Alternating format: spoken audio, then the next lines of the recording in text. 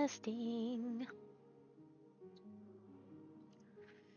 Good, good, good, good, good.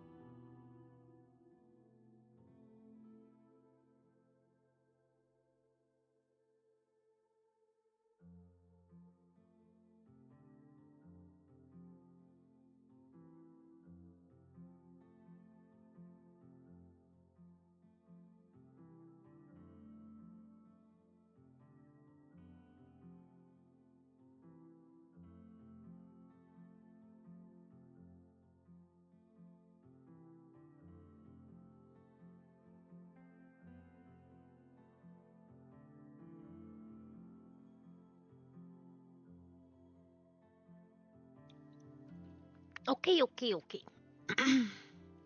Welcome. Welcome to today's stream. We're in for a long one. We are in for a long stream.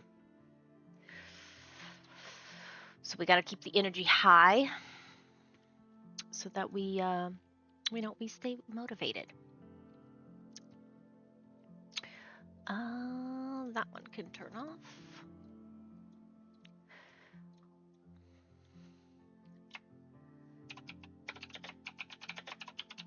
Today is demo day.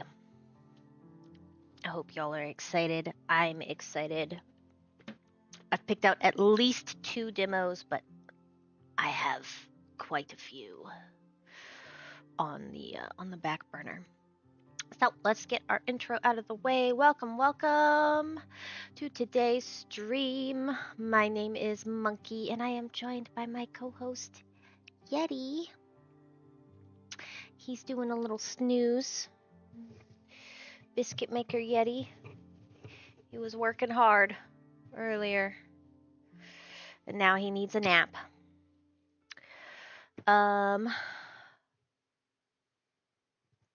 If you are new here, you can find me on YouTube, Twitch, as well as I have a Discord server and a Blue Sky account, which you can join or follow those in order to keep up to date on my schedule. Which today, the schedule is demos. I've picked out 2. We have Vampire Rancher and Vampire's Vel. Vampire Rancher probably is wearing all the things on his sleeve. It's a vampire farming life sim. So we will get to that one later on, but to start off with, we're gonna do Vampire's Vel, which is completely out of my comfort zone. I don't usually play Metroidvanias, but this is a Metroidvania, and on top of that, apparently is a Souls-like. So, double whammy for me. Not gonna be... I imagine this is gonna be a difficult game for a casual gamer like me. But I really liked the graphics, and the combat did look cool. So, based off of the trailer on Steam. So I'm gonna have us pop on over there. Let me turn on the sound real quick. I almost had my eardrums busted because of the sound for this game. It was just max on all fronts.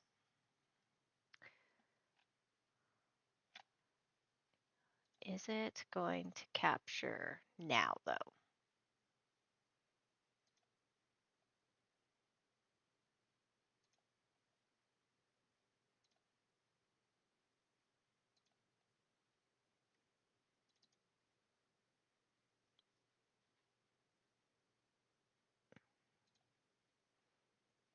I like how it's just being completely not.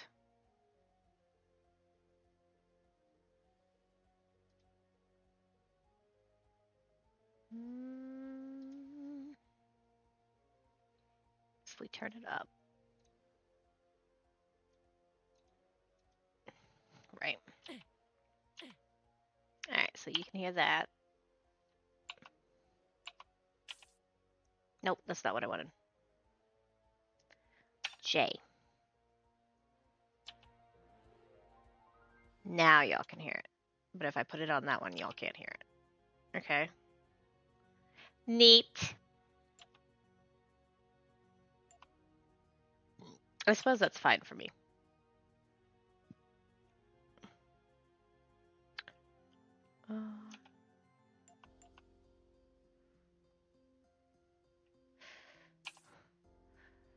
We'll see if I can handle these controls as well, because it's all keyboard, no mouse.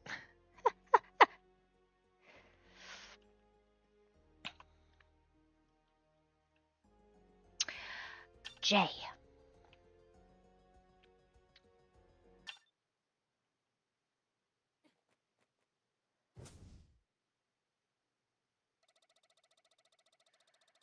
Celine, the celebration is about to begin. Forgive me, my love. I went out for a little hunt. I needed some fun. Oh, she's got a lover. No problem, but don't take too long. The collectors have already completed the harvest for tonight's feast. He's so large. Of course, darling. I'll be there in time. Is that a hand or a fan? Hard to tell. Ah, you left this at the castle. Thank you. How could I forget? You're always so thoughtful, my love. We'll be waiting for you. I don't trust him. He's too tall. Haventhorn Village. Alright. Do I have a jump button? No? Okay, that's an attack. And, oh, that's the jump button. Oh, a dash. Does that use an ability?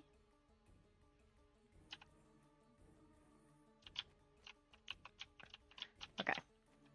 Okay.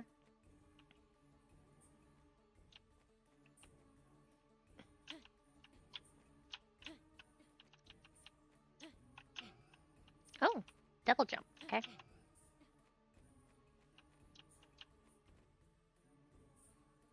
SK. Okay.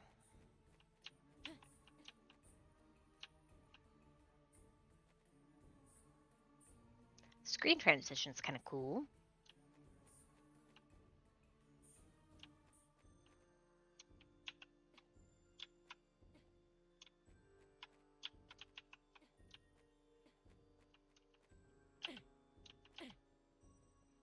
L. Oh, okay.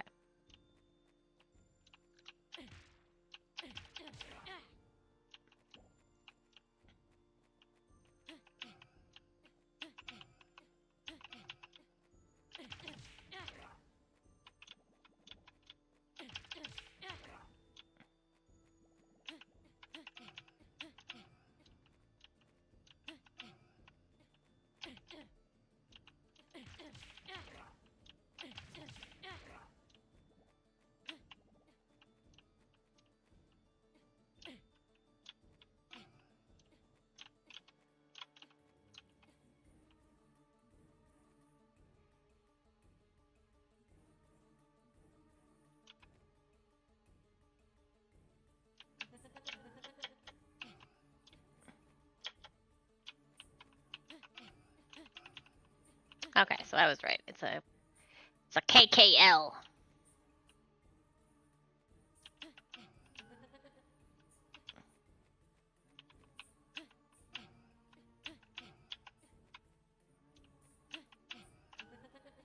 There we go.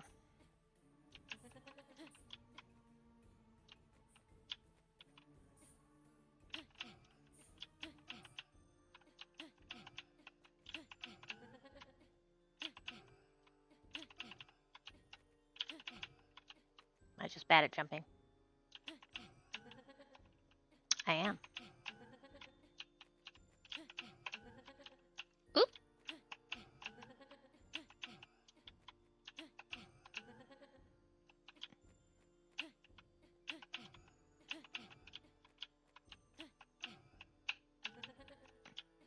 I'm gonna be so good at this game. Okay.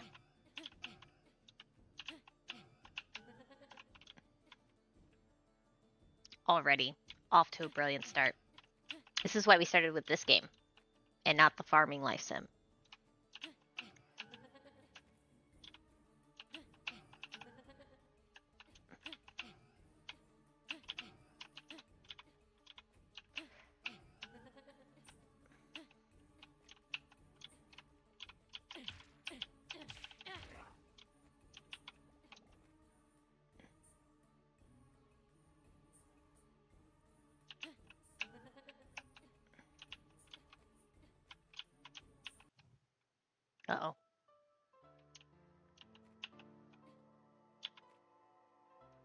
eye.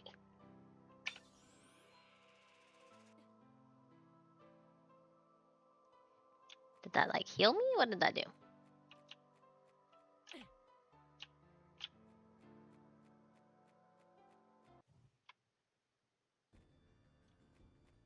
Oh, villager.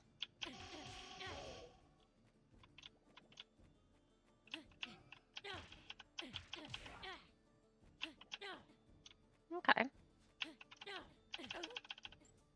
Oop. Oh, 2 blood heal.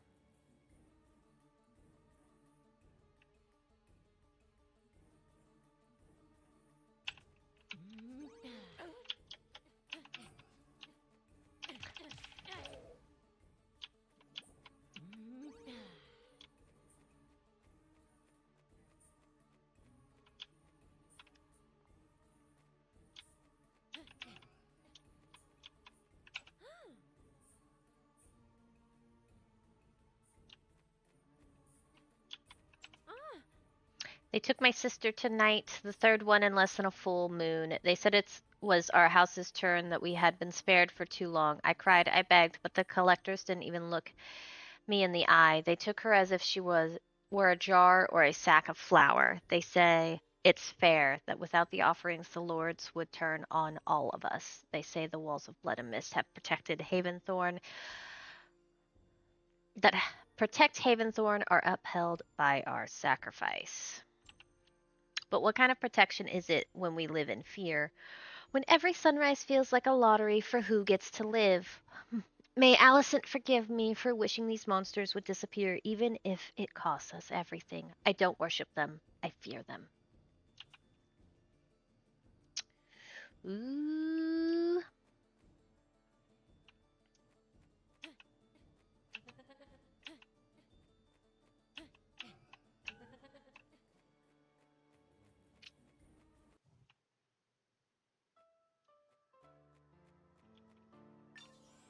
Give me my bats back. Yeah. 'Cause I need bats.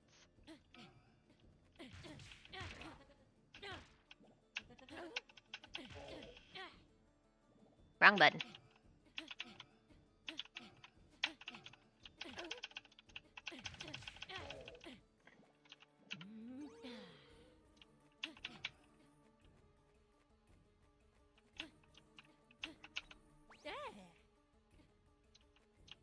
Okay. I guess if that's too high.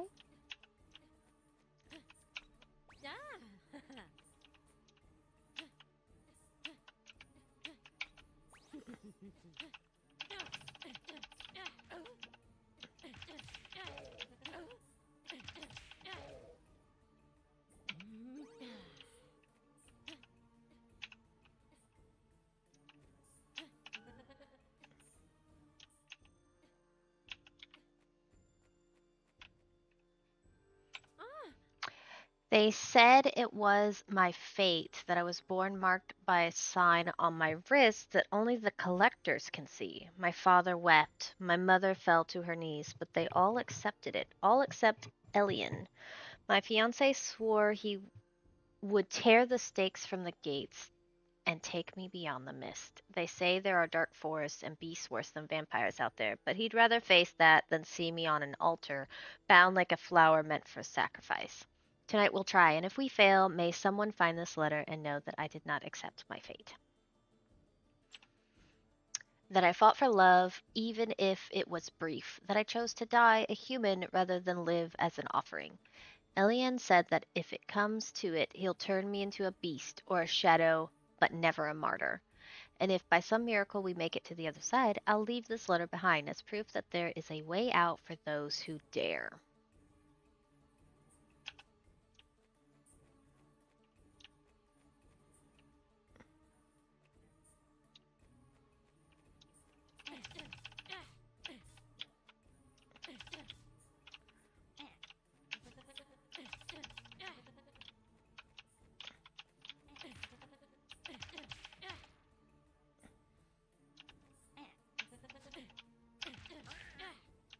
Okay.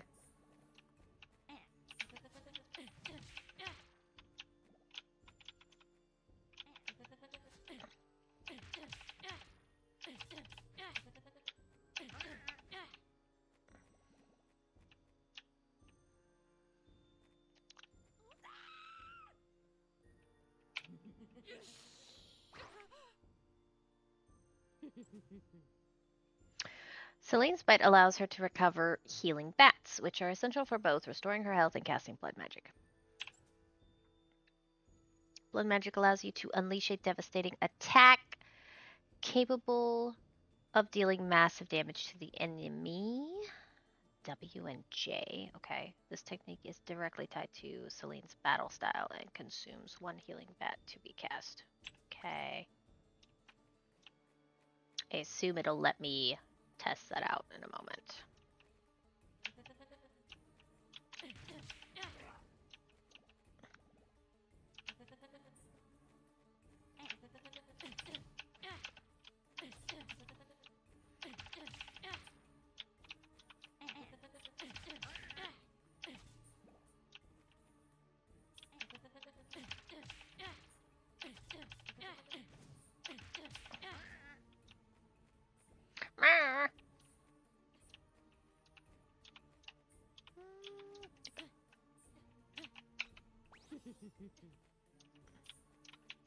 Wait, what's this way first?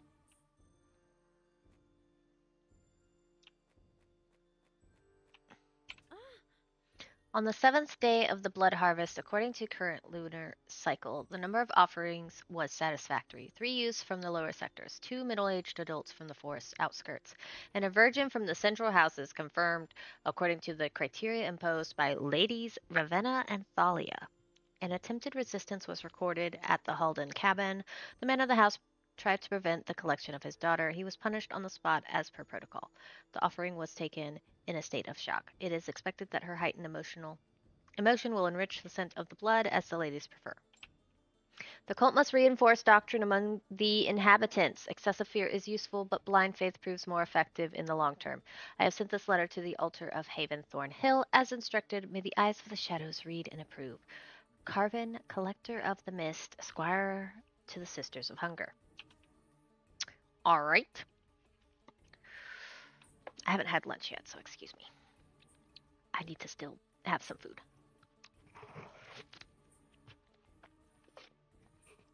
Like a human.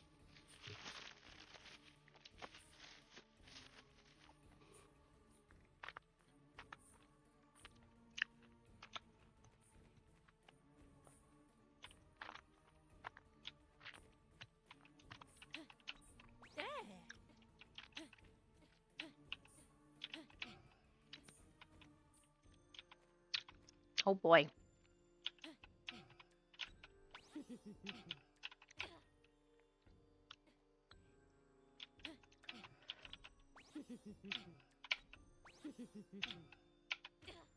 Nope.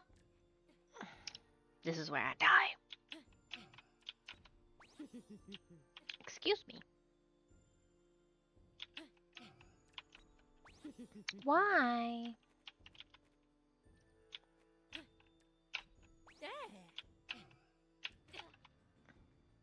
Wrong button.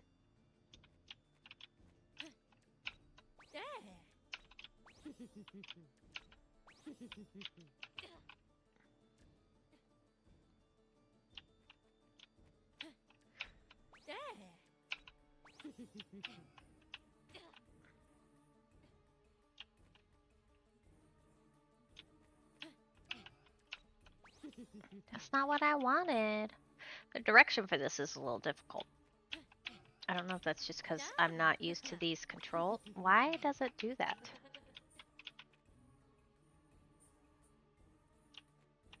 Is it because I've changed the... But I wasn't facing that way.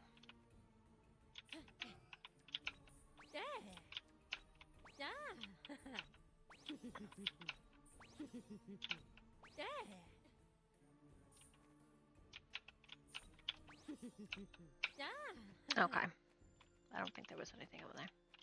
Is there a healing pot over here? No.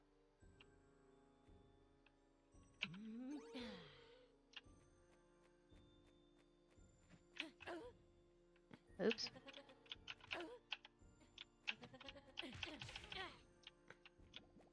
Okay.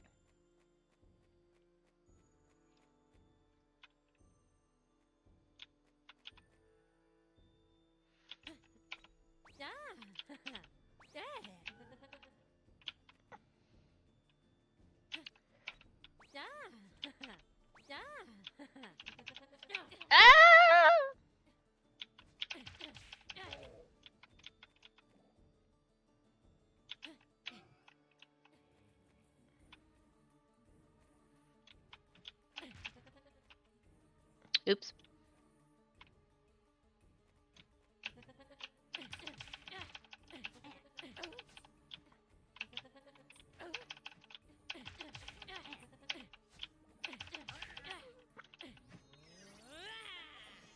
Oops. Wrong button. That's gonna happen a lot. I'm gonna push all the buttons at all the wrong times.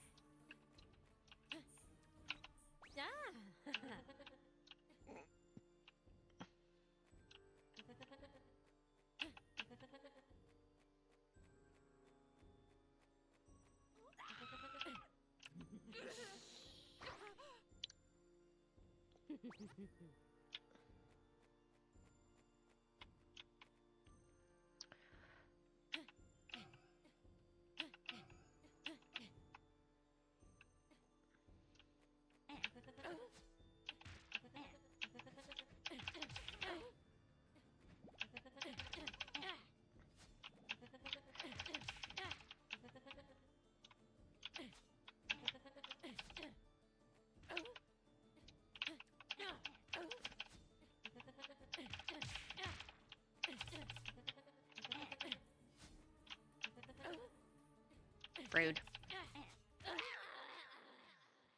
I died.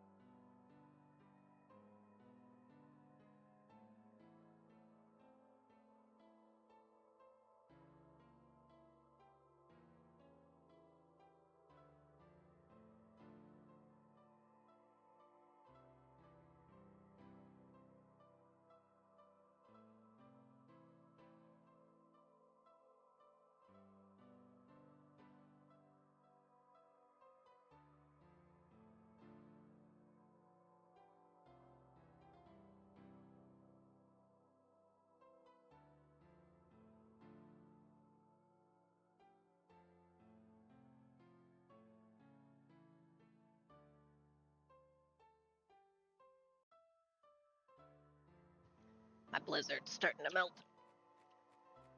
Alright.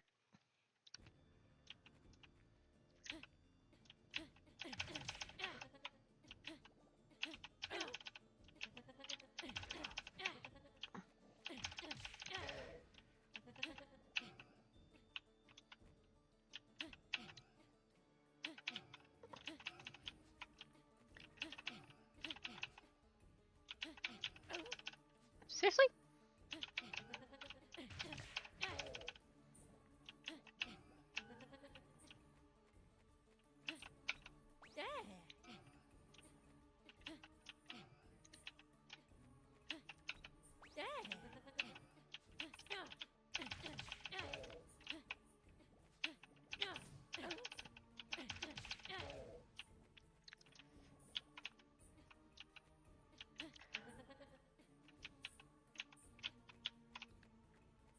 We don't need to read that again.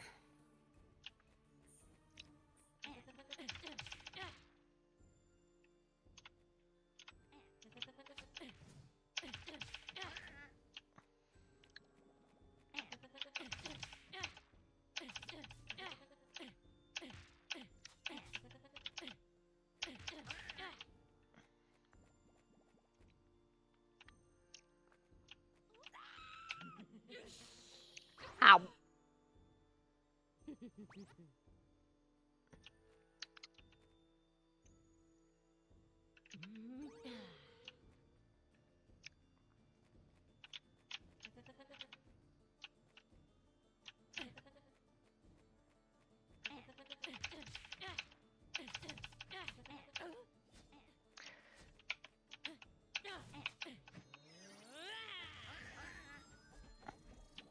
Okay.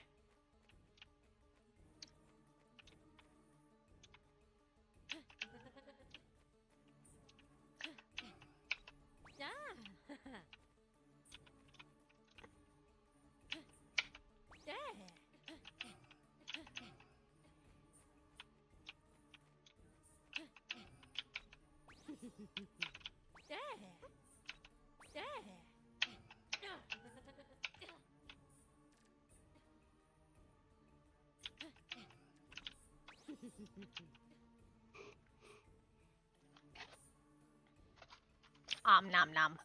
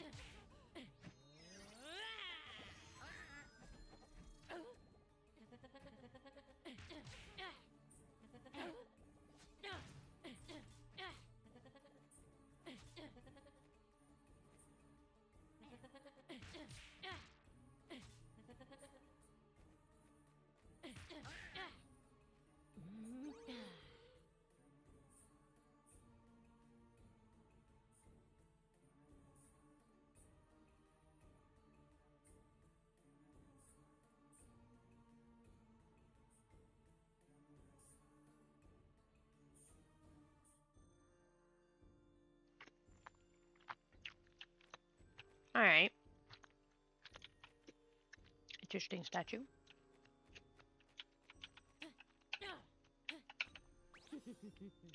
Okay, nothing up above. Maybe I was just supposed to use it for combat?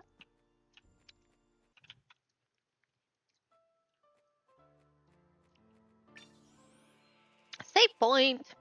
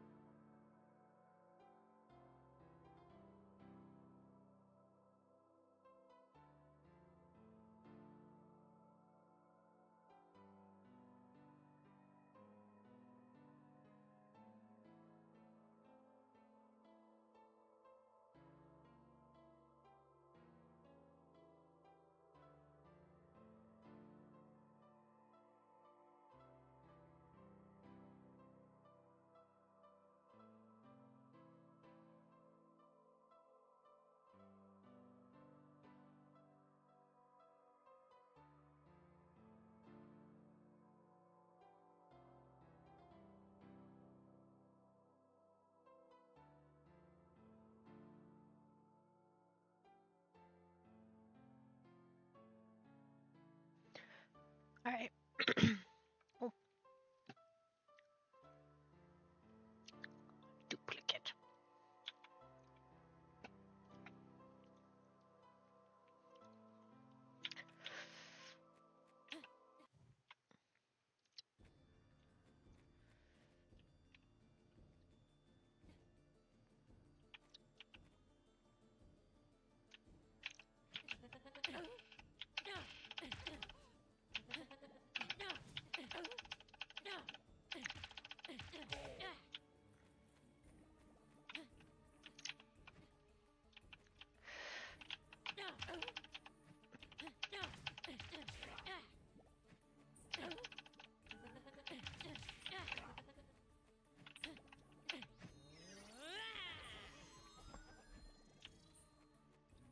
I didn't mean to hit that, but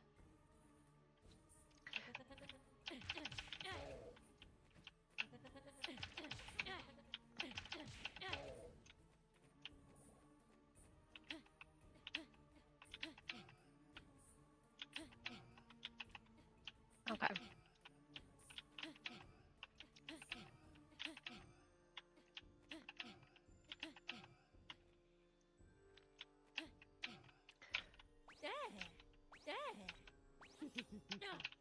Okay. I see.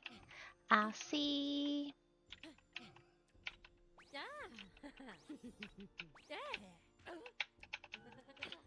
Did I not? I didn't press it in time, I guess.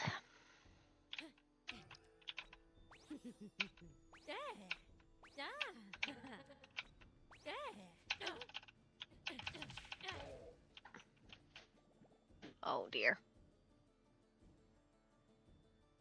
This game is hard.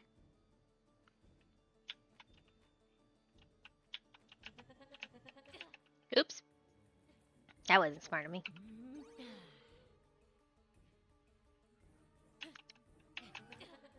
Oop. Okay. We did it. We lived.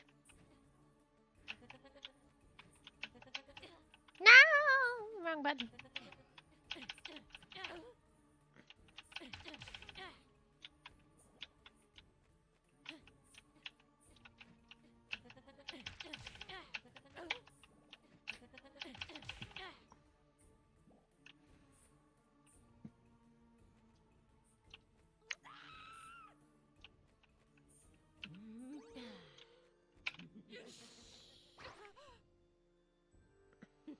What were you doing late out at night?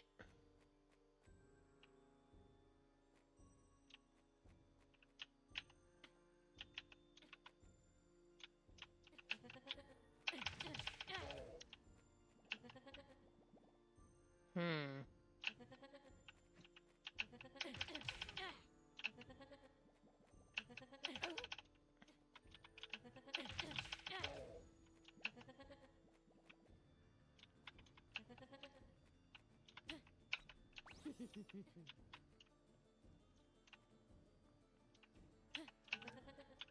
Oops.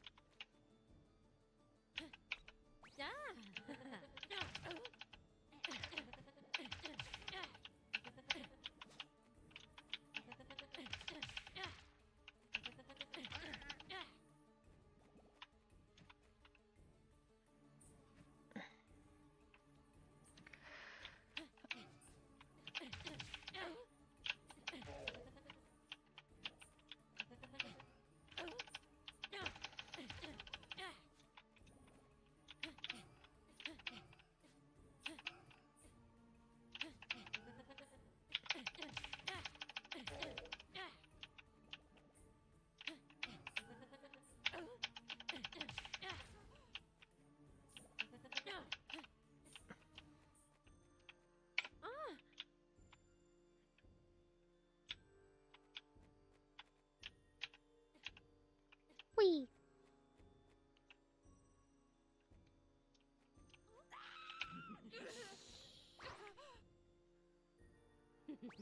Aren't you gonna eat too many?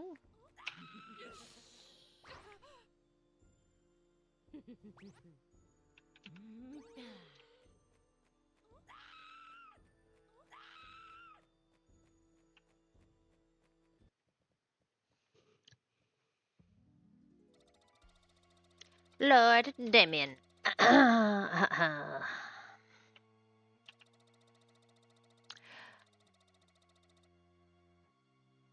I propose a toast to our eternal jewel of the night, Celine. Her dark beauty only grows more captivating with each passing century. I receive your words with gratitude, my lord. Serving you is my greatest honor.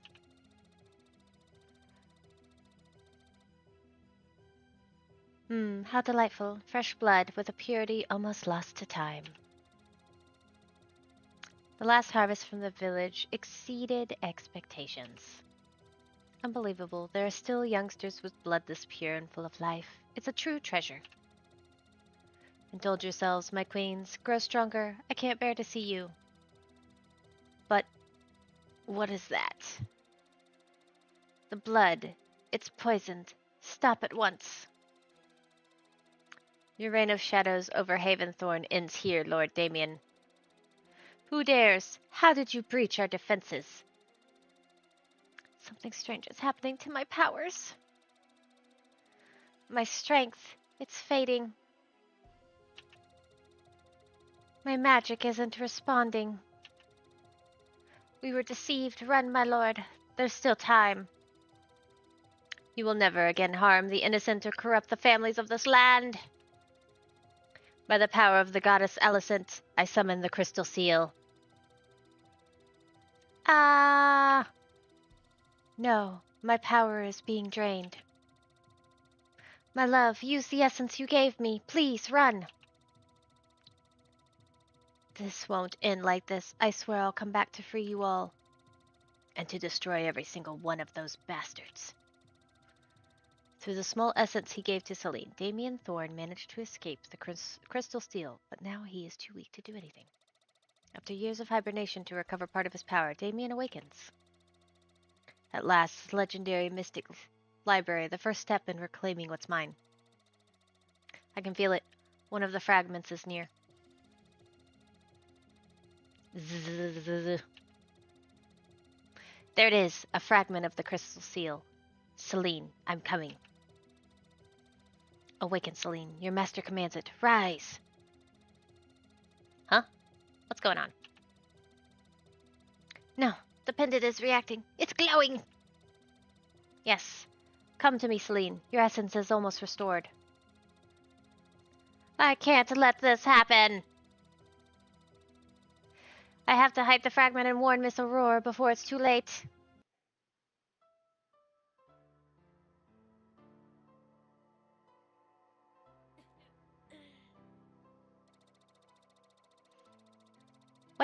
What's happening? Master, is that you? Yes, Celine. I'm here. Do you remember anything? Just flashes. We were all trapped in a magical circle, and after that, only emptiness remained. I still don't exactly know how they did it, but I suspect there was a betrayal inside the castle. So someone in the castle turned against us. Yes, I believe there was some sort of spell in the blood chalices. What do you mean? You've always been so generous with the food, and now? Are we going to stay with empty stomachs? What a depressing scenario. Don't worry, first we'll regain our strength, then we'll search for your sisters, and of course, eliminate those who dared challenge us. Sounds fun, but how exactly are we going to do that? They sealed our essence inside an enchanted crystal. We need to recover it first. Only then can we restore our true power. Wonderful. I can't wait to taste their despair, drop by drop. I'm glad you're excited. Now, let's go. We've already wasted too much time. Oh, is he gonna be my little buddy now?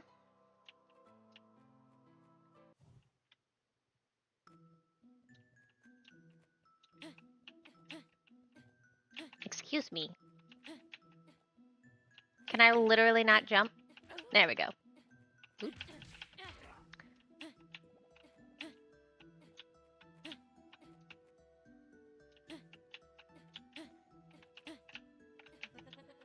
Okay, I do have that power.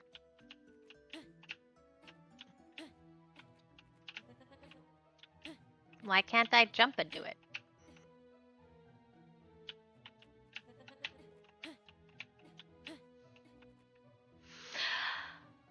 Platforming!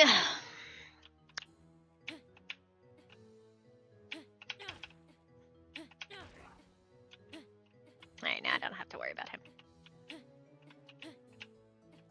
Why can't I? Okay, so we can't double jump anymore. We can do our dash, but we can't dash and jump after.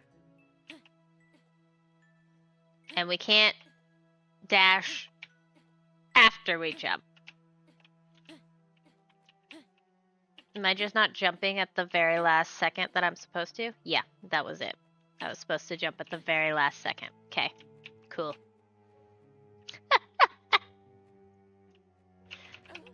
Oops, wrong button. I'm gonna lose all my health just from, you know, playing harder, not smarter. Alright, I don't think we can go that way yet.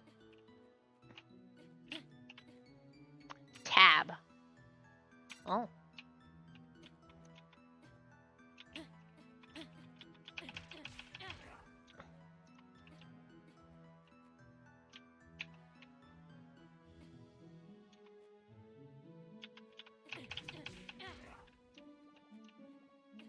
Interesting music.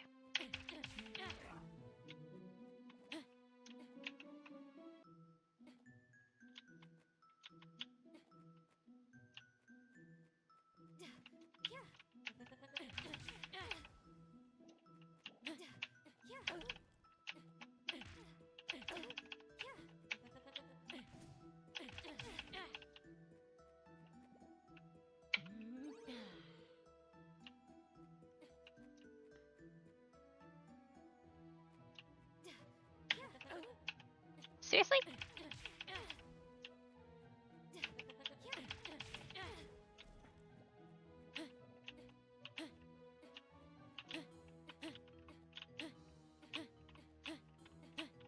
A bird! Beat the bird up! Beat the bird up! Ah!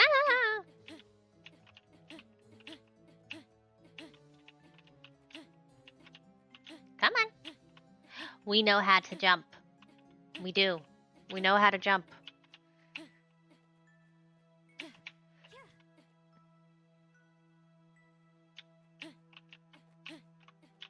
I just want to know how to jump.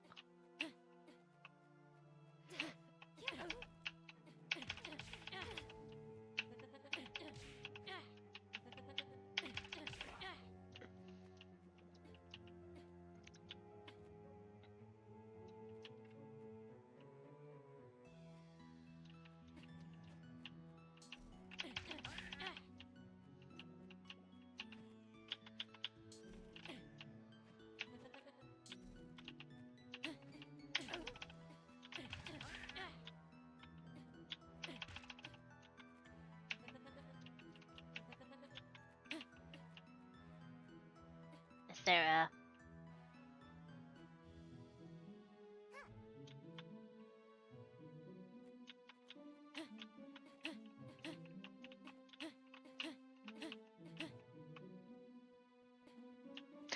Aha! Knew there'd be one nearby. Burger break. 1 sec.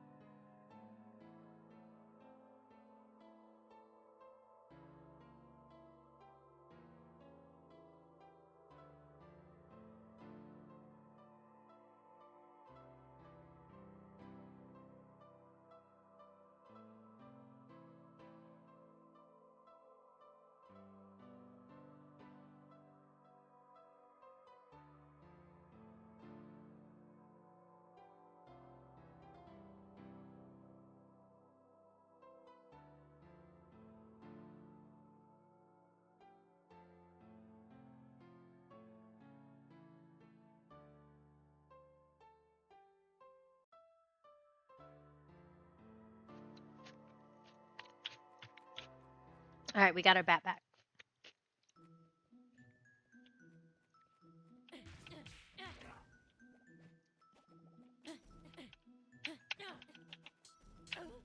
Oop.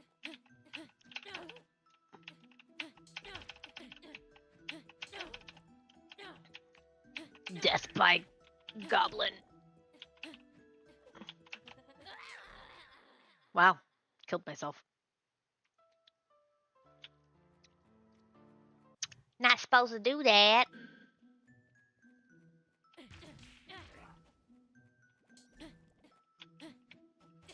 Excuse me.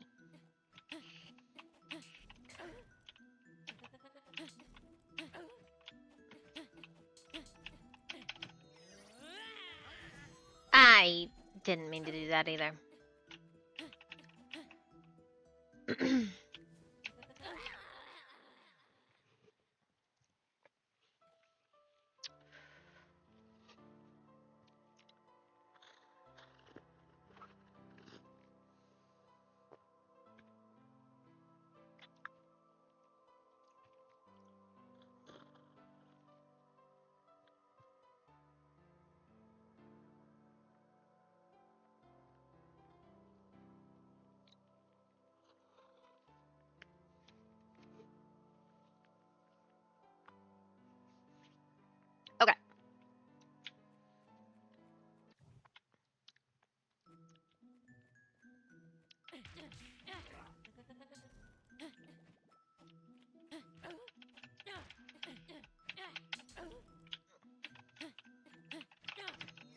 That's not what I wanted.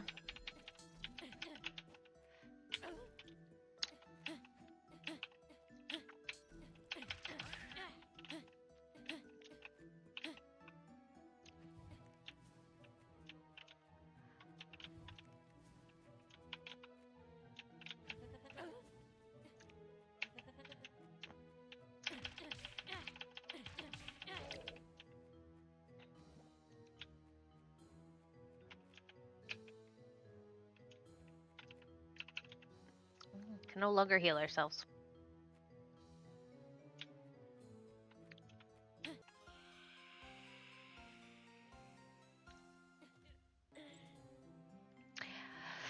Empire Dash. Celine performs a quick lateral dash in the air, allowing her to traverse distance. Ah, okay. So we relearned it. There we go. So we had to relearn it.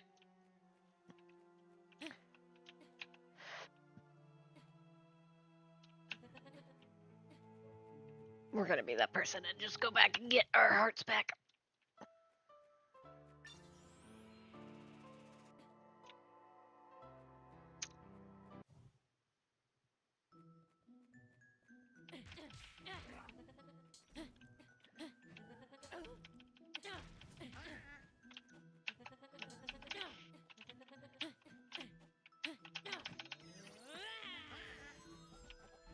We did it again. We just can't help it.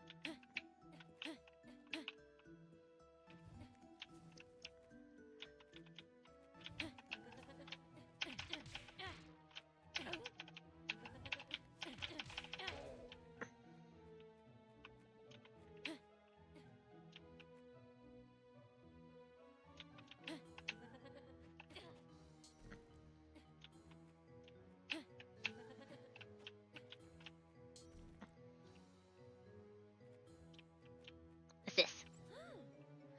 Blood Blade. Conjures a sharp blade of blood, launching it in a straight line.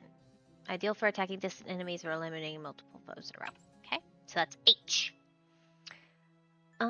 You must equip them in the dedicated inventory menu for those items. Okay. How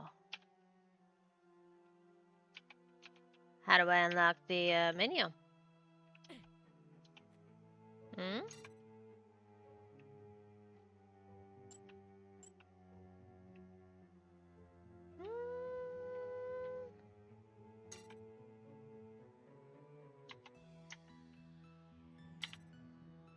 Oh, okay.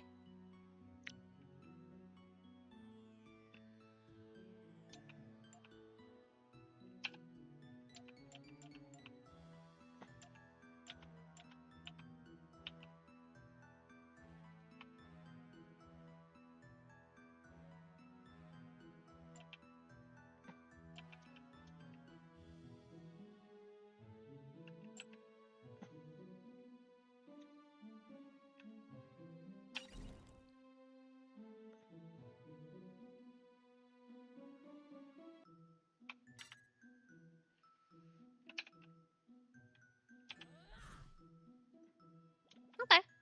Ah, and it uses some of the...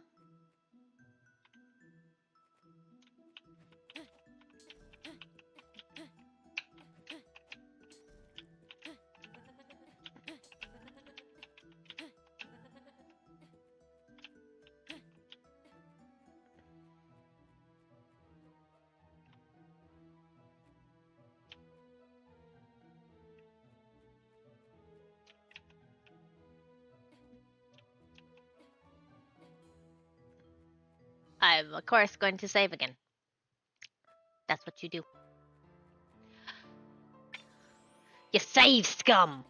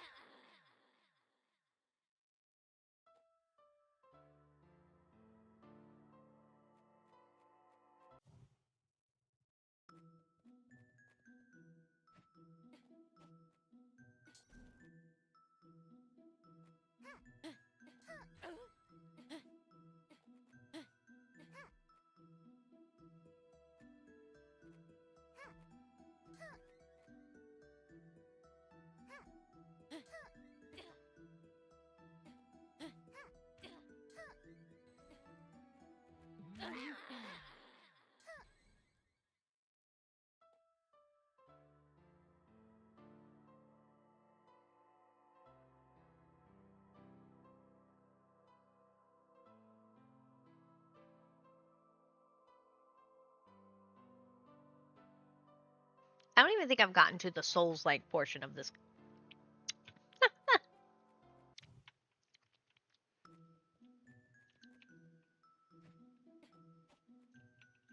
I just find the controls confusing as all.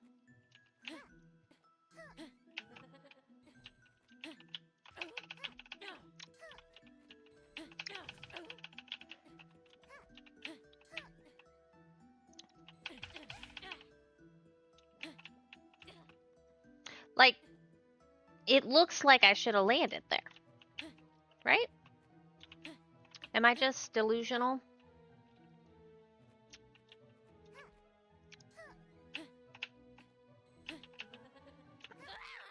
Ooh. Ouch.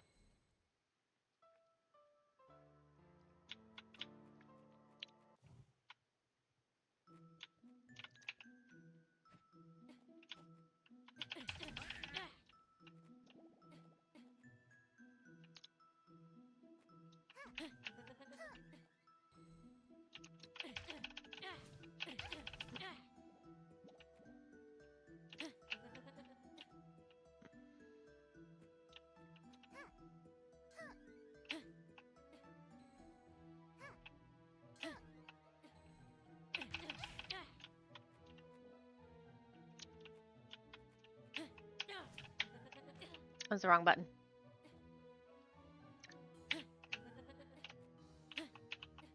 I still can't double jump.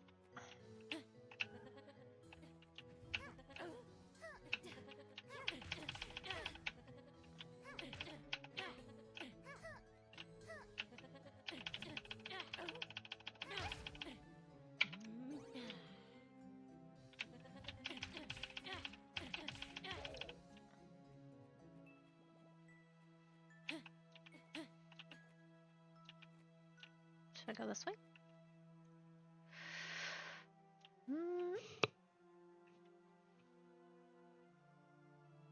Oh no!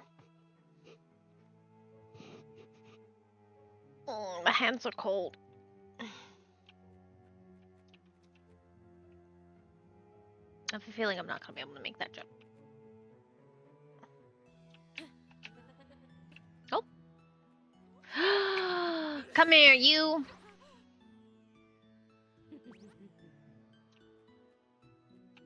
Okay.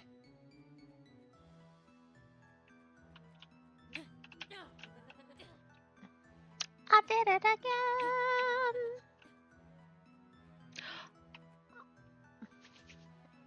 Today.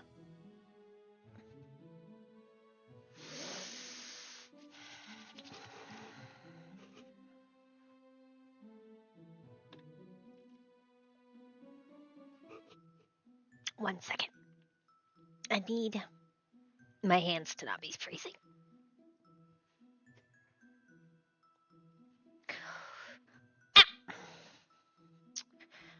Which I guess means I'm gonna try to use this hot pad.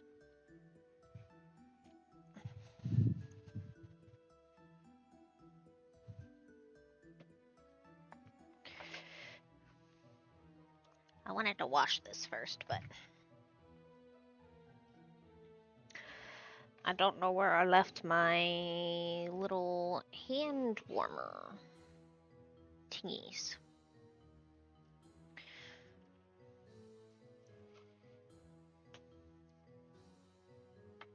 I'm eating ice cream, but I don't like being cold. Logic.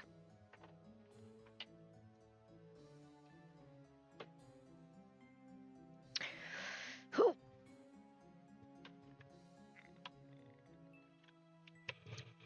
I can probably get away with having this one off.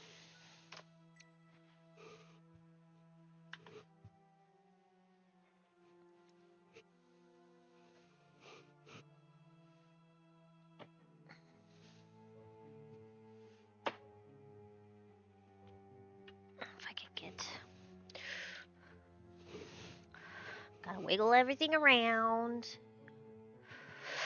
The ad is in progress. You weren't supposed to fall to the ground. That's just rude. How am I supposed to get you?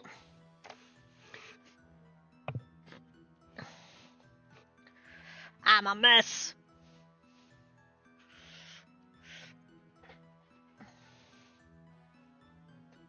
I'll figure it out. I'll figure it out eventually.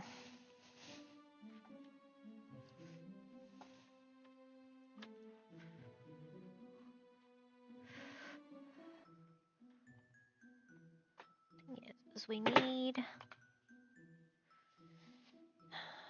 our hands to not be cold.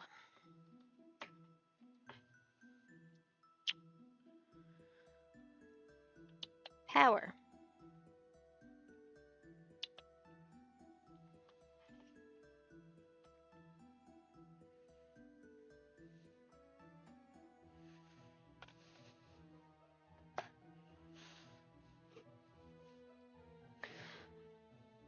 I have the power to be warm.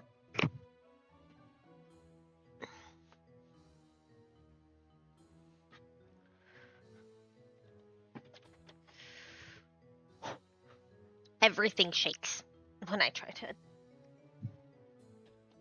get in my chair.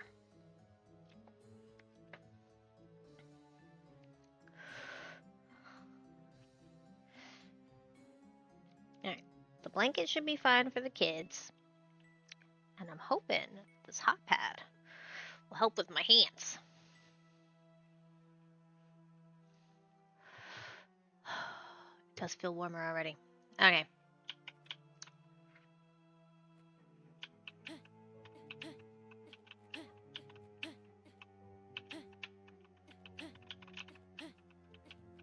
Excuse me.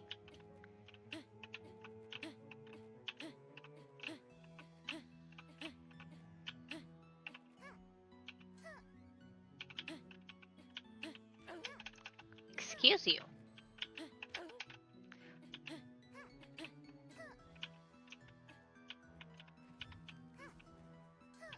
That's rude.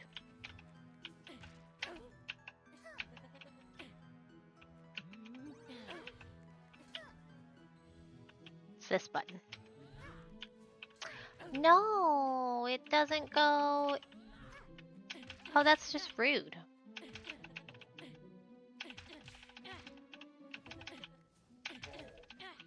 I don't like that.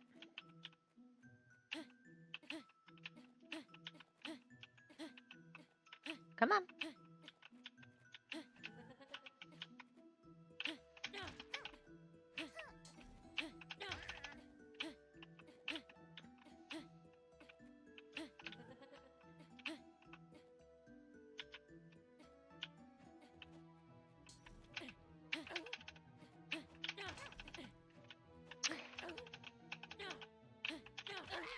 I'm not familiar with these types of games, so I can't tell if it's normal to have collision like that.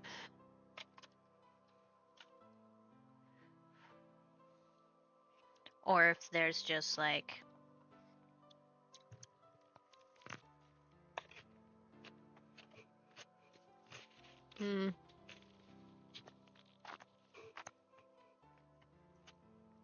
a learning curve for me.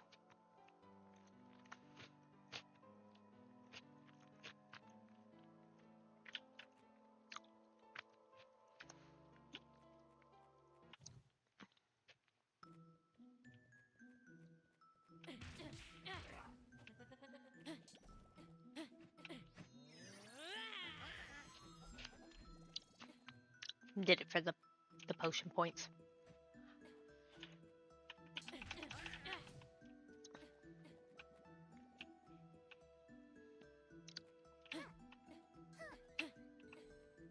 I'm just gonna not worry about her.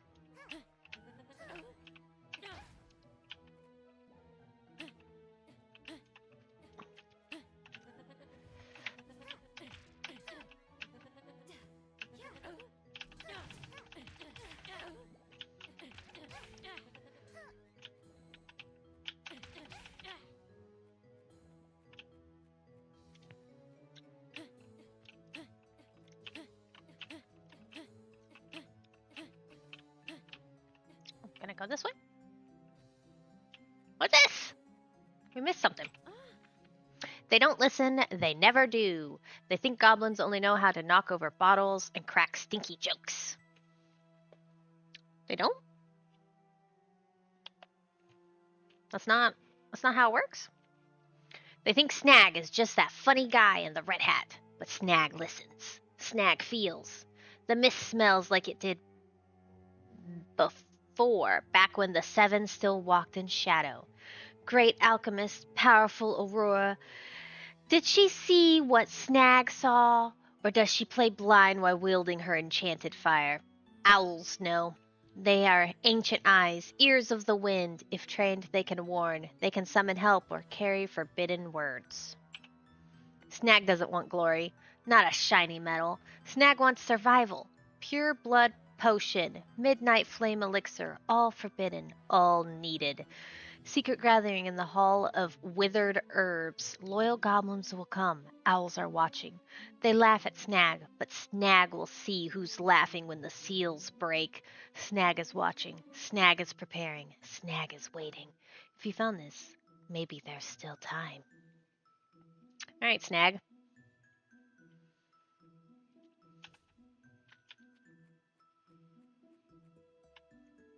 Good talk, Snag. Seriously? Just throw myself off.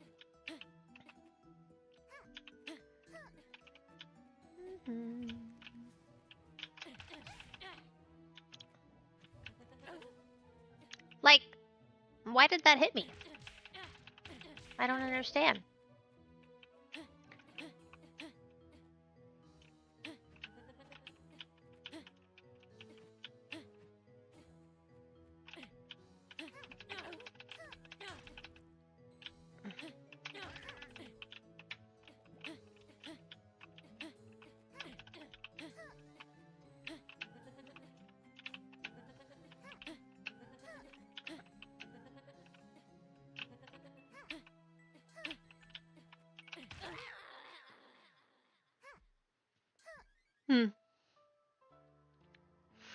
Alright.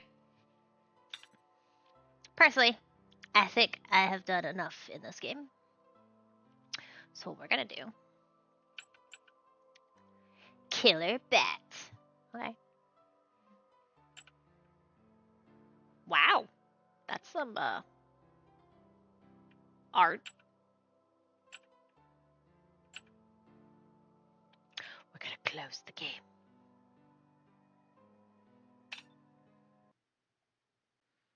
Don't look. Don't look at my screen. Okay. Cheryl, what we're gonna do is we're gonna see if we're gonna swap over to Vampire Rancher, which I will probably play for a much longer time, depending. I think that was a neat game. I think it's just I need practice with games like that.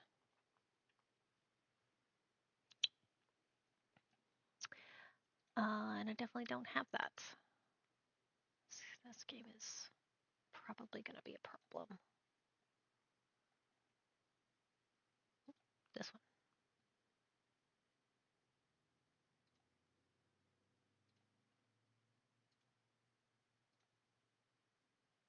Yeah, it's going to do the same thing.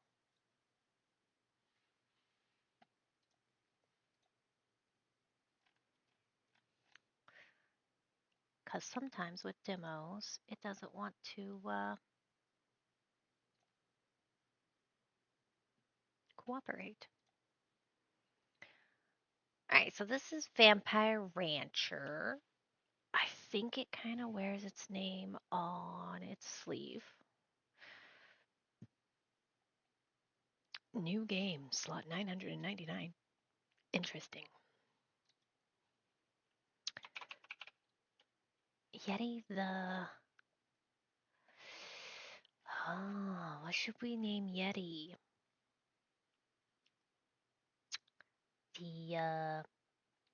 The cold one?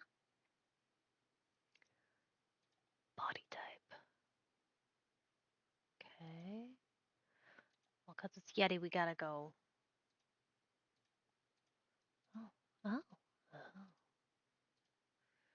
Maybe we should be a buddy. Oh yeah, that's totally Yeti hair.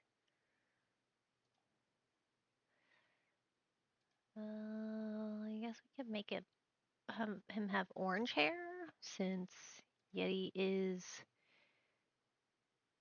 white and orange. Shirt color. That looks like I don't have a shirt on.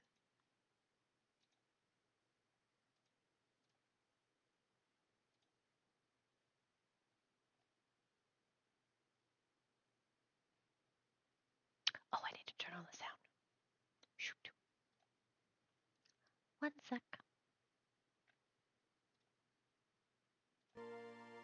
There we go. Through misty gaslit streets. Oh, okay. A figure in a fine wool coat emerged from a darkened alleyway.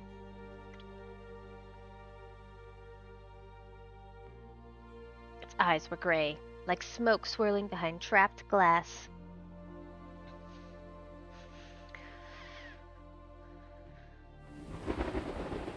It moved with inhuman grace before lunging at your throat with impossible speed and strength.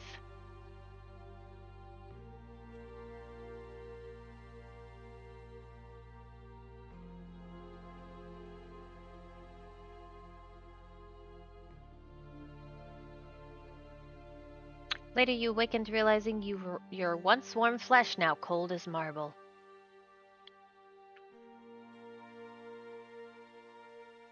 Your mind filled with memories of the vampire who had chosen you to join the secret society of immortals. I will, years later. I need to, in a second, change what game is in the thingy. That, and apparently the master volume got even louder. So we're going to do that. Minimize this. Things are going to get a little wonky because the way this game works is apparently strange. Let's change to Vampire Rancher. Done.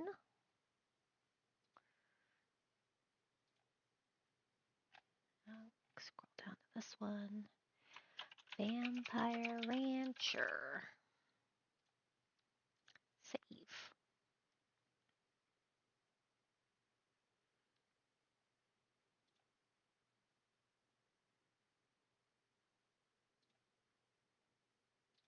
Did it not update? It did. Okay. There we go. There we go. Okay.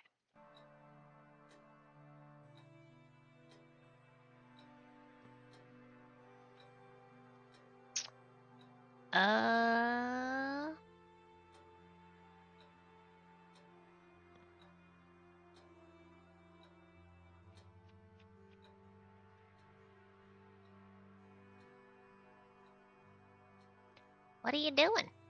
I didn't ask you to change that. I asked you to apply the...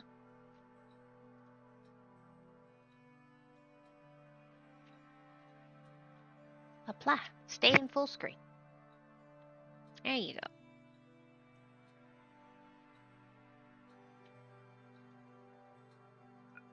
Inventory. A map? What's that? Our mailbox? Skills.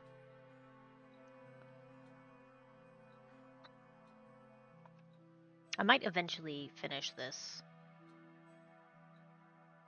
hamburger that I've been munching on for like an hour now.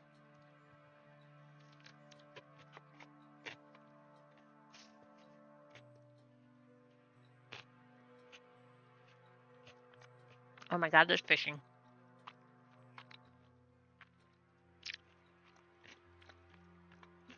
I want it.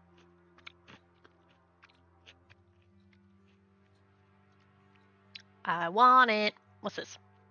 Vampire. Work in progress. Combat is also a work in progress. Okay. So we got woodcutting, mining, and fishing to try out. The Vampiric Council has summoned me for my next assignment. Better head over and see what they want.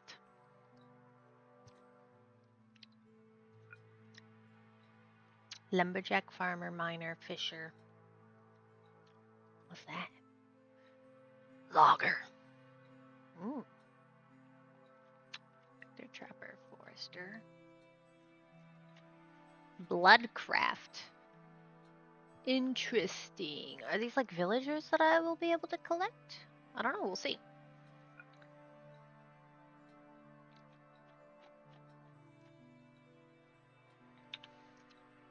I got a little smile. Okay. Mouse over objects and NPCs to target them and list interaction options.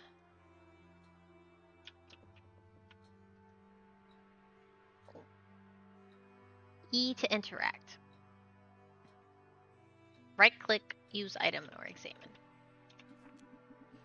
Ah, Yeti, glad I caught you. I was just about to head out.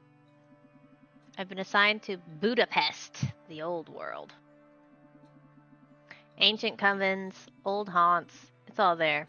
It should be a good hunt. Can't share details, but it involves some very old libraries. Which reminds me, Tara wants to see you.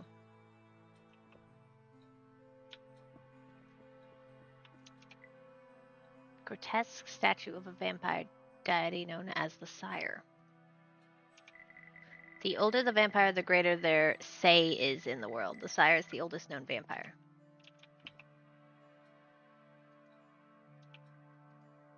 Oh, I like how I just punch stuff. You reach for a book. The Eternal Dance. For vampire kind, time is but a fleeting thing. The true power lies not in our physical strength, but in the art of influence that ripples through the centuries. Certain objects are fragile. Break them for a chance to find items.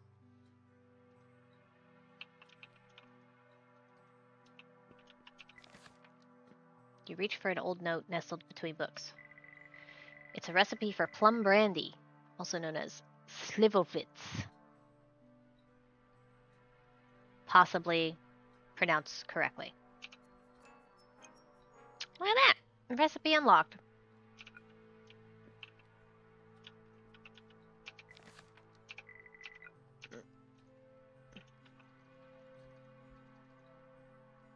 Oh, the pot. Okay. Smash. Ancient herb.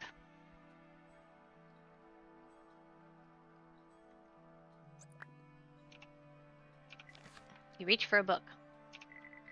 Veins of Power, the Alchemy of Blood. Blood is more than sustenance. The key to improving skills and abilities lies in the extraction of talented and exceptional blood types. Alright.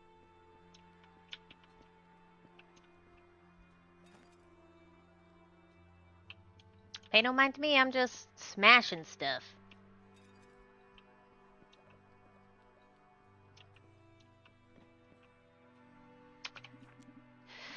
Well, well, look who finally decided to show up. For a moment, I wondered if you'd cut ties with us. Anyways, you should meet with the council first. After that, we can talk more. Alright.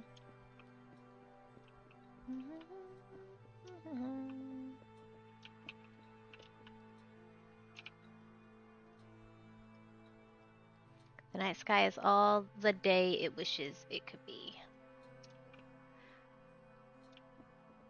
Okay, what's this? When was the last time this was used? Oh.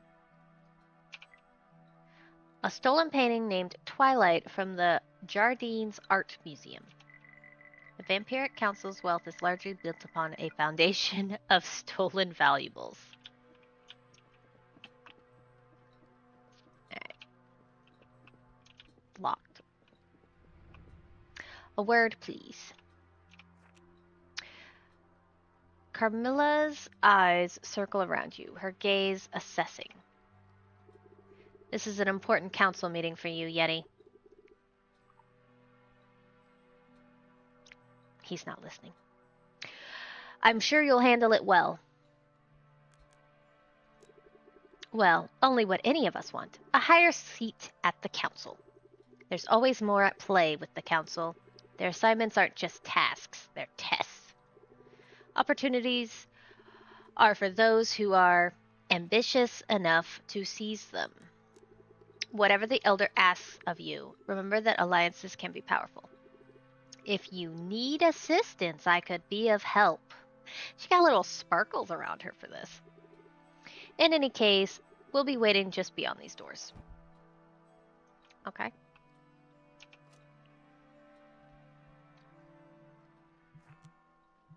The Elder. I'm not gonna try to say that, sorry. The Elder welcomes you home. It is time for your next assignment.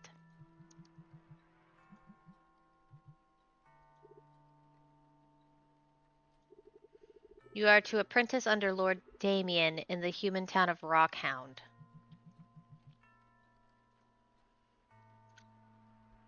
Carmilla glances at the Elder before turning her attention back to you.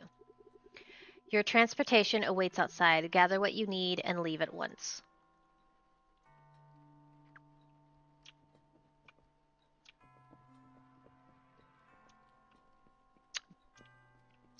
Okay.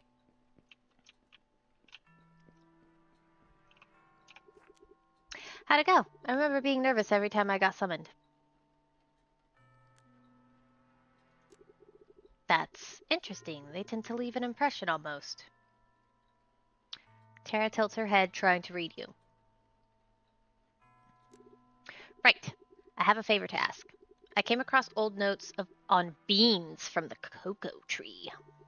Humans revered them for its healing effects and spiritual ceremony. If you come across any humans who've recently had cocoa, try their blood.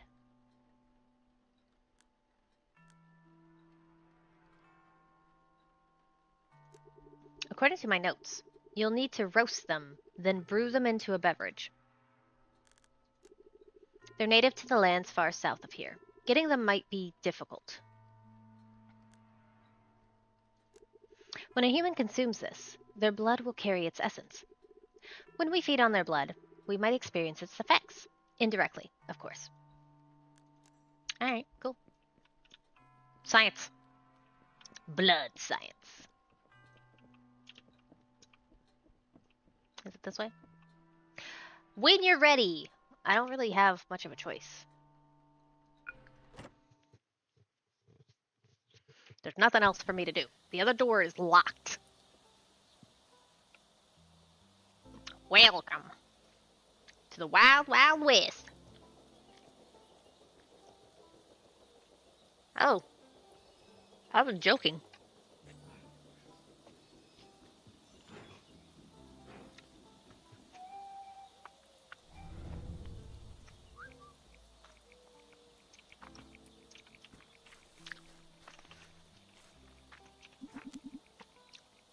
There you are. You must be Yeti. We've been looking forward to your arrival. I'm Lord Damien's familiar. Just call me Benji.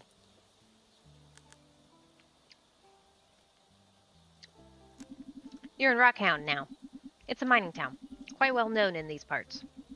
We've got a lot to cover, but first we need to get your lair prepared, so you don't end up being barbecue in the morning. I need you to bring me 10 logs to build your coffin. With your strength, you should be able to just punch down trees for logs. Try smaller trees first. You'll need an axe eventually for the larger trees.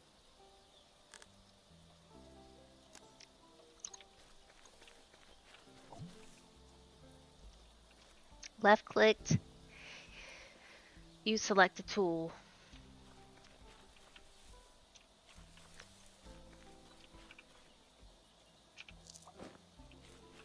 Oh, okay. That didn't actually give me...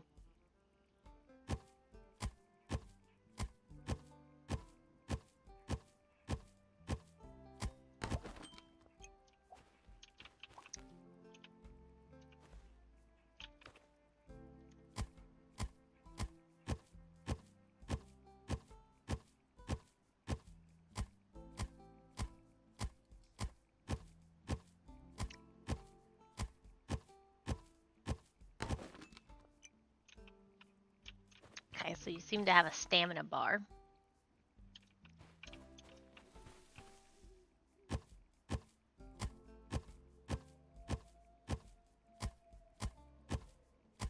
Huh, coyote howl. Nice. That's a big tree. Pay no mind to me, citizens. I'm just punching trees.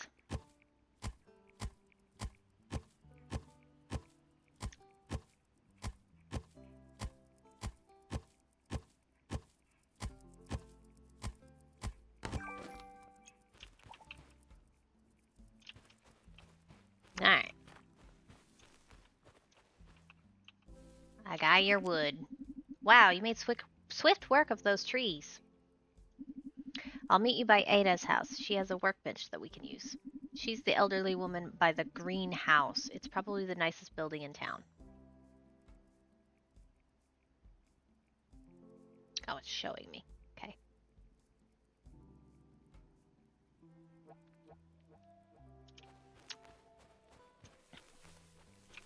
Oh, is there... Transfigure into a bat to get around faster.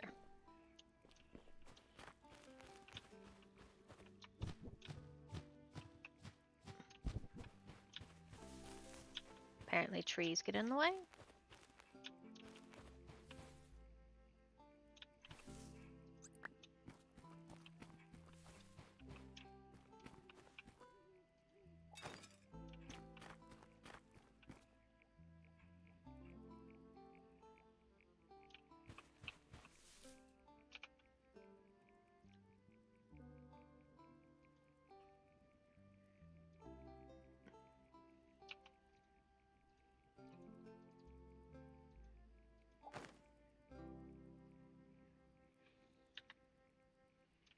Okay.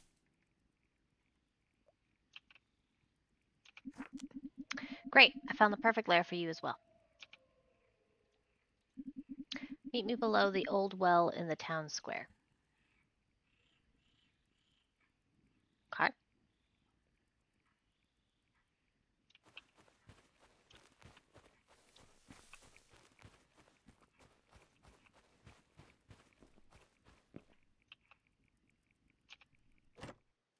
Nobody questions it.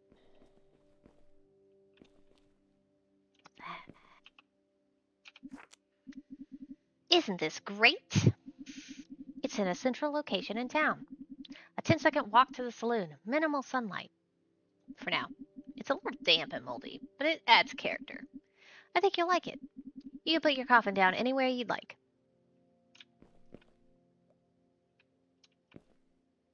Anywhere I like, he says. Be sure to rest in the coffin before the morning. Alright, I'm off to run a few errands. In the meantime, you should get to know the folks around here. In any case, the night's still young. Welcome to Rockhound. Come find me tomorrow. I have something to show you. For now, enjoy the night. You've just arrived after a long journey. Sure. You'll want to check out the general store, hotel, and saloon. I'd say most folks from out of town unwind in those places. Alright. What time is it? 10 o'clock.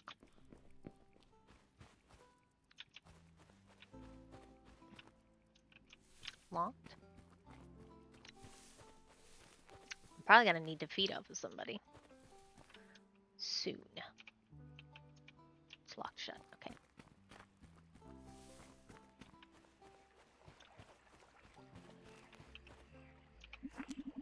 Two sprigs of lavender, 1 cup of rainwater. Oh, I didn't hear you come up. Hi, I'm Hannah, the town doctor, sort of. It's a long story. Let's just say I don't have a license anymore, so I can't practice officially. I used to work at the infirmary in San Bruno, but I left a year ago. Too much stress, not enough sleep. Mixing up a little remedy for myself. I bruise like a peach, and this tincture helps with the recovery.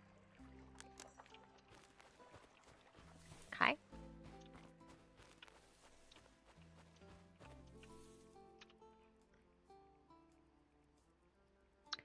Sweaty, happy Earl.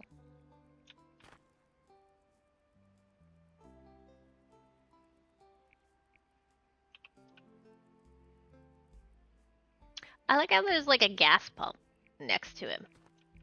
I guess that's like how much blood he has.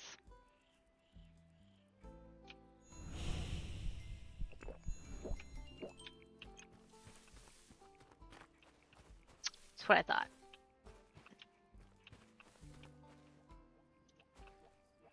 Sweaty and happy. Talk to Arthur.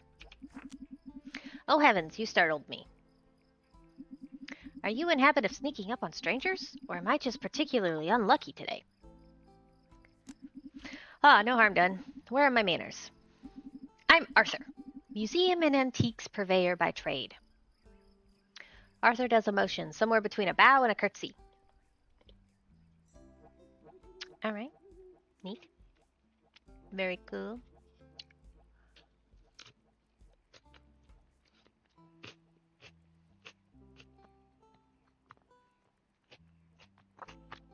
What are you doing, Gilly?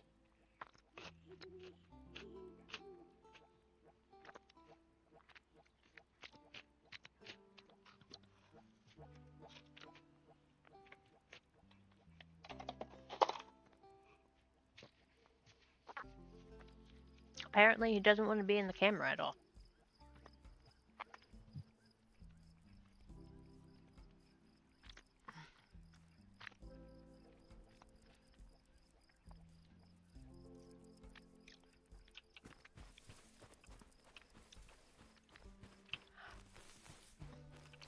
Because that metroidvania I want to keep, Oh.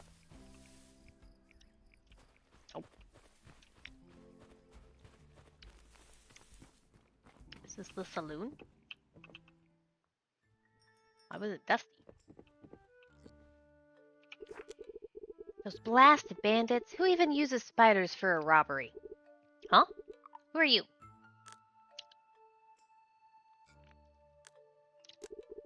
You've picked quite the time to stop by. Normally, I'd welcome you with something more than spiders and cobwebs, but as you can see, things have gotten a bit out of hand. Bandits, using spiders. Can you believe it? Clara shakes her head in disbelief, pauses, then raises her eyebrow. Actually, since you're here, care to lend a hand? Here, take this.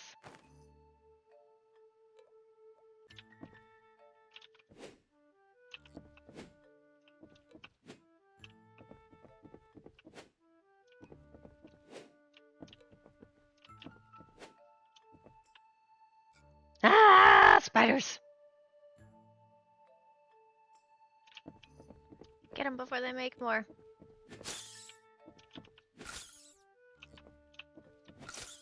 Combat! I think that was the last one. I'm glad that's over. Say, you're pretty good with that broom. You should keep it. It might come in handy sometime. Probably lurking underneath the floors. Ick. I buy a lot of logs. These bandits must have intentionally booby-trapped a log with spiders. I'm guessing they ransacked the store when I panicked and left. Anyways, I think I'm ready to set up shop again. Swing by tomorrow. I'll have this place looking like a proper shop again. Alright, cool. Did I get money? Did she give me money? She gave me money. Okay, I ain't gonna complain. Forage, it says. Is this the saloon? I think this is the end. Oh, pet. It made little squeaky noises. Welcome to La Hotel Belmont. How may I assist you today? Would you like to book a room?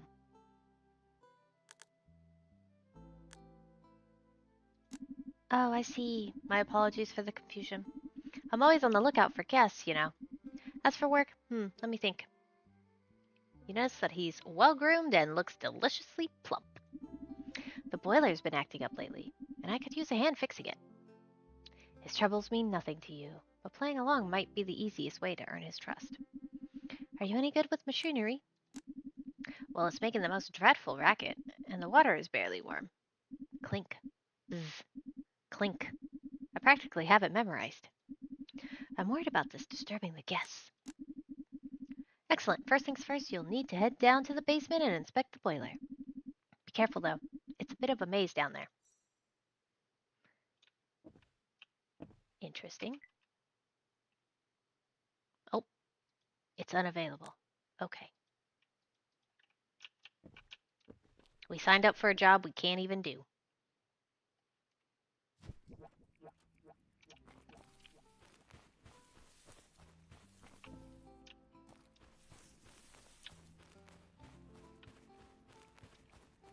Time to feed the worms, he says.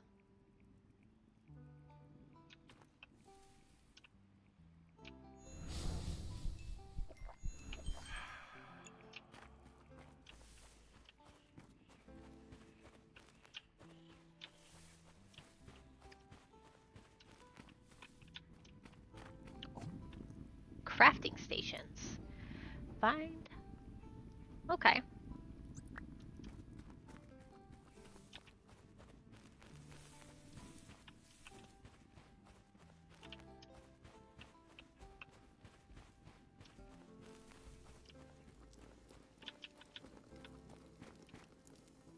Simon.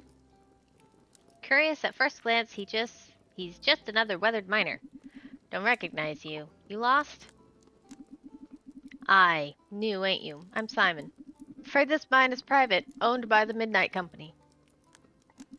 I can see that you're eager. Listen, find my employer, a lad named Benji. Let him know that I need help, and we'll put you to work. Alright. Oh, that was a lair. You don't have permission to enter here. Beyond it, you see that the land stretches wide and open. Maybe one day it'll be yours to tend. Okay.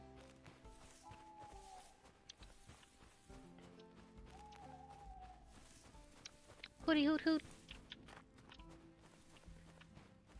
So I noticed that time is not progressing.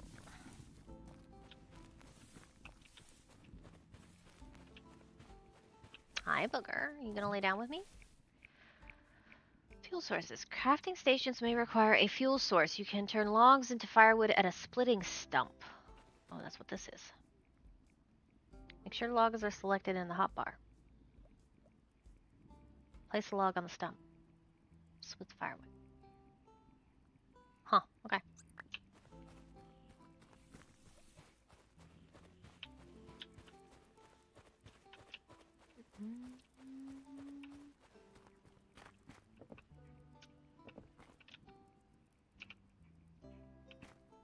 Today's special. Gumbo? Question mark.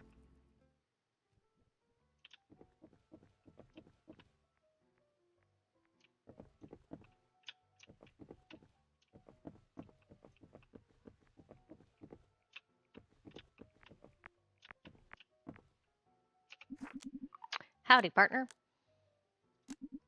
New, eh? Easy to tell. You've got that fresh-faced look about you. I'm guessing you're not a miner. Wait a second. You must be the new feller Damien mentioned. I'm Kale, by the way. Owner of this humble saloon. Okay. Oh, is this a cooking station over here? Cook. Use. What's this? Use. Also use. Must be prepping stations.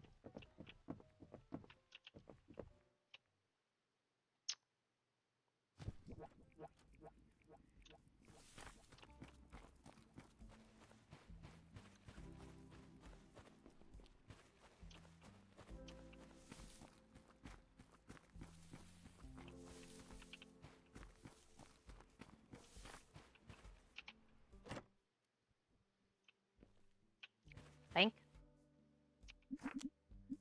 Hi there, welcome to Eugene Bank of Rockhound. I'm Jill. Are you here to open an account?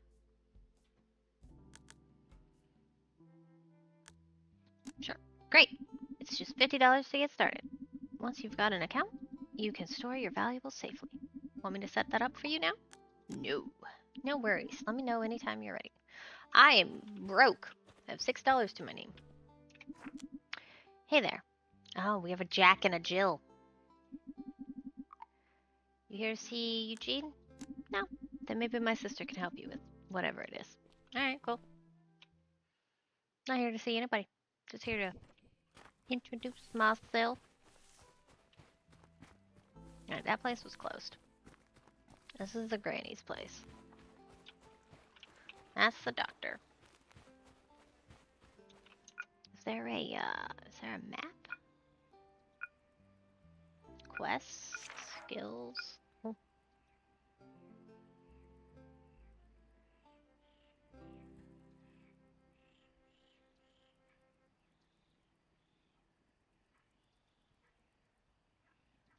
I have no talent points yet.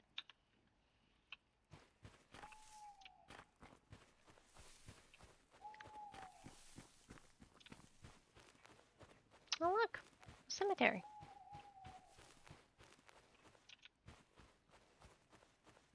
And a church. It's locked.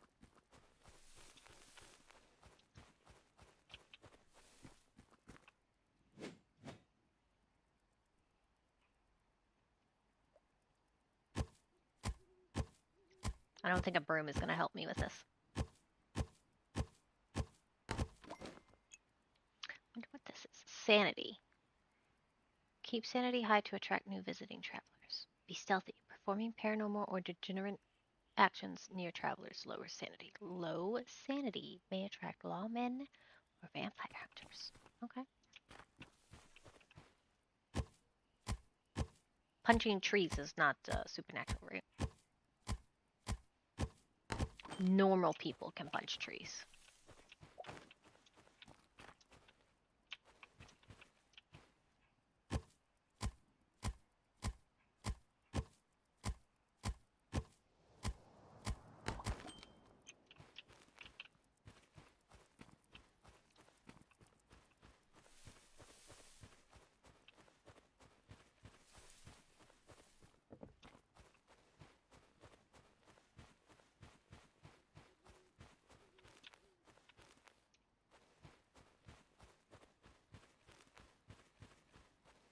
I feel like super zoomed in.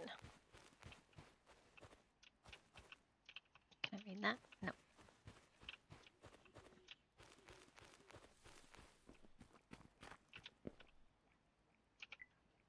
Train from San Bruno. All of these are canceled. Canceled. Canceled. Wow. Locked. Please, no more bills.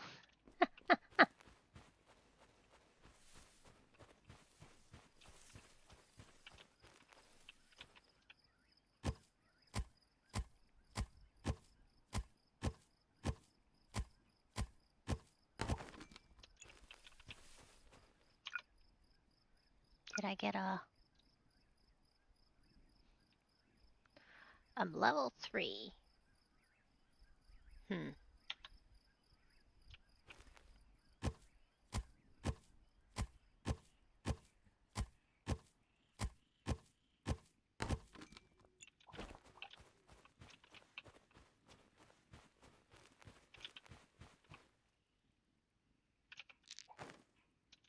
Fiddlehead.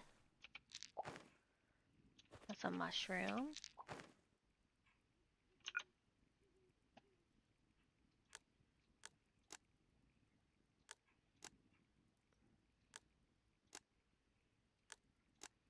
Don't need to be on my hotbar.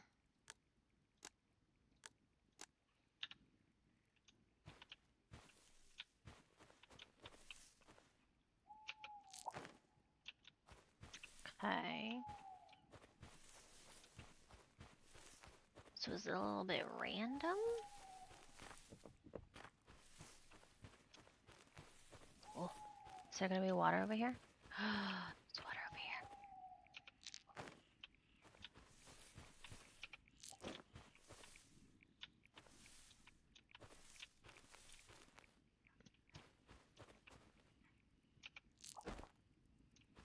Hmm. I wonder how you're supposed to know.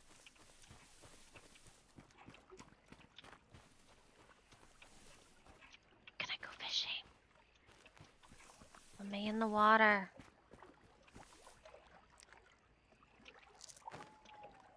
Are you up? Can I talk to you? Can I? But I want to talk to you. You're like right there.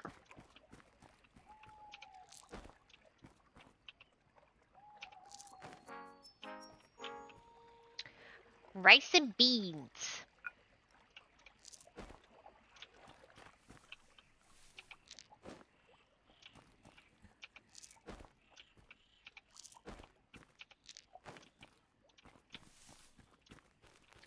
In true farming life sim fashion, I am picking up everything.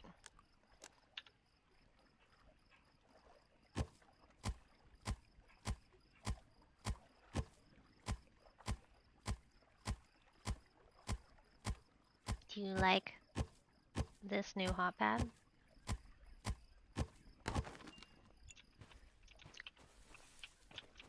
Or are you just happy to be with me?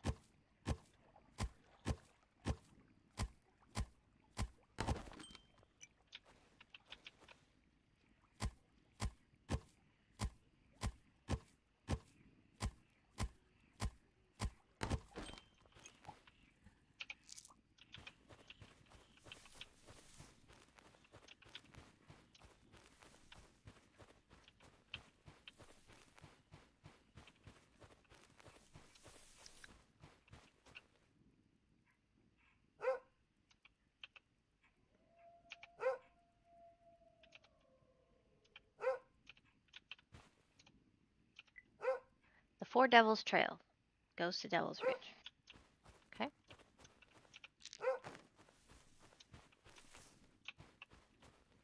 Bork Bork doesn't like me.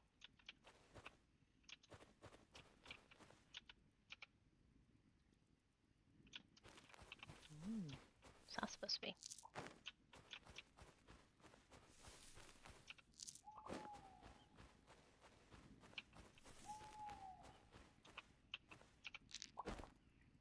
A worm. Okay.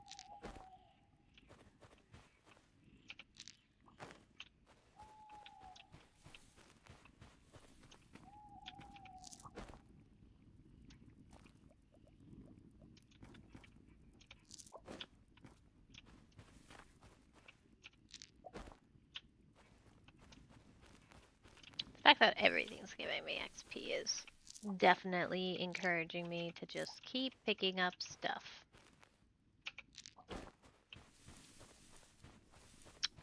I should see if I can make a chest. It goes over this way.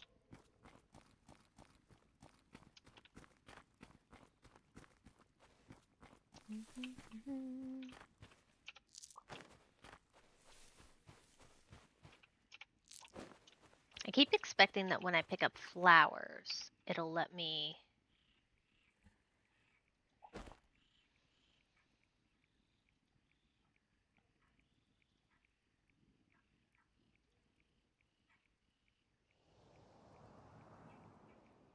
You know.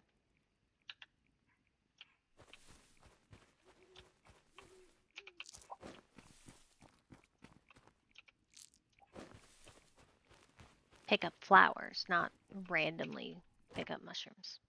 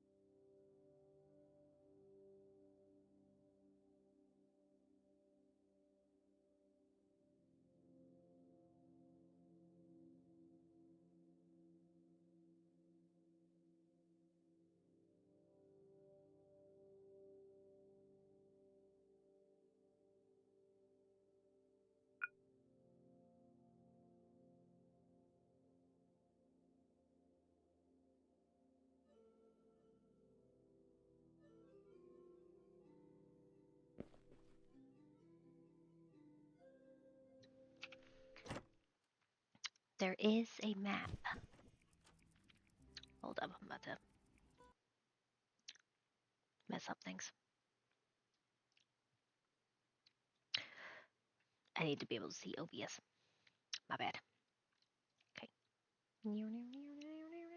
This one.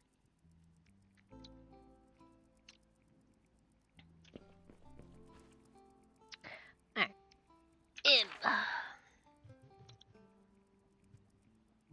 Bank.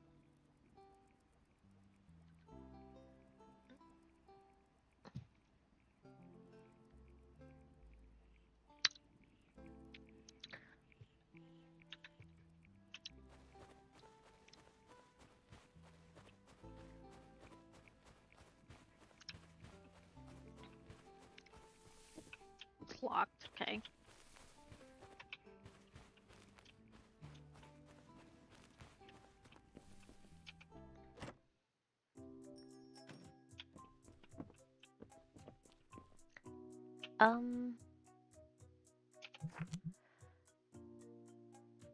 Guh. Welcome to Seed and Sundry, your one-stop shop for seeds and sundries. Nope. Just a skin condition. And hey, that's rather rude. You don't go around accusing people of being undead. That's the compost. Manure. This is a farming shop, after all.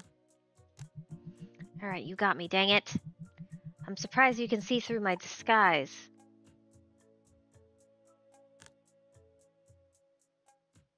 Your disguise is putrefying as we speak.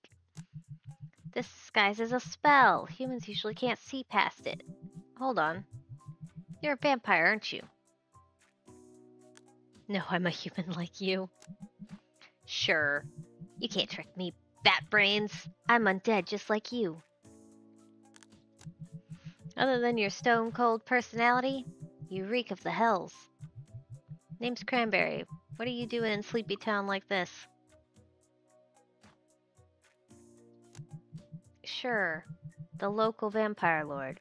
Haven't seen him around lately, though. If you're looking for him, he's got a familiar. Kid named Benji. Anyways, if you're hungry, looking for flesh or blood, sure that the humans that are well-fed. A well-fed town means plentiful blood, and plentiful blood makes for a happy vampire. Got seeds if you need them.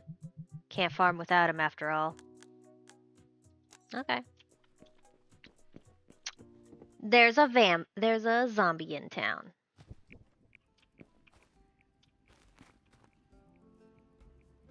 Okay. Straight down to the blacksmiths. Pet! I like how that gives me 30 XP. These boots are brewing their own special brand of stench. Okay.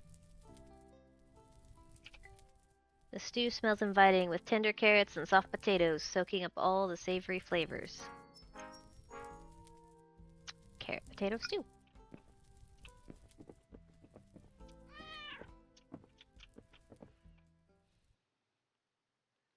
Mer.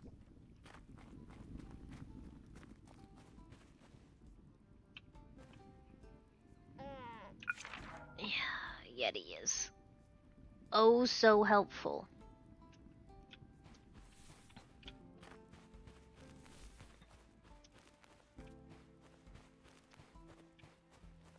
I've run laps around this town.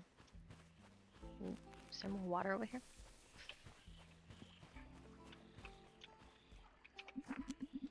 Imbeciles, they don't even realize. The pond here is full of oil. Poor fish, mon Dieu. The damned mining must have hit an oil vein. You see the oil? It's killing everything in the pond. Soon we'll be out of fresh fish. C'est terrible. Or terrible. You must help. If we can seal that rock, maybe it'll block the oil leak.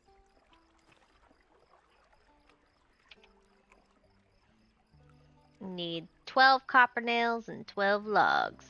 Okay.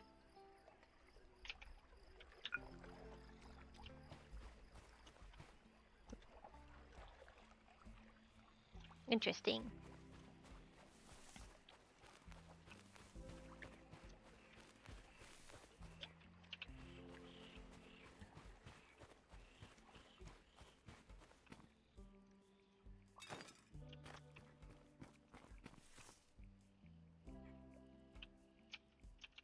Can't enter that home. Is that a home? Are there rules? Every time I want to hit map, I have to pull up.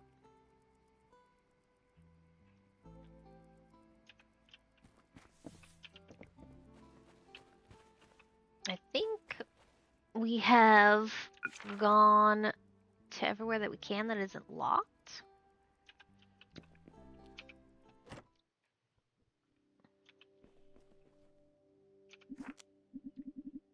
Yeti, isn't this great?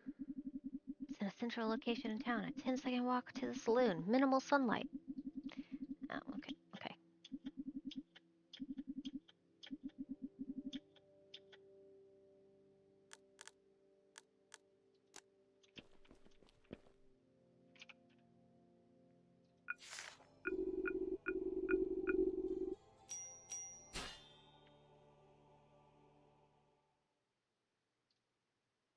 Okay. Interesting.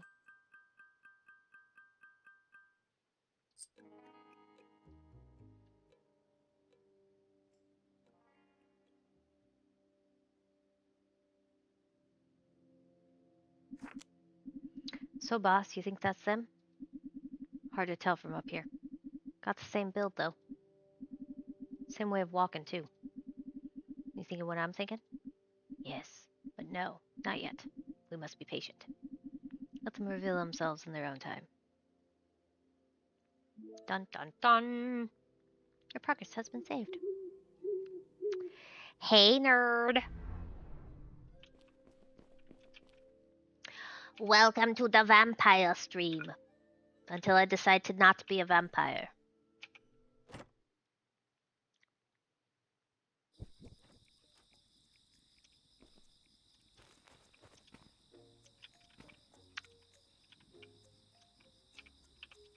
Can you let me talk?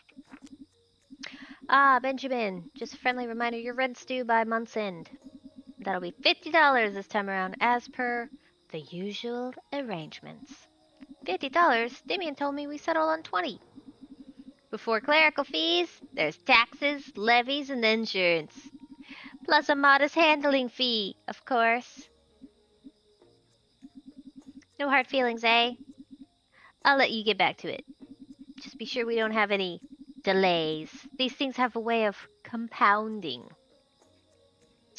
Well, isn't he fantastic?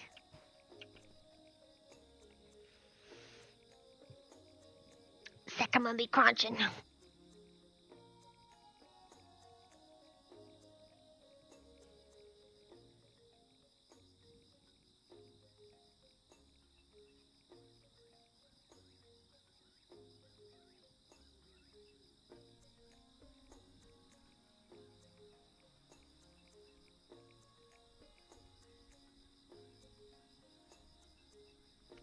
Sire,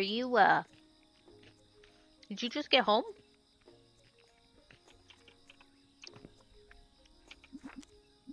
Evening. Hope you got some rest. You'll, probably need it. That was Eugene, the bank manager. Real smooth talker. Sharp suit. Always smiling like he's doing you a favor. But don't let that fool you. He's got his fingers in every pocket around here. Anyways, I figured it's time I introduced you to the Midnight Company. Damien and I set it up to manage our operations in the human world. As far as anyone's concerned, you're working for the Midnight Company. As a rancher. This entire plot is yours to manage. You've fed on farmer blood before, right? You should know what to do with these. I don't want to be a rancher. Excellent! Oh, you're actually on board with this? Yes, I love farming. That's good, it's important. A well-fed town means strong, healthy blood. Once Rockhound's reputation picks up, we'll be able to import crops. so you won't be stuck farming forever. But for now, we just gotta make it work, you know? A rusty spade. And a rusty watering can. Okay, but first, punch.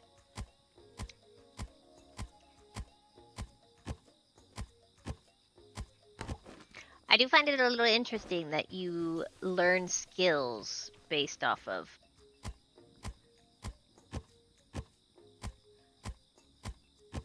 the blood that you've drank.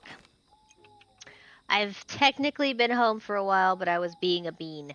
Being a bean? Instead of a human being, you were just being a bean?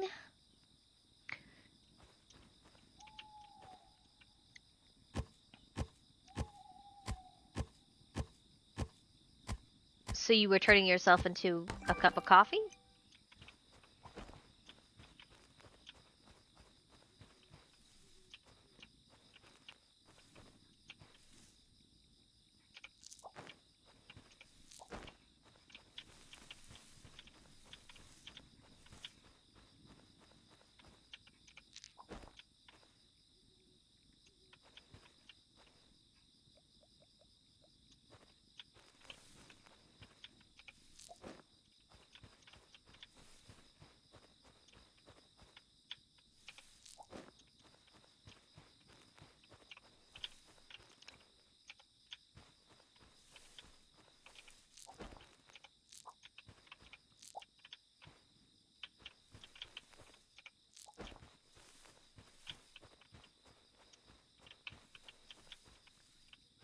Alright. So we're gonna go get the seeds that I have. Because I'm pretty sure I picked up some seeds.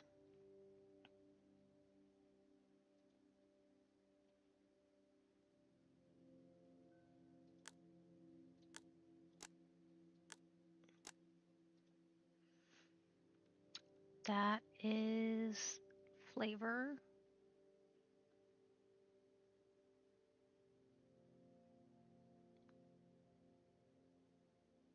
Oh, I didn't, okay.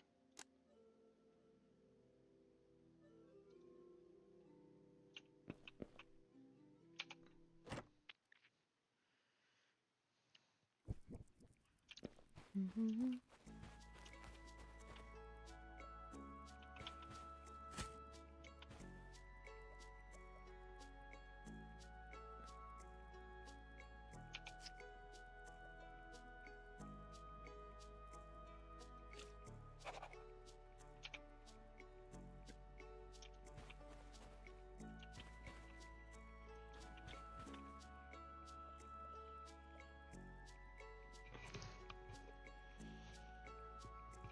Well, how do you feel after brewing for a bit? Better?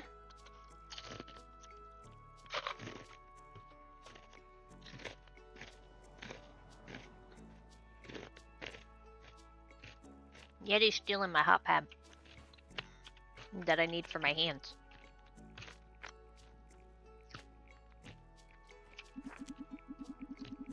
Yeti, good to see you're ready to get your hands dirty. Get your paws dirty.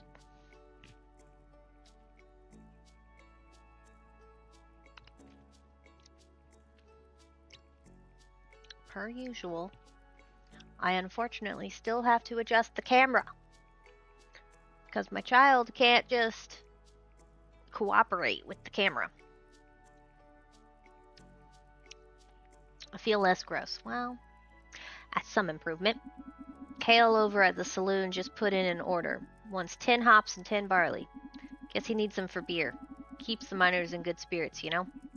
Here's $4 for you. Ought to be enough to cover seeds from the farming shop. I'd best be off. Lord Damien's left me with some errands to take care of. If you need me, I'll be near the church later.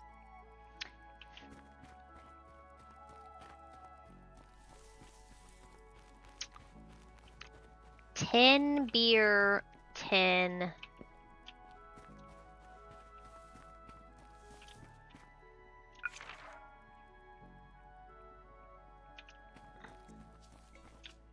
That's That's what I thought. It's this one.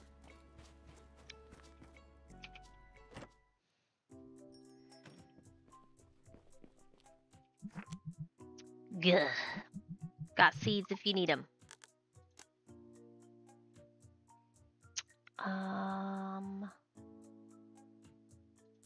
One.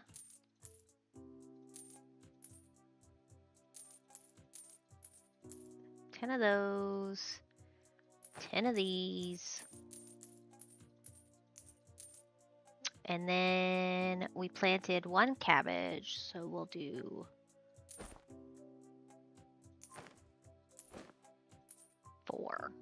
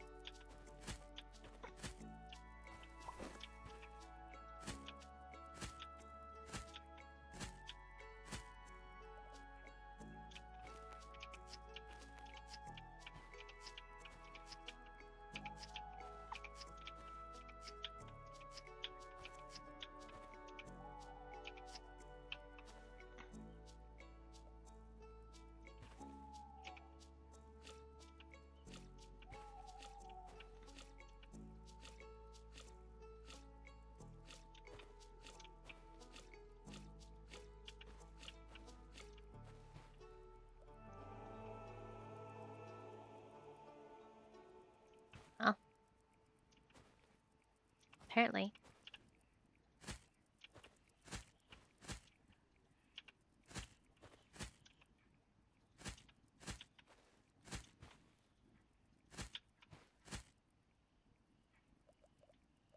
Hold up.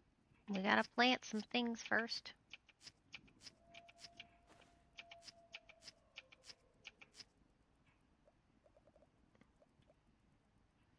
Time's actually progressing.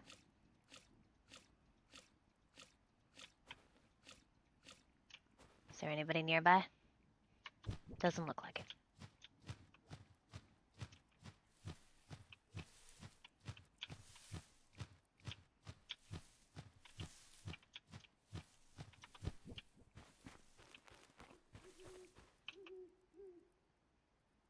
He's only got a little bit of...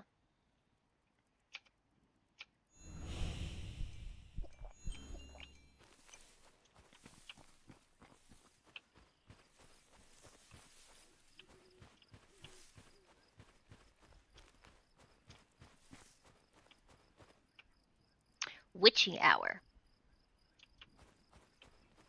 Okay.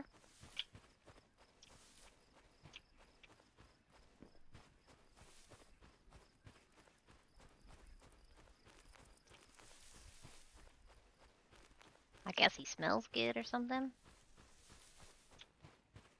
Is there anybody else to eat? Nice. Watered that jar so hard it...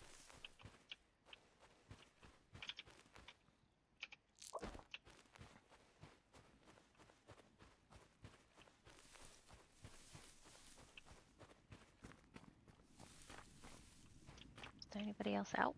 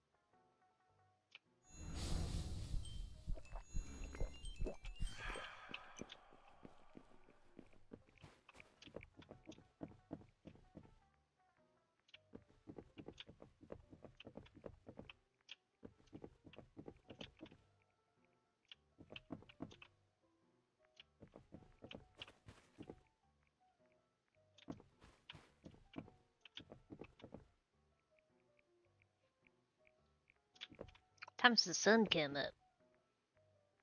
I'm allergic to that. Okay.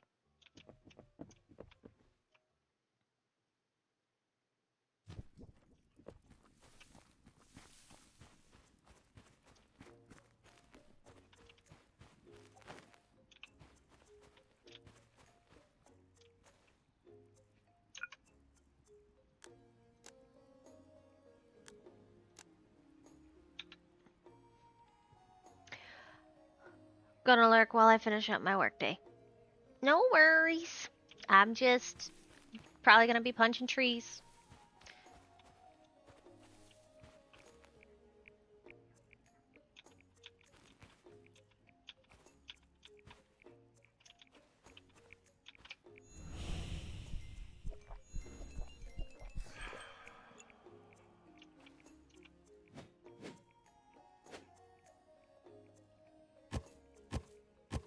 Oh, got an apple.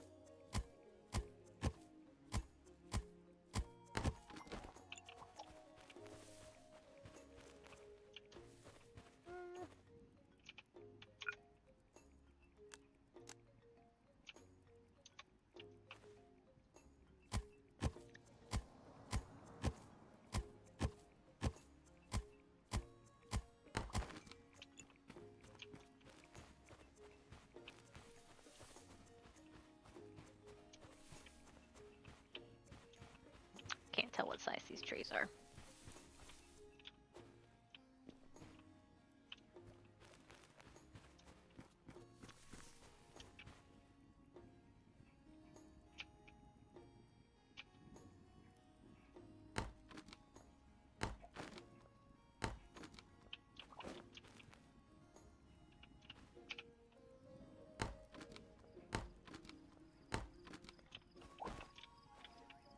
Question is, what time is morning?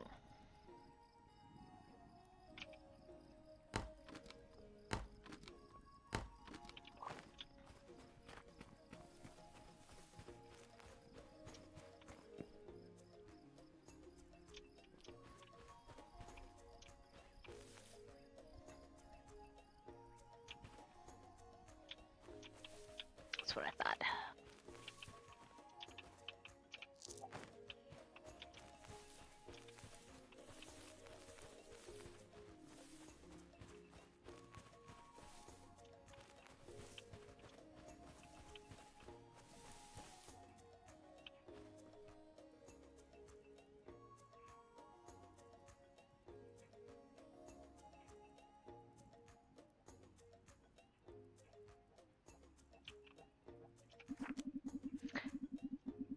Recently arrived myself too, actually. I'm originally from the city of Hardines.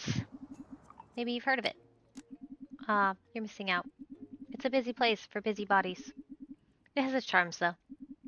Anyway, I need to get going. I'm tied up in field work for my current project.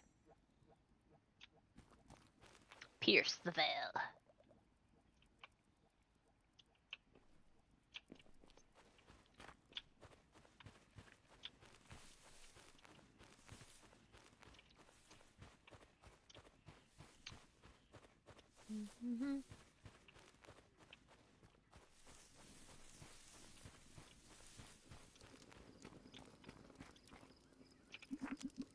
Figured I'd see you again.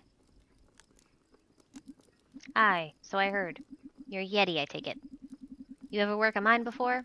Or are you just the type that like poking around in dark places?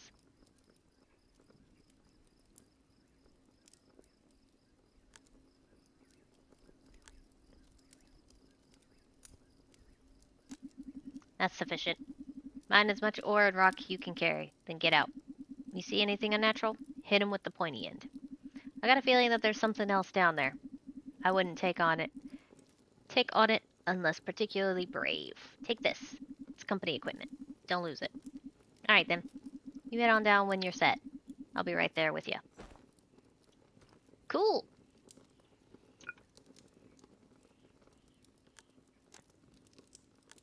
We have a broom. We have a sword. We have a pickaxe.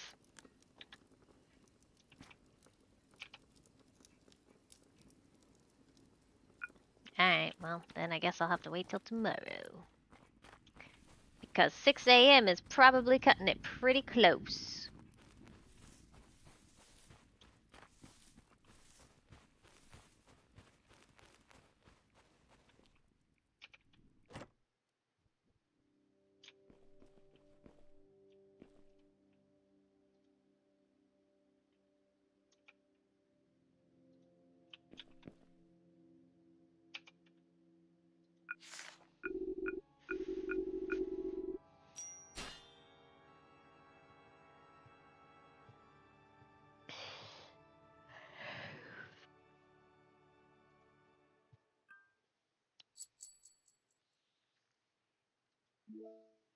Chicken coop.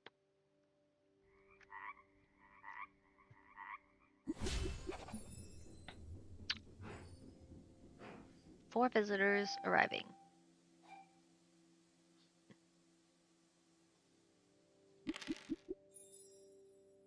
Sure.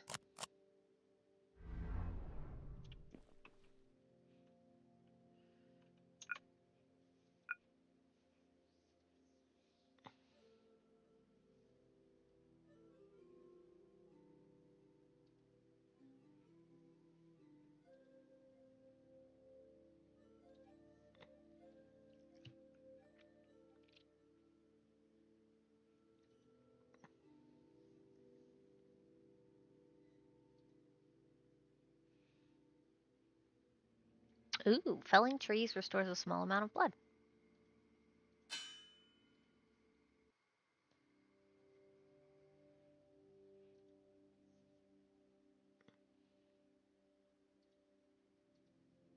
Mm.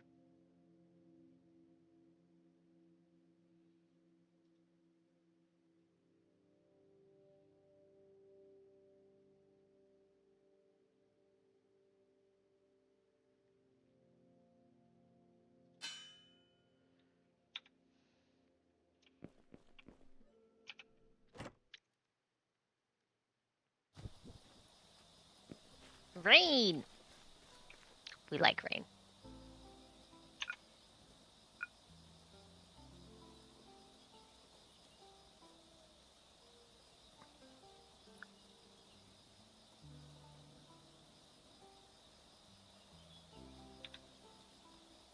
The vampire is leveling up very quickly.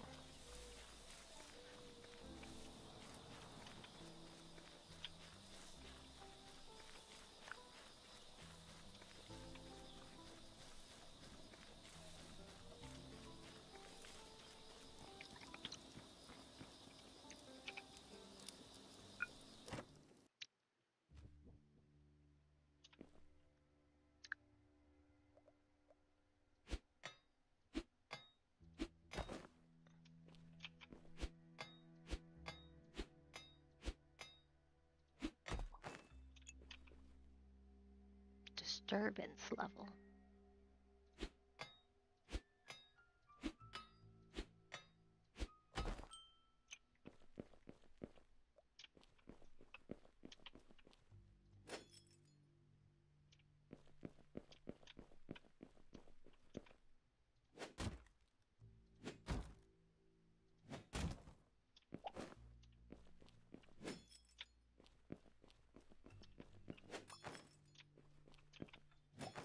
Okay, so breaking pottery doesn't do anything.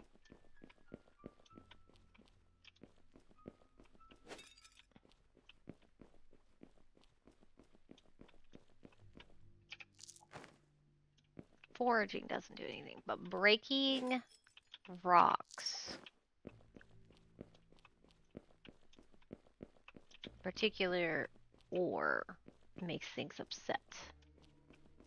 That's coal. Shall we see if we can mine some coal? 60%. Alright, we're gonna be brave.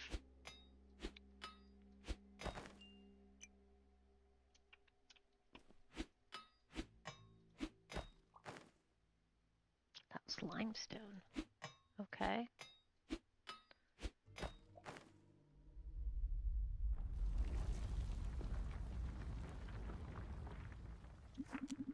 Oh, dagnabbit. Let me a hand, would you?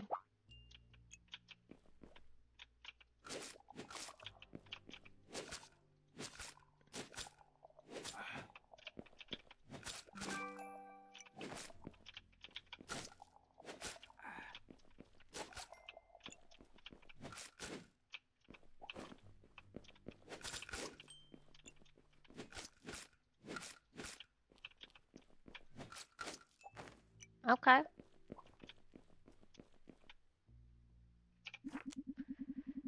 This ain't doing my lumbago any favors. Appreciate it, Yeti. I'm heading out. Bring that coal and copper by the workshop when you got it.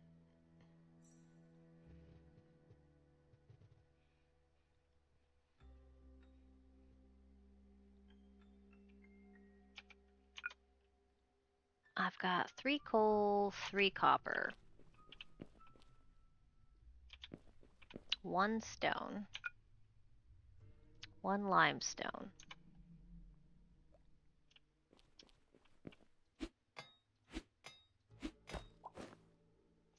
I don't want limestone. I want stone. Okay.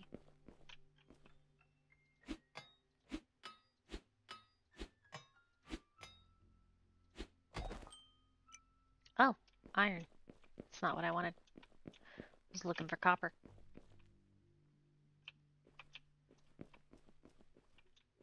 Are you gonna be copper?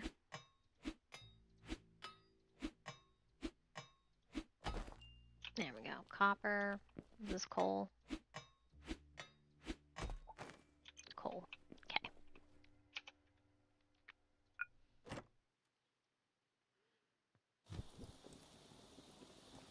To the workshop.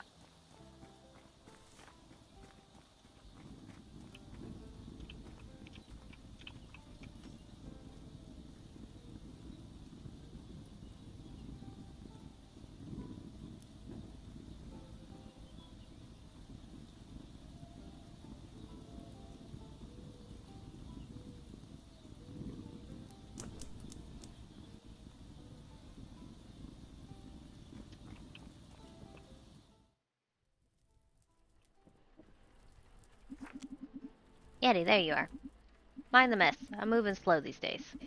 I'm still paying for that last trip down. And about that, been meaning to ask. You saw them too down there, right? Those things? Just making sure it ain't my lumbago playing tricks on me. I need more time to rest. In any case, be careful down there, miner. Alright. His lumbago. 2 hours. Interesting. 2 whole hours, it says. Cabbage seeds. If you gonna give me cabbage seeds. Oh, large bone.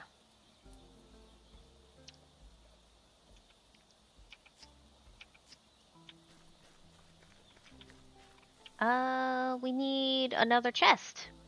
Imagine that. Fancy. Fancy that, us needing another chest.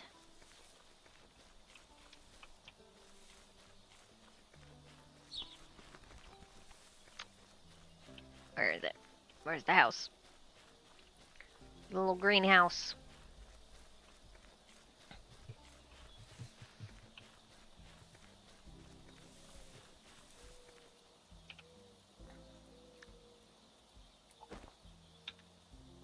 Gonna need another.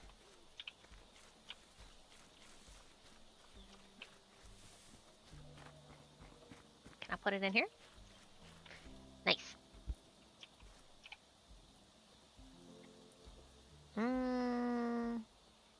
A wildflower seed.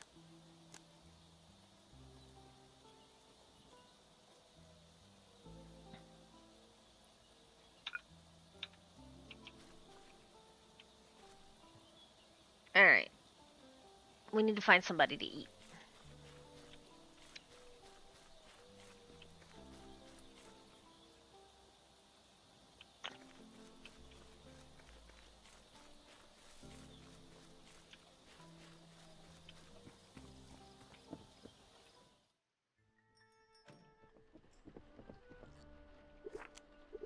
Hey, I don't think I properly thanked you for the help yesterday. Please take this as a token of my gratitude. I certainly slept better last night knowing that the spiders were gone. Oh, so it was you. I'm Clara. Benji came by earlier and said you might be the one lending a hand. Anyway, welcome to Rockhound. Ain't much, but we make it work.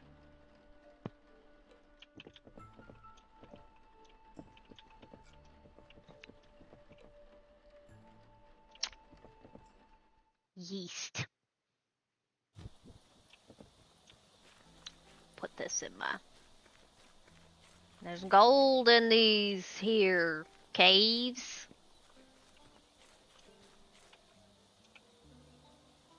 Alright, I'm gonna put these over here.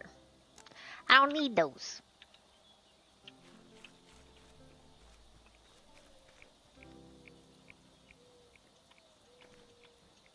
Howard.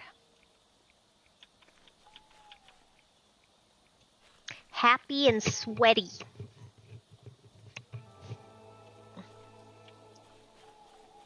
What's this mean? You ain't got that much. You ain't got that much.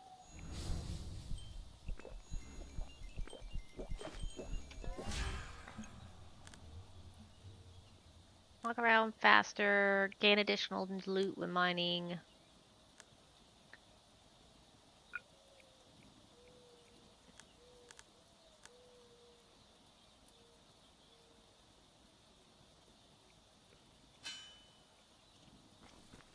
What'd that give me? Blood. Analyze 50 more to learn this blood type. Oh, okay. That's gonna go in here. Already need more chests, bigger chests. More chests, bigger chests. 11 more minutes. And then...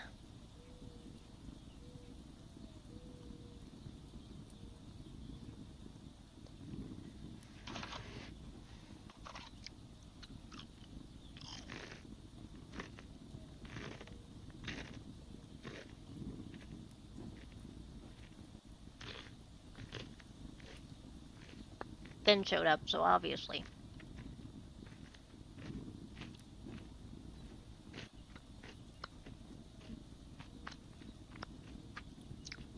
Y'all just get Yeti toe beans instead.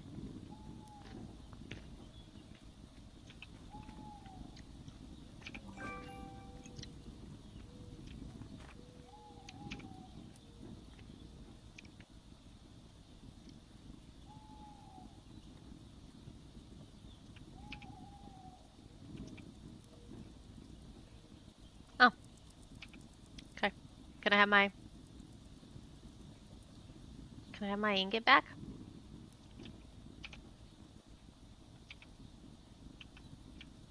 Nope. I just get to leave it right there.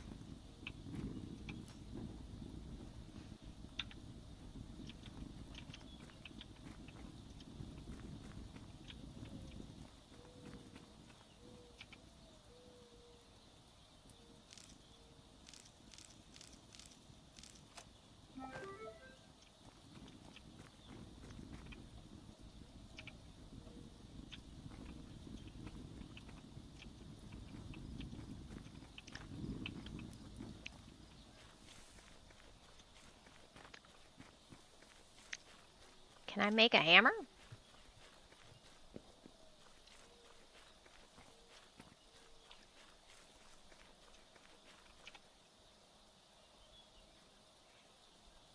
Rusty pickaxe.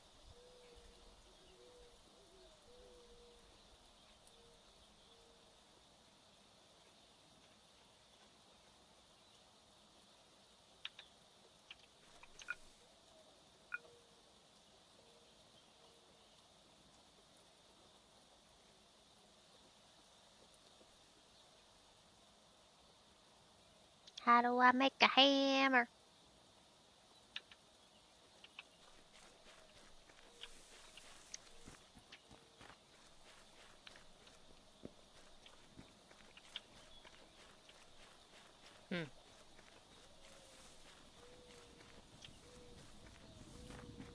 Well, that's just gonna sit there, I guess.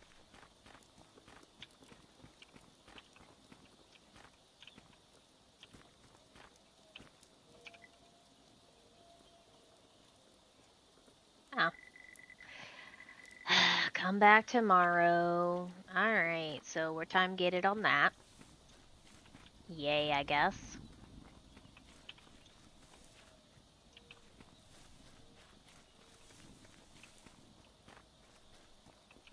Who can I sell stuff to?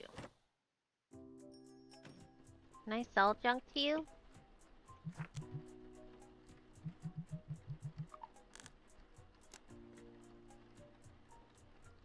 Can I... There's no sell, there's only buy.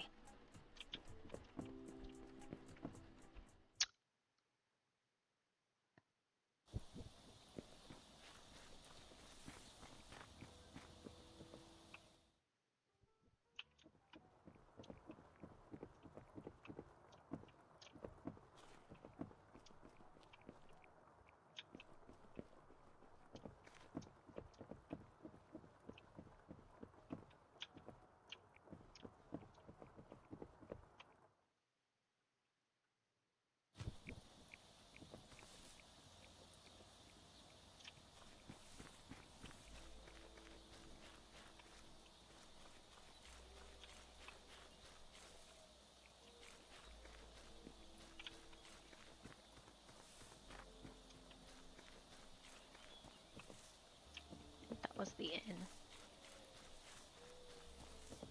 That's still locked.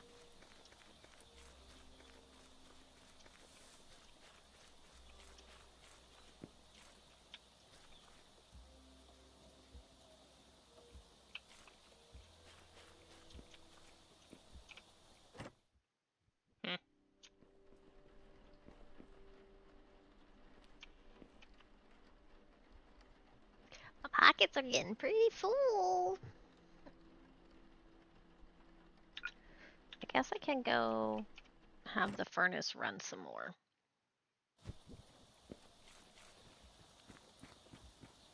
We should make another chest, honestly. Let's do that first.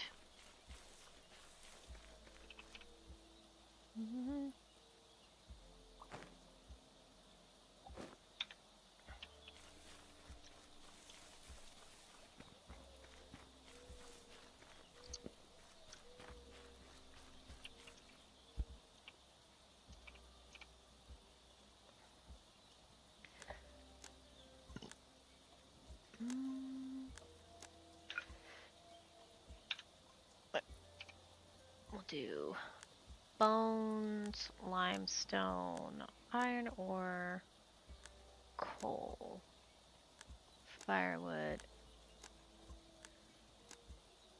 stone. I keep getting escape like it's gonna.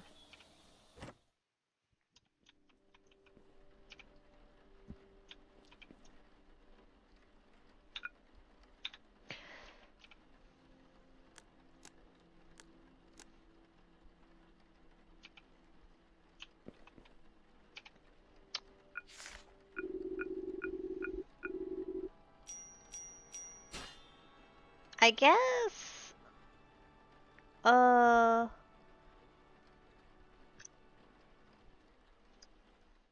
Crafting an ingot doesn't count as items crafted.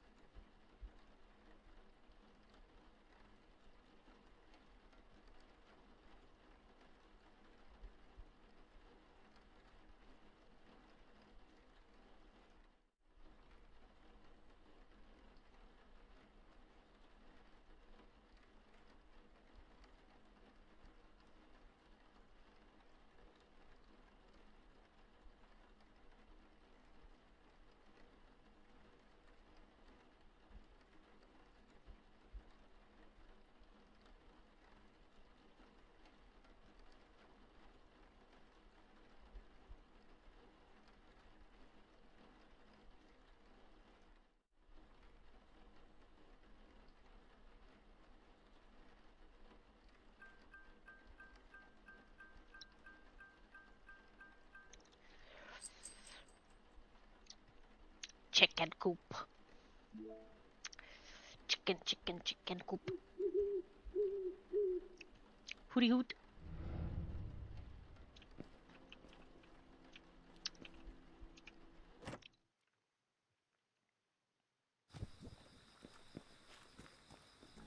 That reminds me.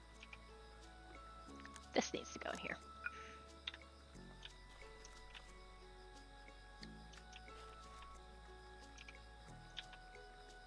Harvest tomorrow. Couple more days.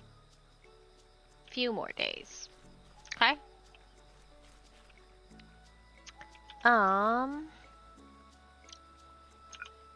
Skills.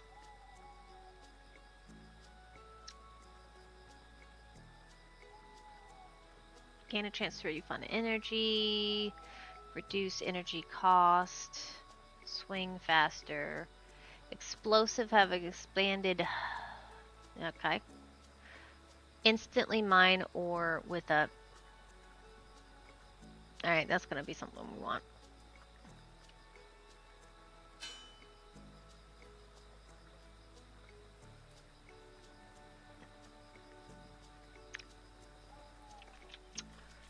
I'm gonna punch trees though today.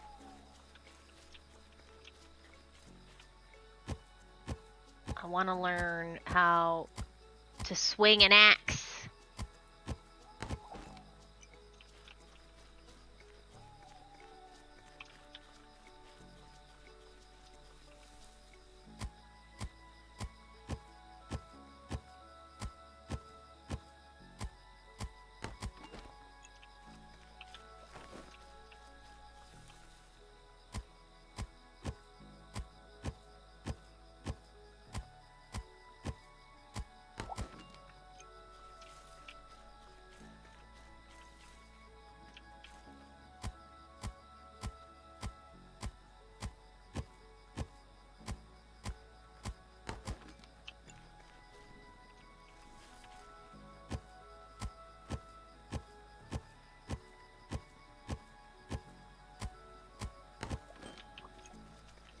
In Minecraft all over again. Punching trees, punching rocks.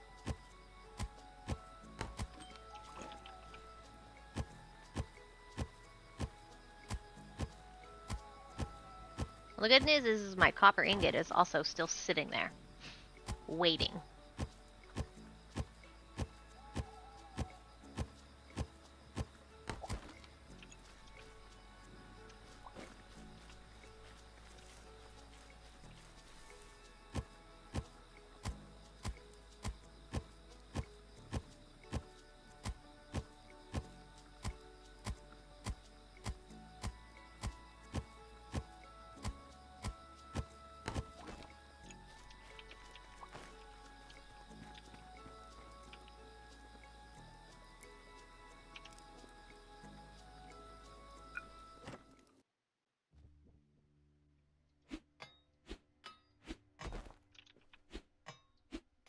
Time to make everything mad.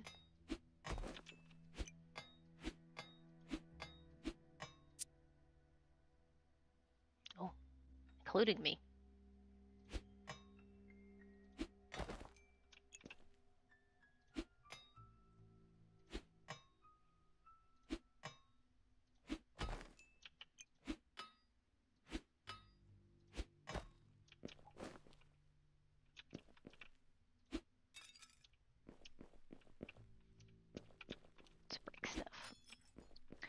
Break stuff.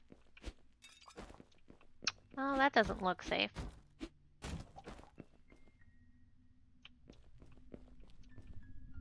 Approach the portal, it says.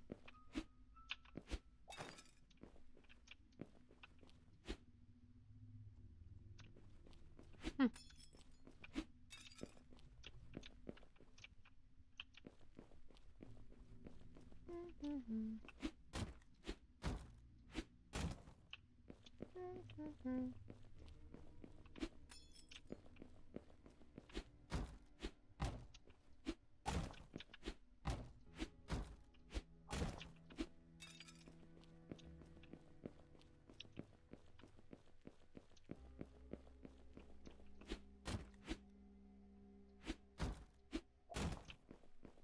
the edge of the map? Oh.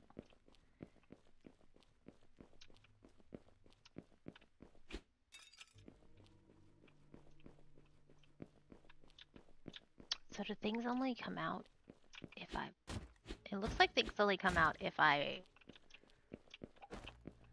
harvest stuff.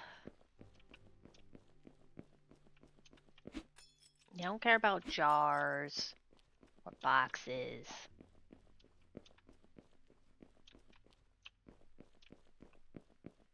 Does seem a little mazy.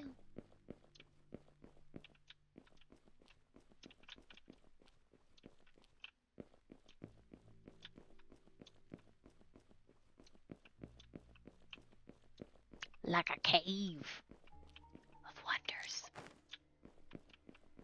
A cave of wonders. I think I'm gonna do that thing where I touch butts. Oops.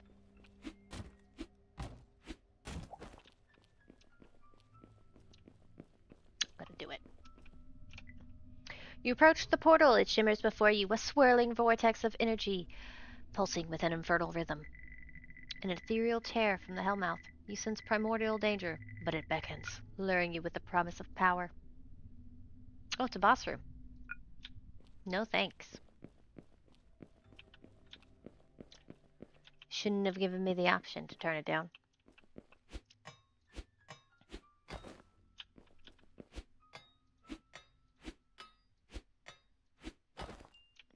I only have a rusty sword. Maybe if I had a regular sword, I'd be braver.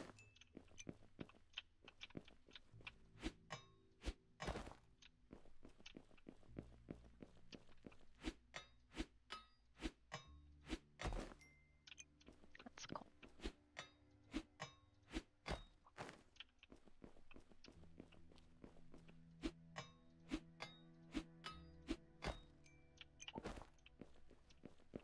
I'm ready to make them mad.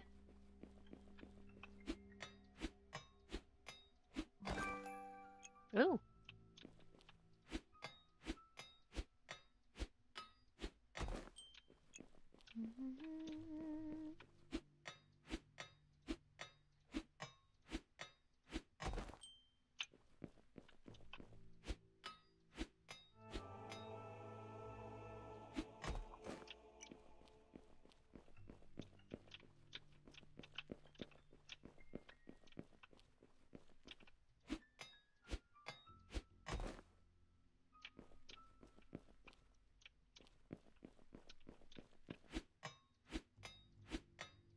We're gonna do it.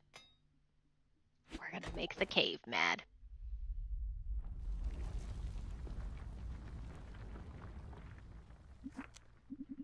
You holding up down there? Mine integrity's deteriorating. Be careful.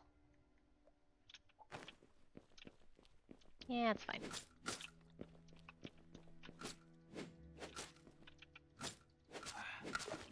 Oh, he actually took my health.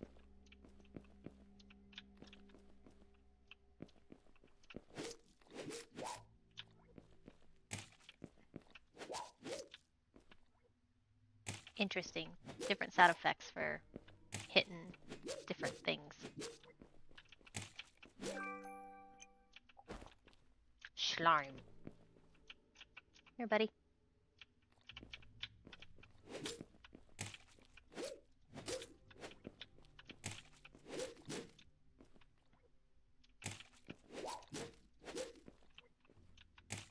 So far, combat isn't bad. It's definitely, to me, it's kind of similar to, what the, I don't remember that being there before.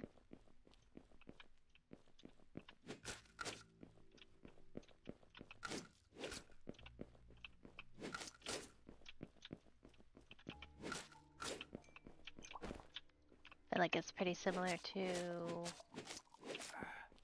ooh.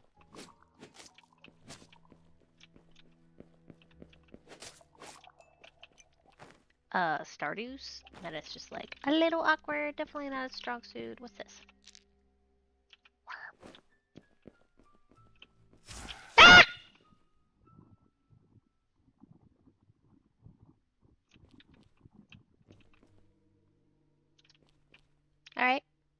That happened. Didn't know I was playing a scary game.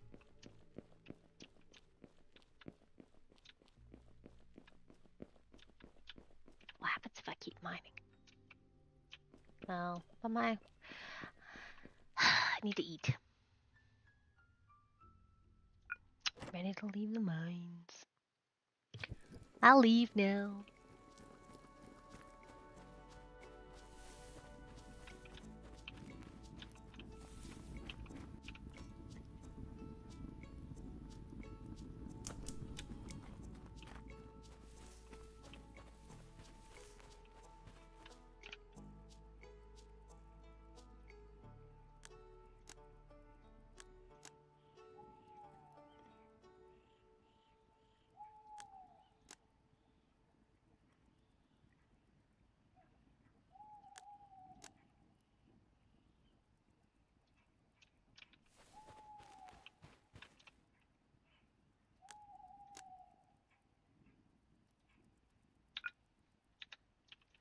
I need to eat.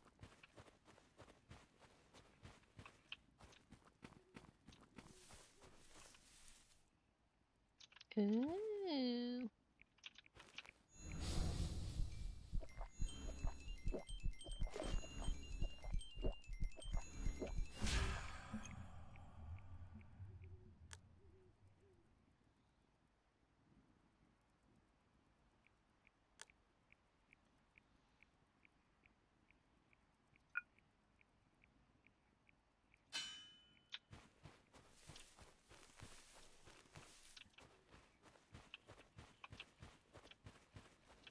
Zippity doo dah.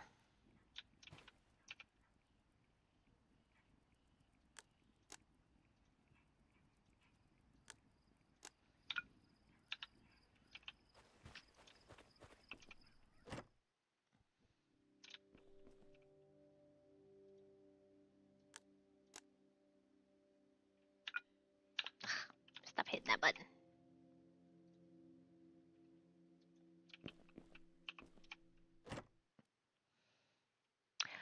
Zippity, zippity, zippity. Zippity, yippity. Okay, we're gonna punch some more trees.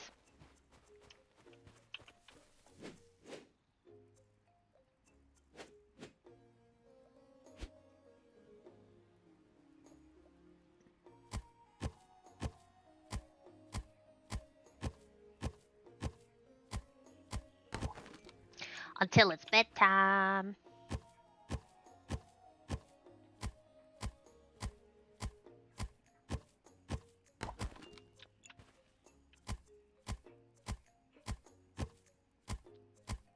Man, I must have fists of steel.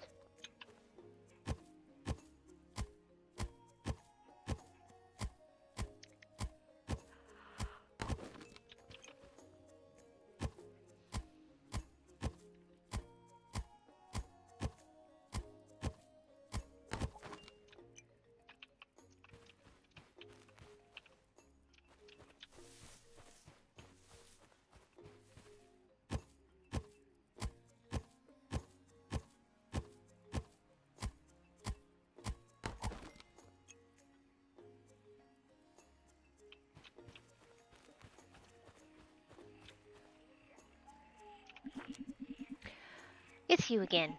We need a way to get to the rock. Maybe a bridge. Maybe. Maybe a bridge.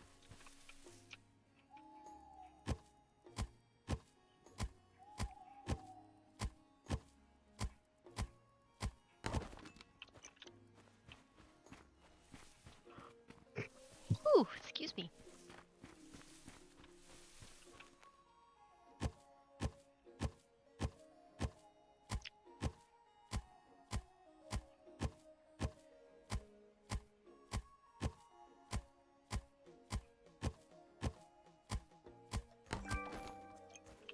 Cool.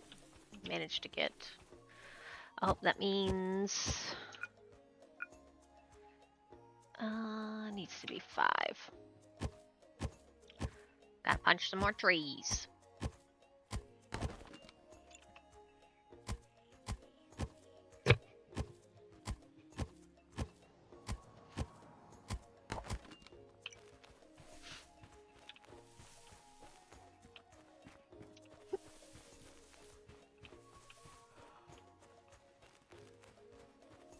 I do like this movement speed.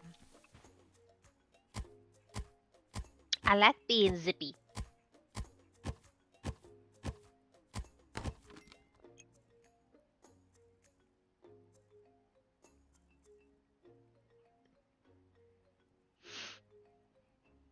Okay. I don't know what blood rush does for me. I feel like right now it's kind of just survival.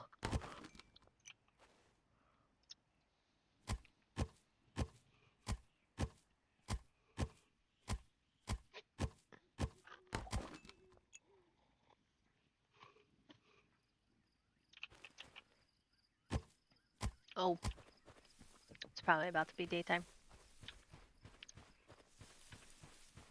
The birds are waking up. Get away from my home.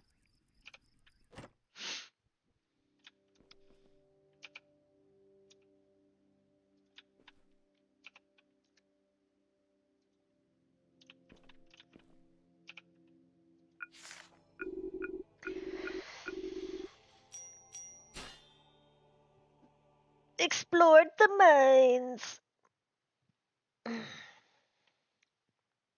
Yeah, I'm using this. Or at least I'm attempting to.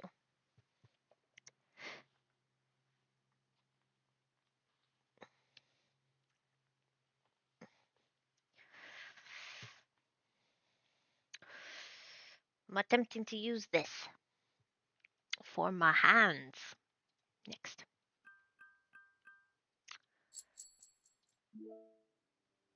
So the more variety of things I do, the better.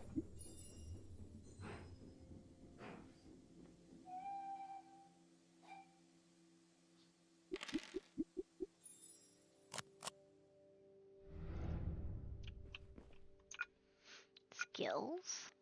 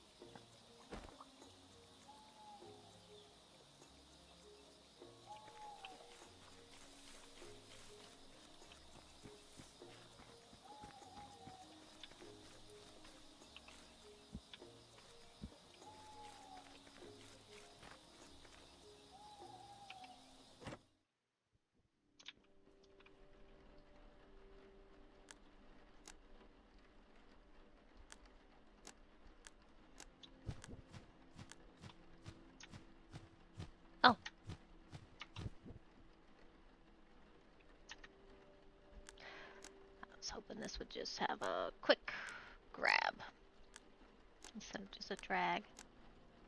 That's fine.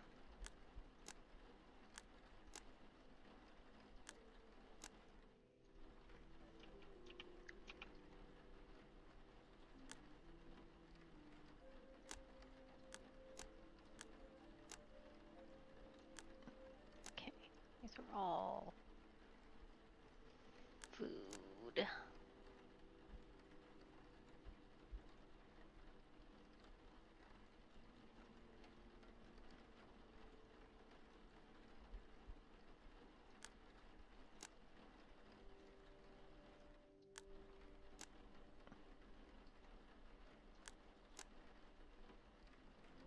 Planet snoring. Okay, the rest of these can go up top.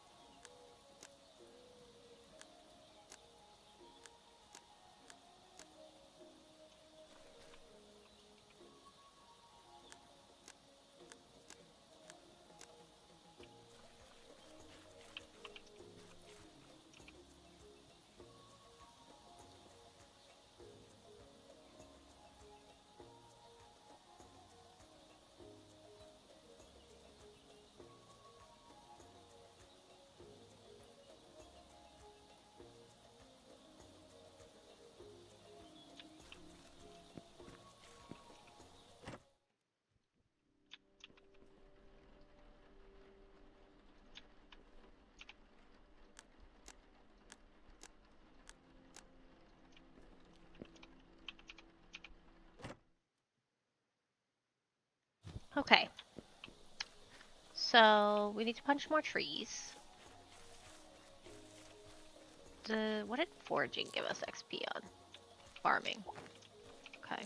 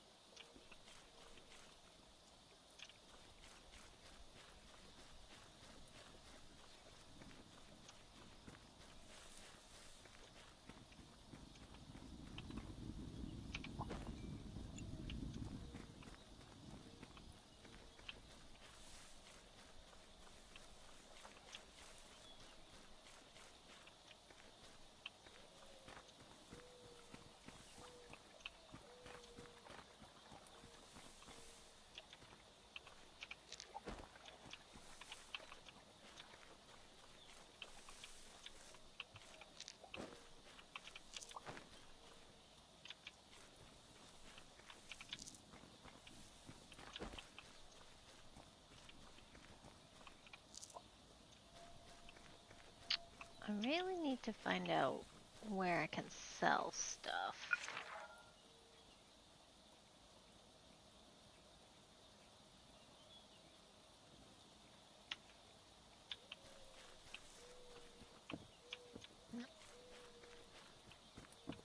Can I sell stuff to you yet?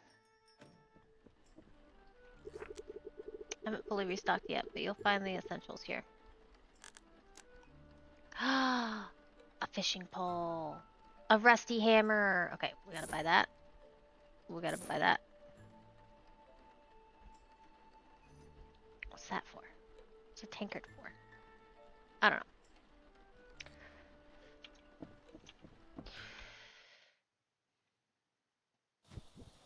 But how do I sell stuff?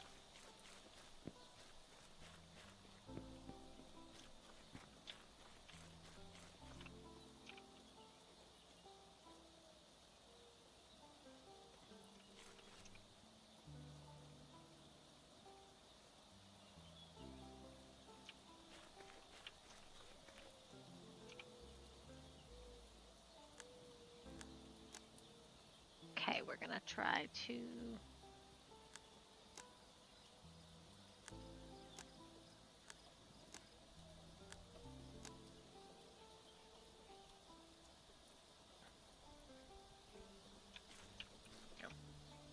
Firewood, just in case.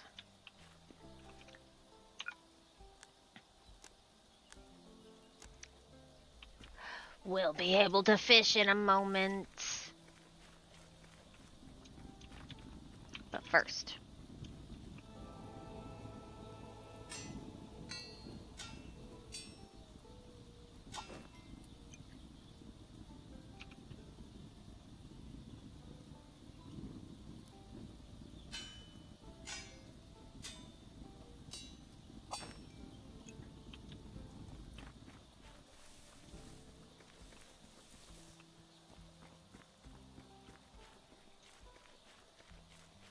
Who's got the smelly smell that smells good?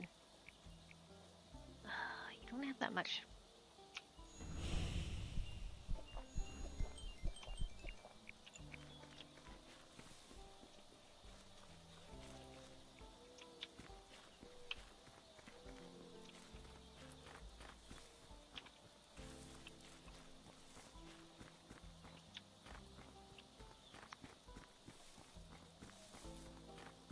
How many nails did I need to make the bridge?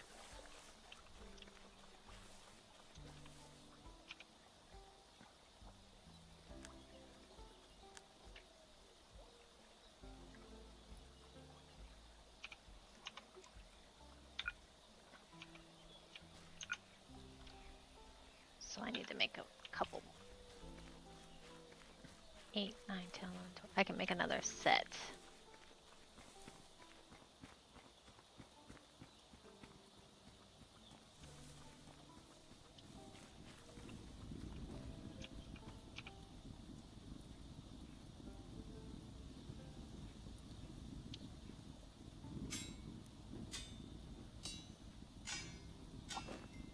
Okay, now we can build the bridge.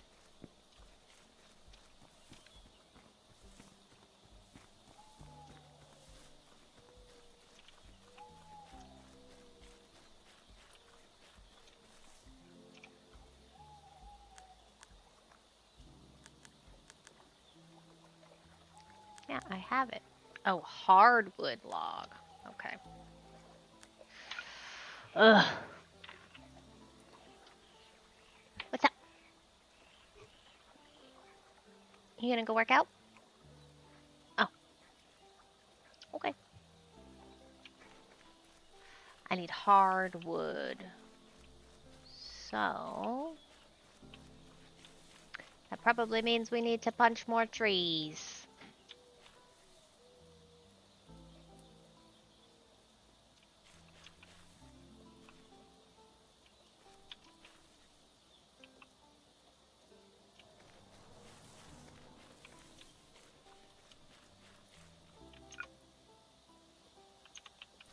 So we're gonna put this away.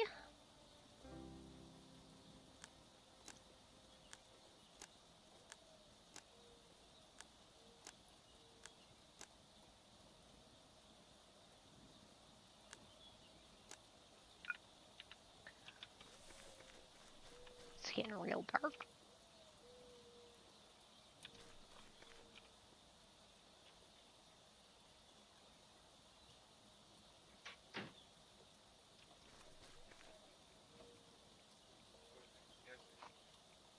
No, I'm good. Thank you.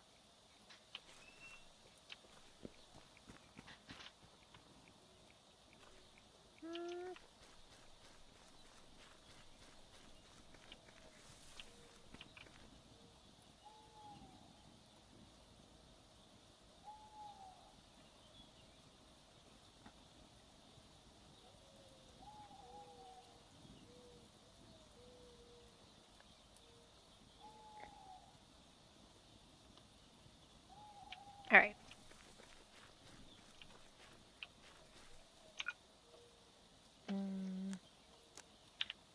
As much as I want to fish. I think we'll punch trees first.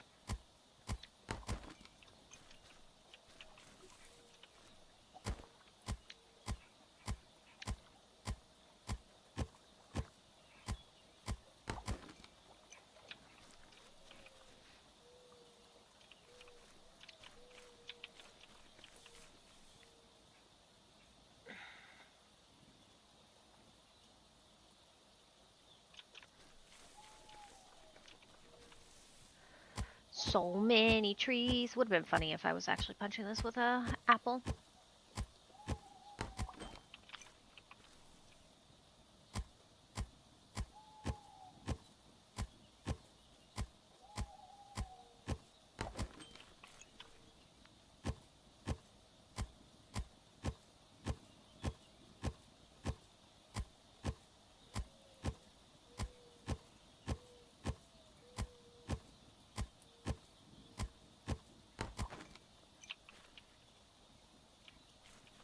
Also, I'm not sure how I'm supposed to...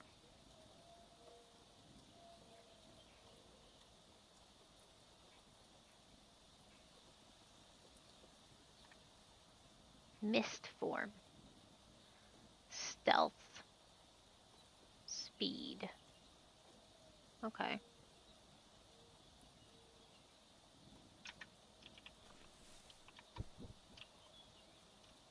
Sneaky, sneaky.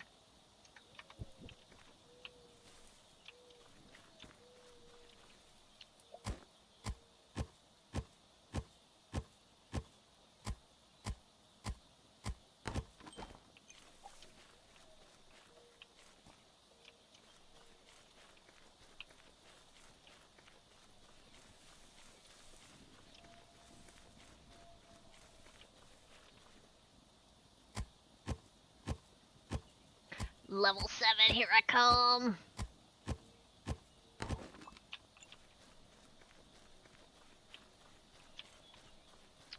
Feel like we're starting to run out of small trees to punch.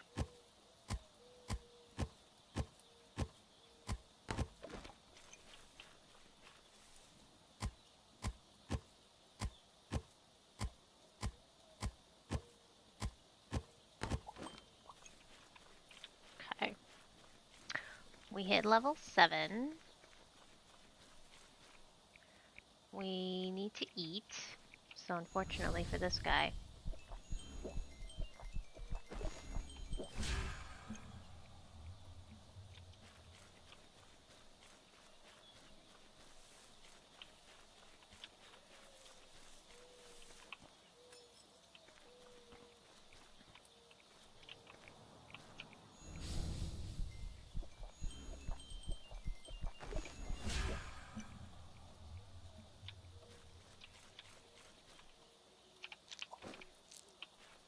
Hi, what are you doing?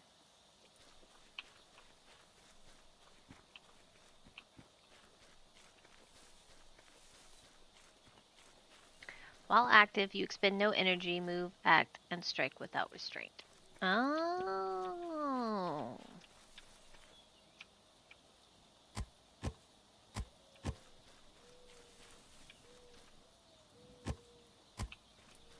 Yep, that's what I thought. I need an axe.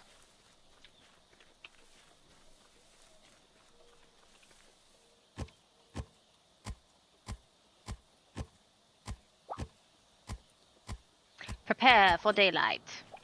Alright. It does give us a warning.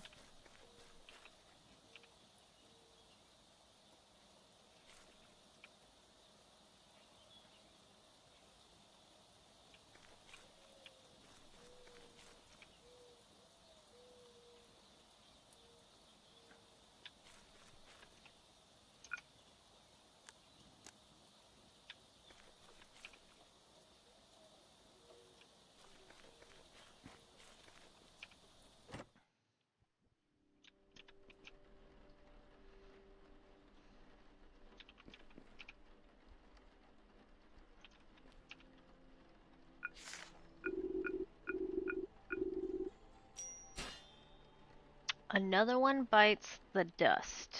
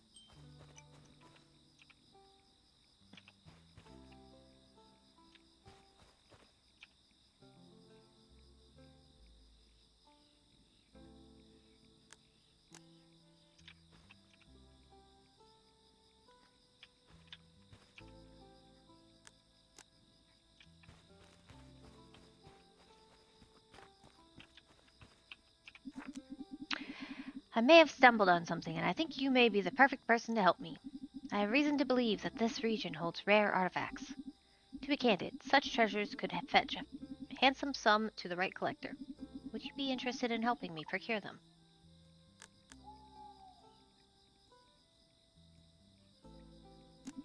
Splendid.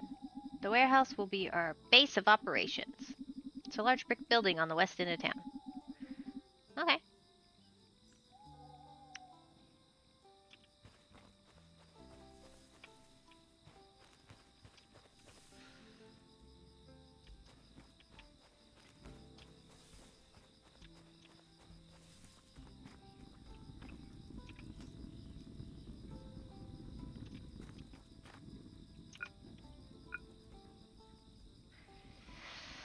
My wood cutting is still not.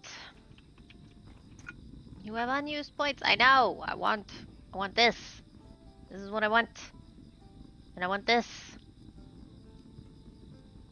Shall we try out fishing? Let's see what fishing is like. Can I drink fish blood? Is that a thing?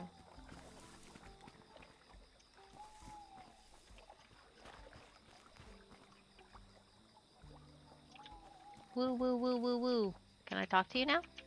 Nope. You just woo woo. Oh, okay.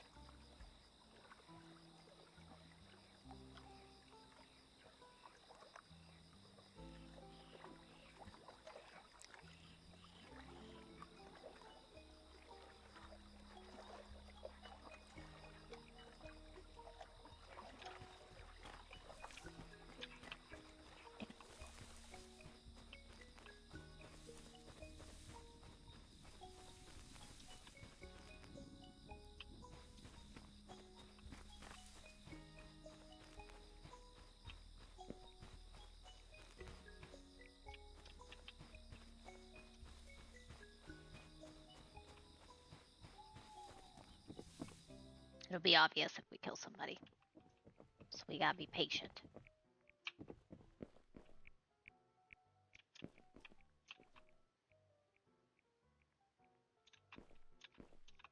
Hi.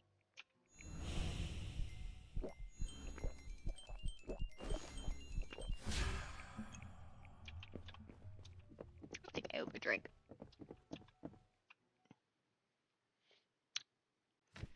I think I got a little greedy.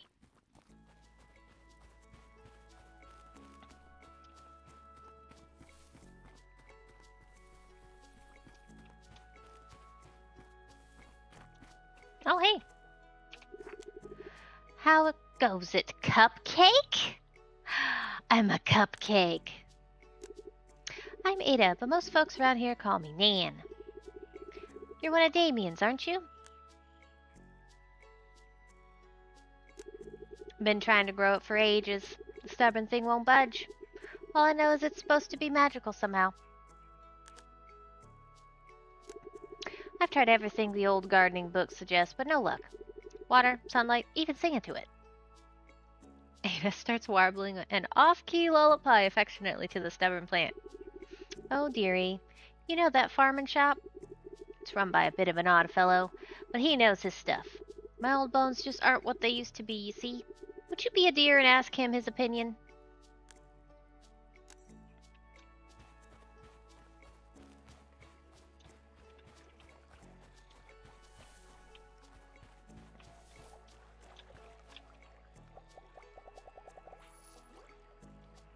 Why did it go that way?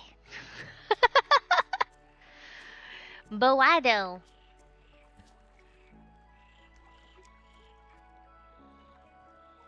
We're gonna fish in the oily pond.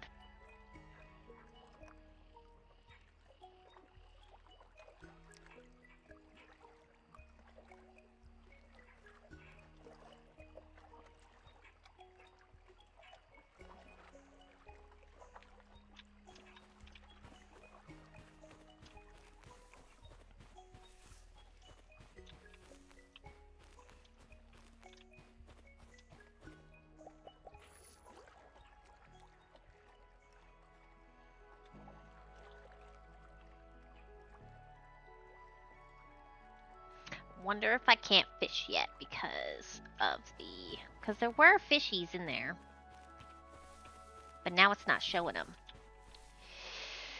This makes me feel like I gotta punch more trees.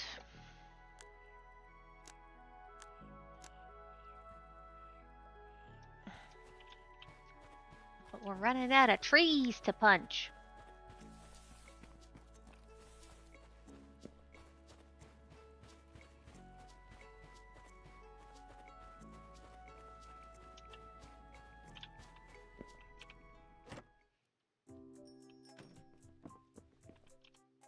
Hey, you know about... I need help growing something strange. She for sure is growing something foreign. I've got something that might help. It's a type of compost. It's my own special reserve, but I won't go handing it out for free. Bring me back something you've grown. I want to make sure you'll be putting it to good use. That's all. Alright, I've grown some cabbage. You can see my cabbage.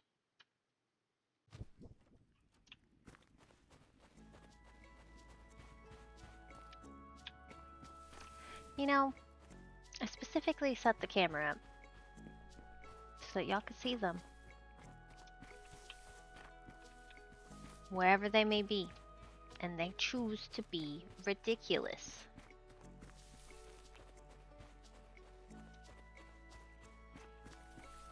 You'd think they're camera shy.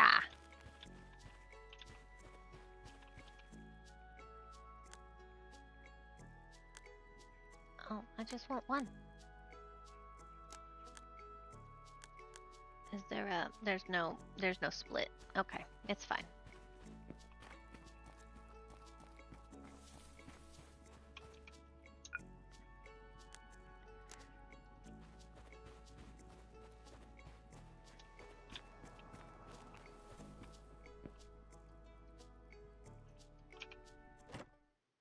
Keep trying to punch things. Can I go behind your counter?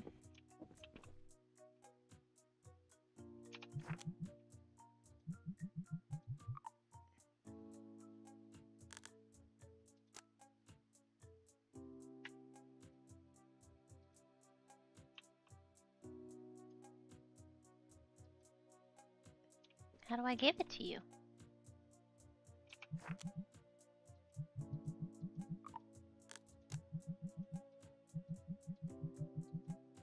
Well, now, Rancher, you've got a real knack for this.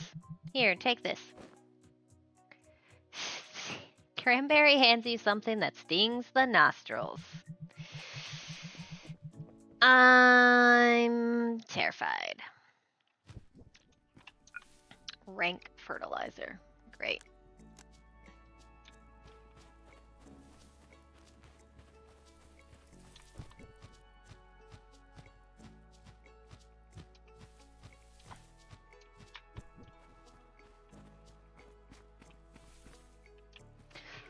Ooh.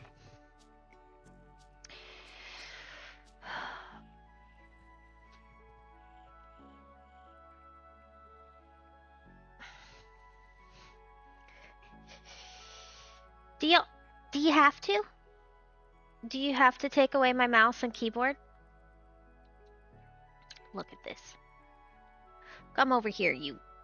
Come look at this. I can't even. How's a girl supposed to play games in this kind of environment? Hmm? I'm just trying to have my arms be warm, my hands be warm, and they're over here stealing all of it. No, don't, don't lay your head down there.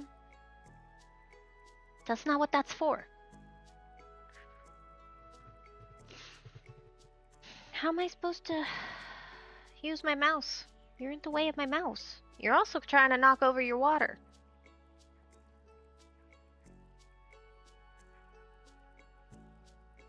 You know you have a whole bed right here.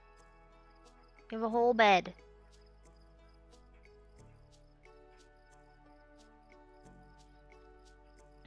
I guess I'm playing like this. He's gonna be my hot pad. Where'd she go? Where's the little old lady?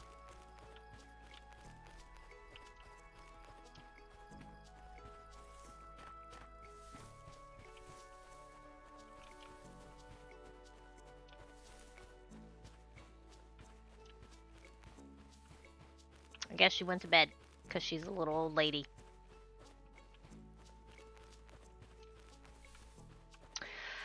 Alright. I think I'm ready to move on to another demo.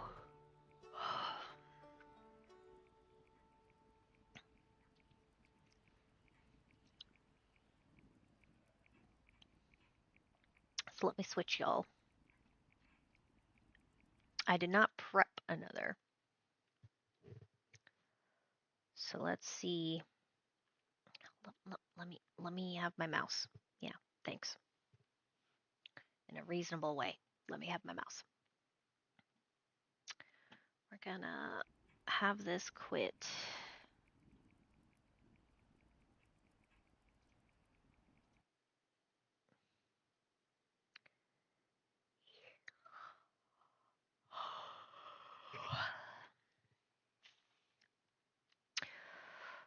It was a fun little game. I'm gonna have us swap to. Okay, we've done 2 vampire games. Check. Let's see about.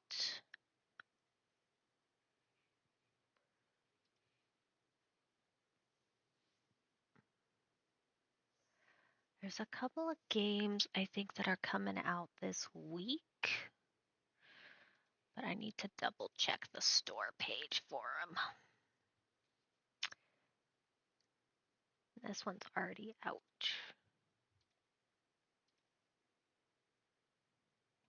This one just came out.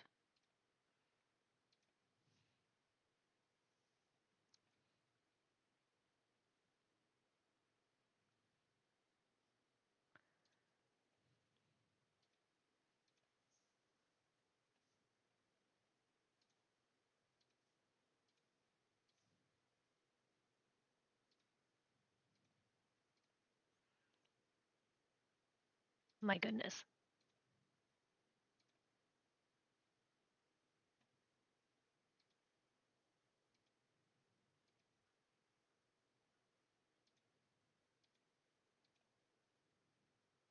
That's to be announced. Okay. That's the end of next month.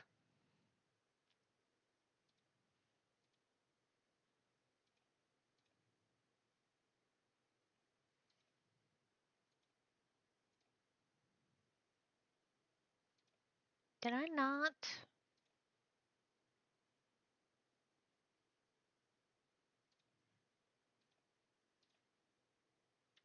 Interesting. Okay. Maybe they were removed. What's this one? This one's the end of the month. Let's do something a little weird. Let's hope it doesn't blow my ears out.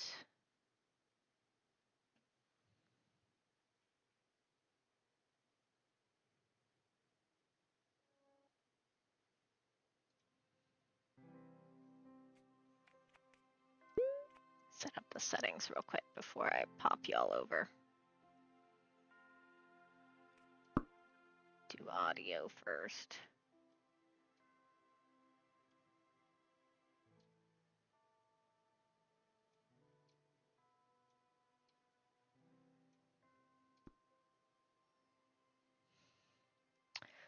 Full screen.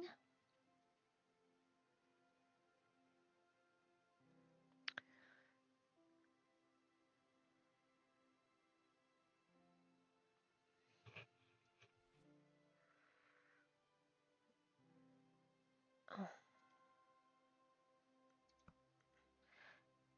Well, this is a very interesting game already right off the bat.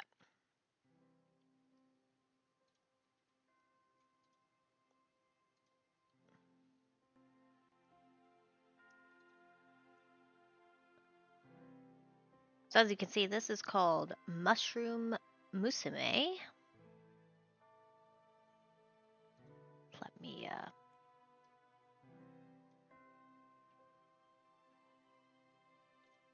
pull up the store page. Raise a mushroom from a spore into a fine young woman, then discover the twists and turns her life may take in this creepy, cute fairy tale life simulation game. So do with that what you will. We're gonna see if doing that. Yeah. Thank you. I like it when I don't have to share my screen. So we're going to see what this is about. Can y'all hear the music? Yes. It says the OBS says you can. This releases at the end of this month. Once upon a time there was a humble recluse.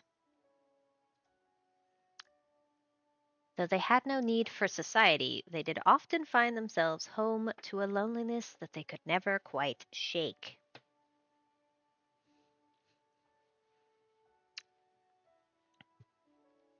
I think this is considered a visual novel, by the way.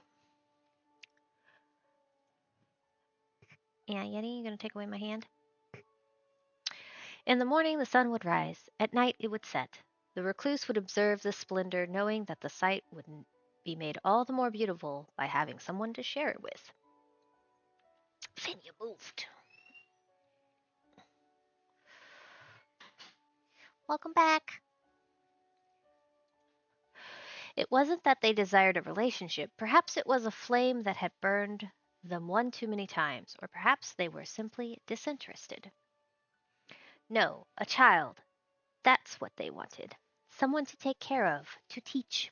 Unfortunately, it was a longing that could not be found, not in these woods alone. However, we are never quite as alone as we think, are we? One day a witch appeared, as if drawn by the intensity of the recluse's desire. Not gonna lie, this particular game, I think, screams Xylena.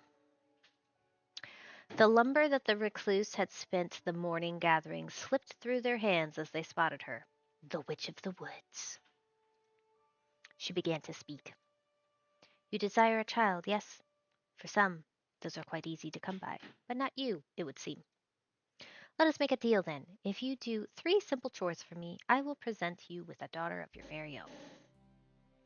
The recluse, caught up in a moment of naivete, quickly agreed. Well, there's a little smiley face. The witch, knowing that the recluse was destined to accept, simply nodded and began to deliver the first of these so-called chores without hesitation. Oh, I need to change. One sec. We gotta change what game we're playing. Mushroom.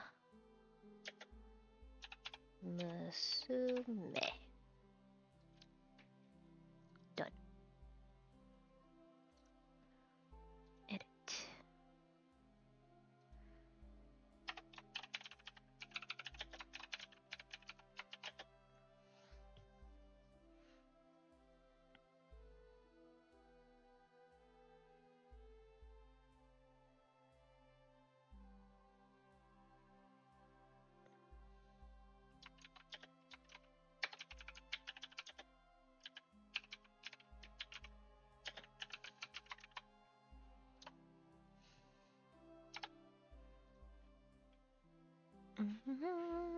Mushroom. Musume.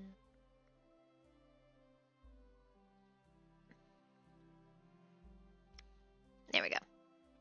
Okay. Uh, First of these so-called chores without hesitation. Are you gonna thankfully let me use my keyboard and mouse?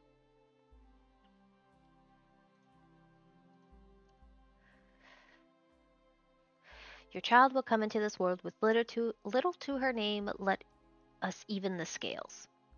Bring me an heirloom, something she will forever value. The recluse thought on it briefly, searching through their home for the object they had pictured. An old bottle of medicine that has sat unopened, a glimmering music box, a dark weathered tome. I like the music box. A soft, beautiful tune played from the jeweled box. It had been created to bring joy and beauty to all around it, which you found admirable in theory. The recluse hoped that their daughter could have that privilege, to think she could focus on soft things like music and avoid the dark, painful things in life. Bringing their prize back to the witch, she simply gave a smile. How perfect. After their brief detour to meet with the witch, the recluse resumed their normal day-to-day schedule. The second day. The recluse slept more soundly that night than they had in ages. Having a purpose again soothed them, even if they had found themselves caught up with a witch.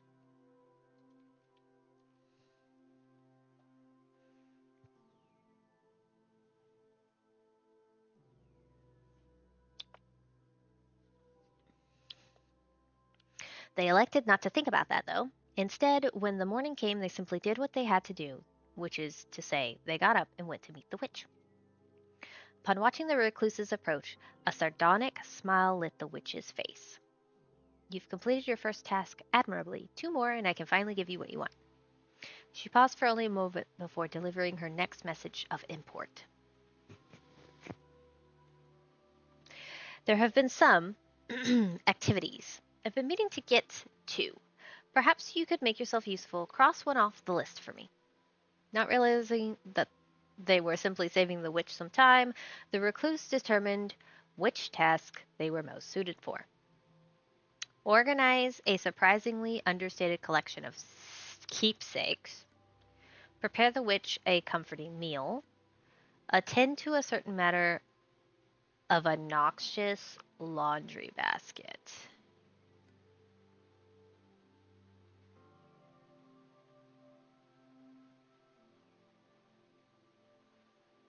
I'm gonna go with the organization. Why not see what a witch's most prized personal possessions look like? It's not like they would ever get this chance again after all. The recluse spent a quiet afternoon carefully unpacking and rearranging her belongings, silently speculating to themselves what sort of life this witch had led. Arriving back to their meeting point, the recluse was excited to report their progress to the witch. Ah, very good. How kind of you. After quickly wiping themselves down, the recluse returned to their hut for the remainder of the night. The third day. With 2 assignments complete, the recluse could feel their excitement grow. If the witch was being honest, and for some reason they felt that she was, then then that meant that this could be the last night they spent without a child. They hoped so, at least. That was all they could do. Barely remembering to get dressed, the recluse dashed to the meeting spot. Again, the witch had been waiting there for them. Welcome back, recluse. Are you prepared? Today is your big day, is it not? The last task is an easy one, or at least I believe so. Bring me something colorful, something bright, that you think will suit her. When they were first told of the 3 tasks, the recluse had imagined things that were much more difficult. This seemed so easy as to be a trick, which they supposed only meant they should take it seriously, as if a mistake could mean death. With death in mind, the recluse needed to decide where to search for color. A field of flowers, a stony river. Okay, looks like we have 2 choices.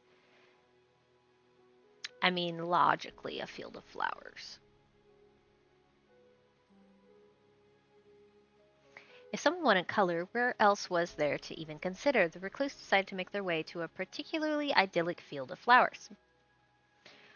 The field was filled. The field was filled with an overwhelming amount of choice. Before long, the recluse narrowed the options down to a few. Milkweed, the bright orange herald of the butterflies. Bleeding hearts, sanguine and symbolic drops. Foxglove, purple bell-like blooms. Forget-me-nots, light-hearted blue flowerets. Black pansies. We're gonna do the forget-me-nots. A cerulean sea of forget-me-nots bobbed with the gentle breeze. Fitting for a moment that would never be forgot, the recluse plucked one, gently storing it in their pocket. Discovered. Blue.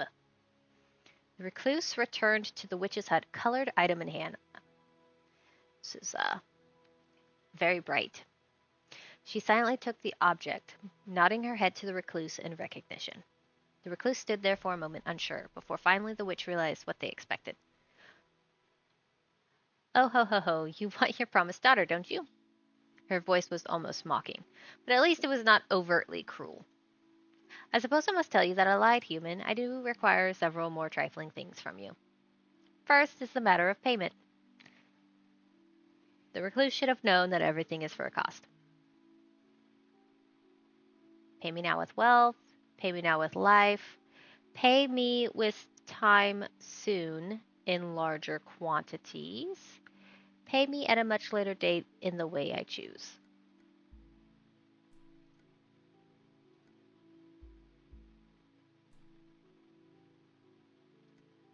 Hmm.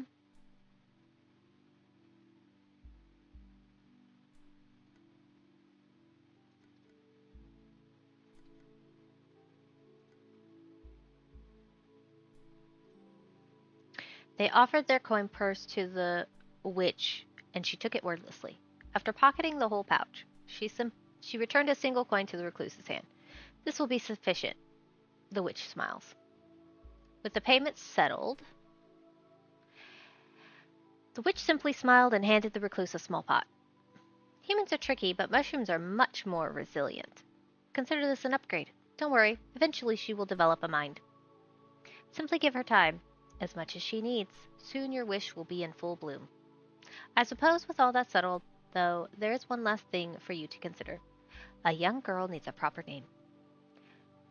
The recluse thought on the witch's demand before offering the final thing they had to give. What is our little mushroom's name? We did blue forget-me-nots. With a hopeful, optimistic future.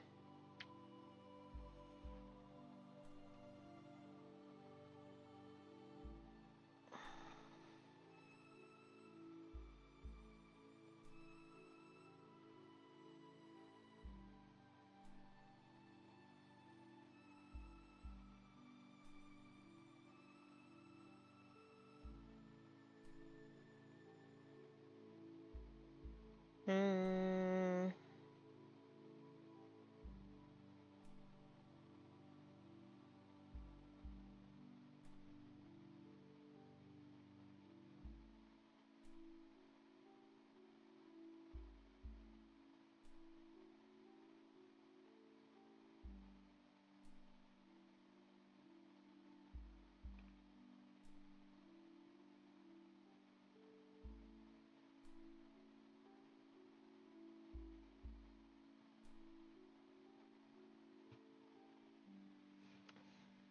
I'm gonna look up something.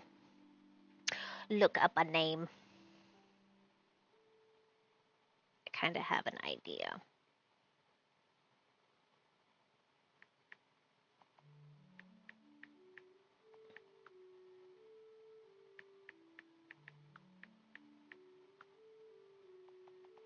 If I can spell properly. Excuse me.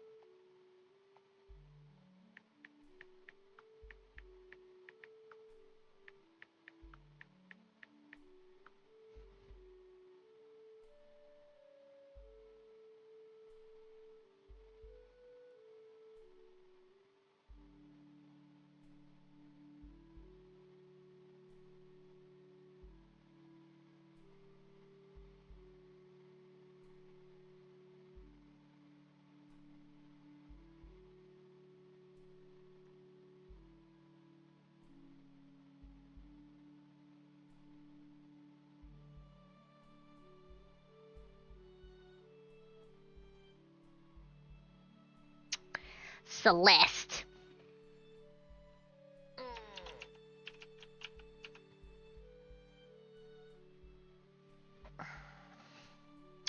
Then she walked away, only fate knowing if the two should ever meet again. Cultivation. Though the recluse was unsure of the specifics, they did realize that it was important to heed her instructions. Care for the pot and the dirt and everything that lay within. So the recluse geared up, as any parent should, and assessed the things they needed to raise a child. Finances, in case the nearby village had goods or services that you could not provide. Nutrients for the child to help it grow strong. They would need plenty, as it would be depleted on a daily basis. And finally, the recluse's own stamina could not be ignored. One cannot burn the candle from both ends indefinitely. Thus began the longest growing season of the recluse's life.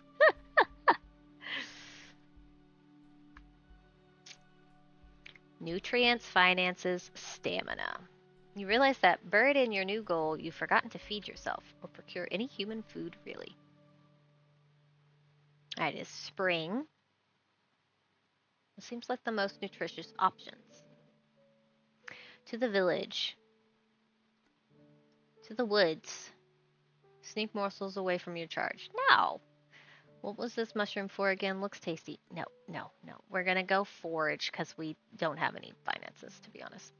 You know where to find food. It's been something that you've never struggled with previously. It's part of you, and nothing can change that, not even a mushroom. Making your way to your favorite nook, you quickly find what you were after. Of course, the generous bounty of treats for your daughter is a nice bonus. The decision being made, life continued. One day, you wake slightly earlier than usual. In your somewhat somnambulant state, you hear an ethereal croon originating from your garden. When you go out, you spot it. A small fairy clad in blue is sitting amongst your crops. Catch the fairy. Build a small fairy garden in your daughter's room using supplies. Hunt the fairy to use as food for your daughter. Offer a coin to the fairy to gain their favor.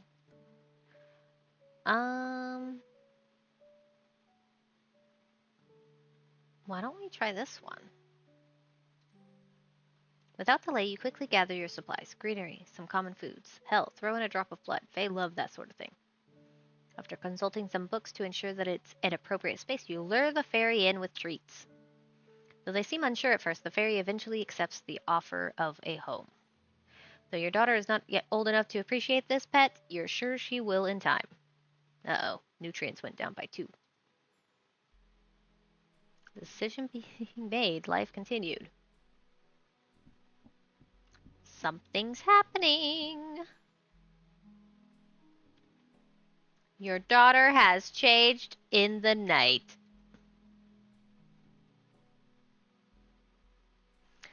One morning, you awaken with a weight on your chest and open your eyes to find a heavy mushroom sitting atop you. The creature has grown little arms and legs and demonstrates her newfound mobility by clambering off the bed as you wake. Her demeanor seems cheerful, wandering about in an excitable and inquisitive mood. Encourage her optimism, spend time nurturing her environment. Motivate her to be more practical.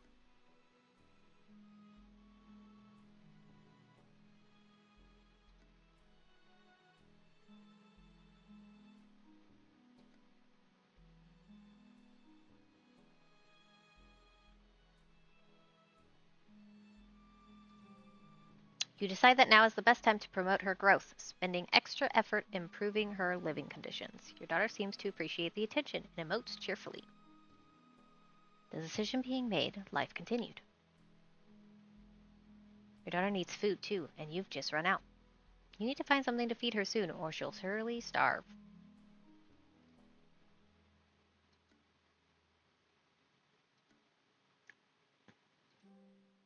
You spend the day foraging and digging in the woods, and return with a heap of mushroom food for your hungry daughter.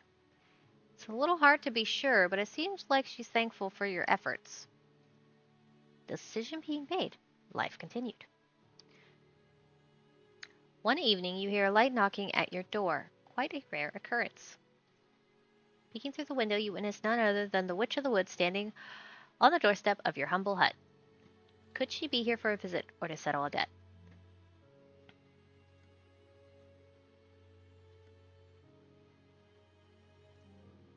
Perhaps it was time for your daughter to meet the witch. She could maybe even learn a thing or two.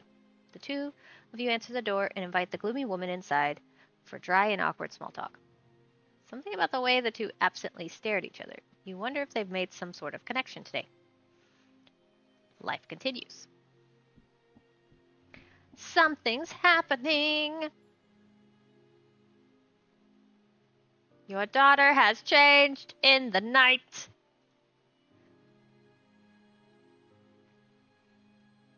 One morning, you notice that your daughter is nowhere to be seen. After an hour of searching the nearby area, you find her walking in a nearby meadow. To your surprise, the creature has now taken the form of a young girl. You feel relieved to confirm that the witch hadn't betrayed you. At your approach, she turns and grins at you excitedly before continuing to appreciate her surroundings.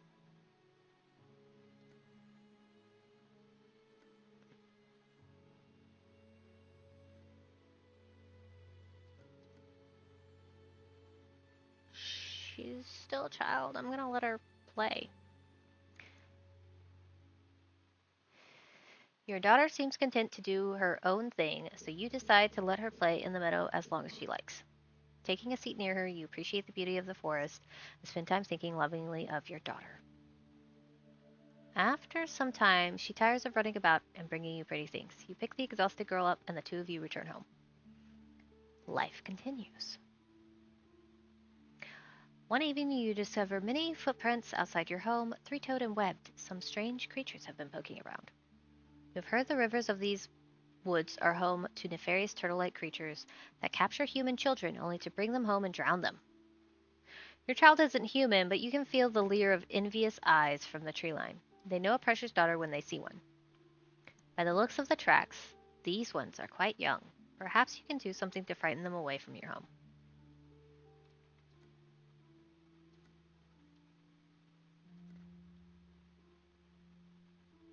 Deal with the issue decisively.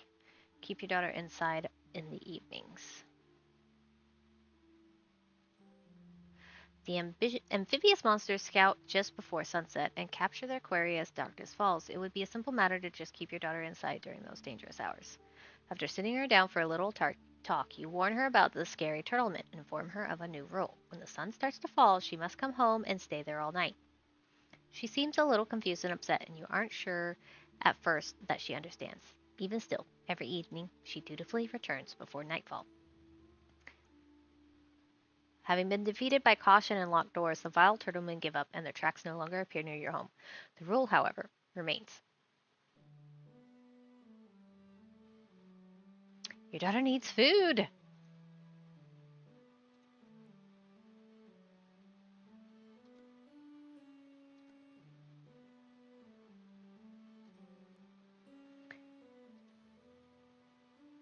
It seems she's thankful.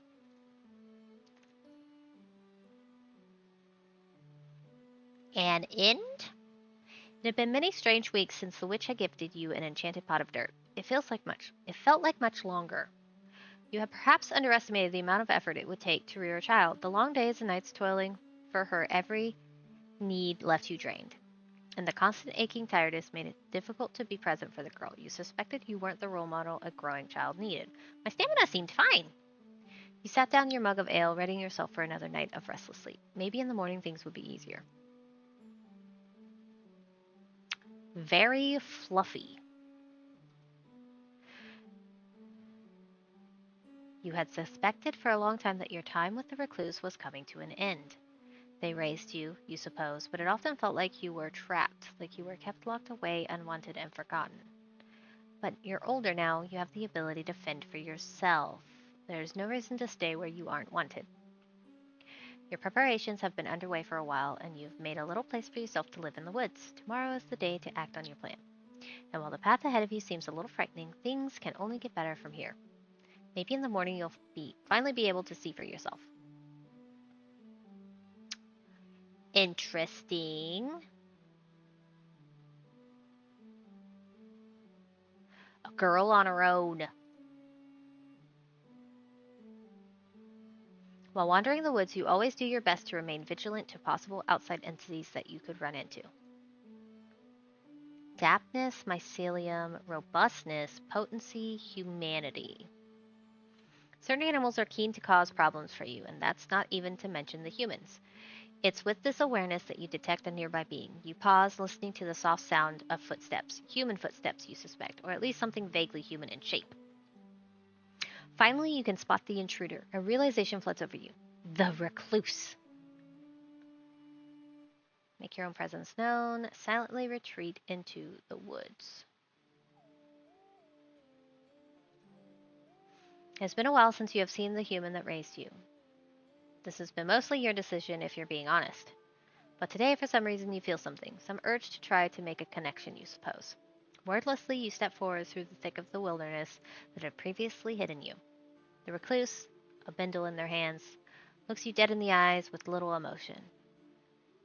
As if to say, oh, it's just you. This insinuation, though left unstated, fills you with an emotion that feels like it's grabbing your heart, or at least the thing that you think of as your heart, through your chest and trying to bring it out. You don't like it.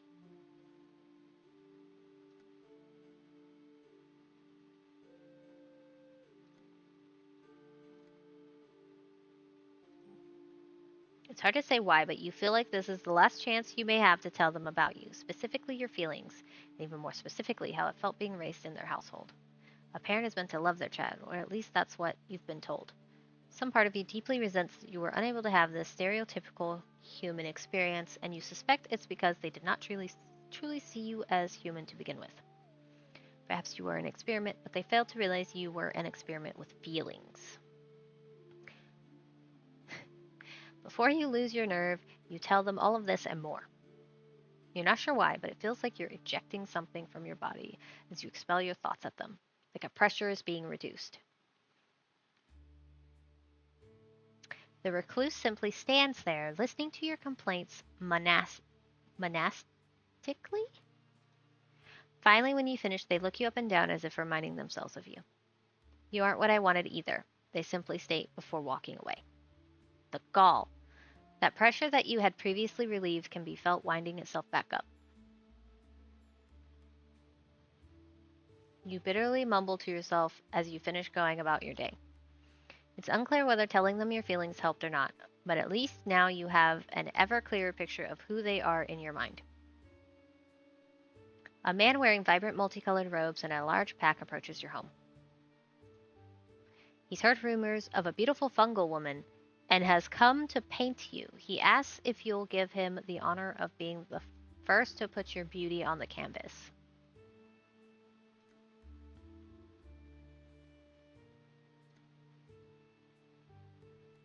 Convince the artist to teach you instead. He's caught off guard by your request, but happily agrees. The two of you sit together for most of the day while he teaches you a few things. After you have started to get a feel for it, the colorful artist packs up and heads out, gifting you with some paints, brushes, and small bits of parchment. One day, without realizing it, you had stayed in the village much later than intended. The sun had fully set, and darkness has enveloped all. Thankfully, you are fully capable of taking care of yourself. You know this settlement well, and the lack of sun does not change that. You decide to take a shortcut through an alley, but to your surprise, there are others there as well.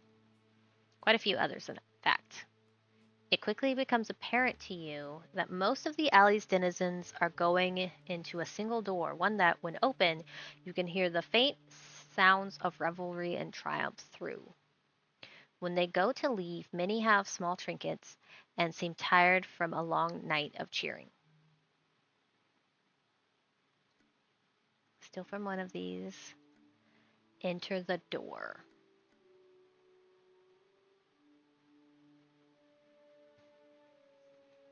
What are these stats? Fluffy.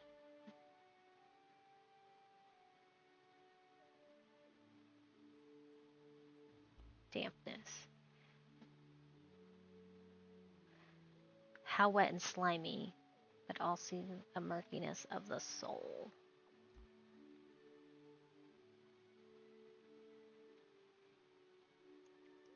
How healthy she is, and yet it could also be a persistent optimism. Increased by the ideal growing conditions, the status associated with her physical strength, strength of character,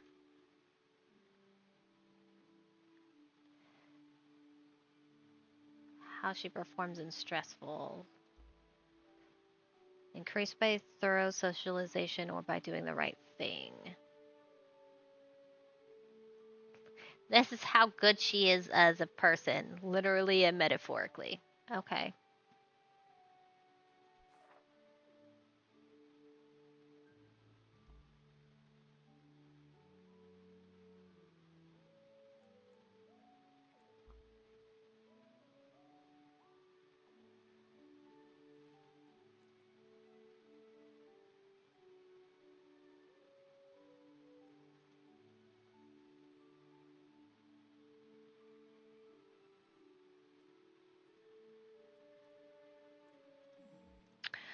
Um,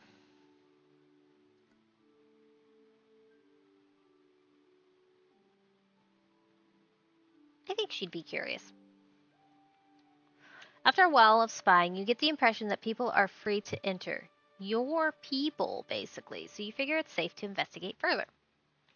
As you step inside, the roar of the crowd grows in volume and clarity. It takes your eyes a second to adjust to the dim light. You move past a few tables full of merchant goods into a large room full of people. At the center of it all is an arena topped with a fighting ring. The ring is currently in use as two combatants circle each other. One fighter is a man in a crude grasshopper mask constructed out of dyed linen and leaves. His moves, he moves with a quick staggered step, often feinting at his opponent. His opponent, a tall figure largely obscured by a dark cloak, counters nimbly, keeping low. You watch as the grasshopper man grabs the cloak, using it to pull his opponent around the ring. You find yourself drawn towards the crowd. The mood of the fight is simply intoxicating. Before you know it, you're whooping and hollering with the rest. Finally, in the thrilling conclusion, the caped fighter manages to subdue the crude grasshopper. They triumphantly suplex the masked man, to the joy of the crowd. Though initially slightly concerned for the man's health, you find that both fighters have support immediately afterwards. Slowly, the crowd begins to dissipate. What a thrilling event. As you go to leave, a chubby woman wearing an elaborately decorated pair of glasses stops you. I've never seen anyone quite like you before, love. If you ever want to fight, come back here anytime. I think we could help you be something spectacular. You accept a scrap of paper the woman hands you. On it lists her name and where to find her. After giving her a quick farewell, you dash back home with much to consider. You feel a crisp breeze. The heat is relenting. Trees are changing in color. Fall has arrived. While taking a stroll down the center of town, you catch the eye of a curious group of children. One of them lifts a finger and points at you and shouts, "Look, a big mushy." That's pretty rude by all means. What do you want to do about this?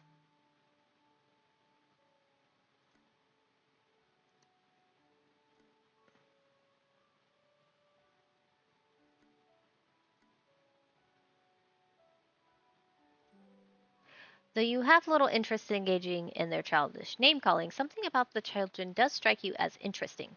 You approach an older man who seems to be keeping watch of the children and ask for permission to sit and paint them. He silently nods and you quickly set up your supplies.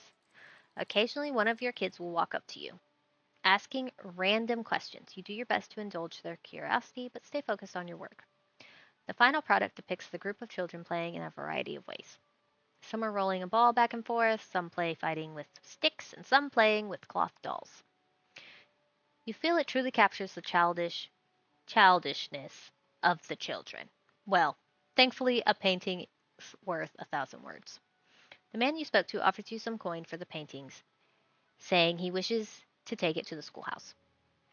You walk away proud of yourself, happy to have made something that others will enjoy the beauty of. Sorta reputable. You leave your humble abode in the later hours of the morning one day, only to set upon a strange woman not too far from your base. It's immediately apparent that she doesn't notice you. Heck, she may not even notice the camp that's just right there.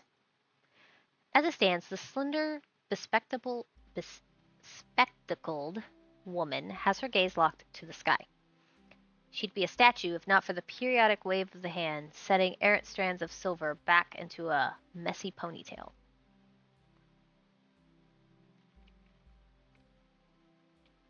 Watching her for a moment, you stand to reason that maybe something's wrong. Plus, she looks harmless enough. Maybe she's worth approaching.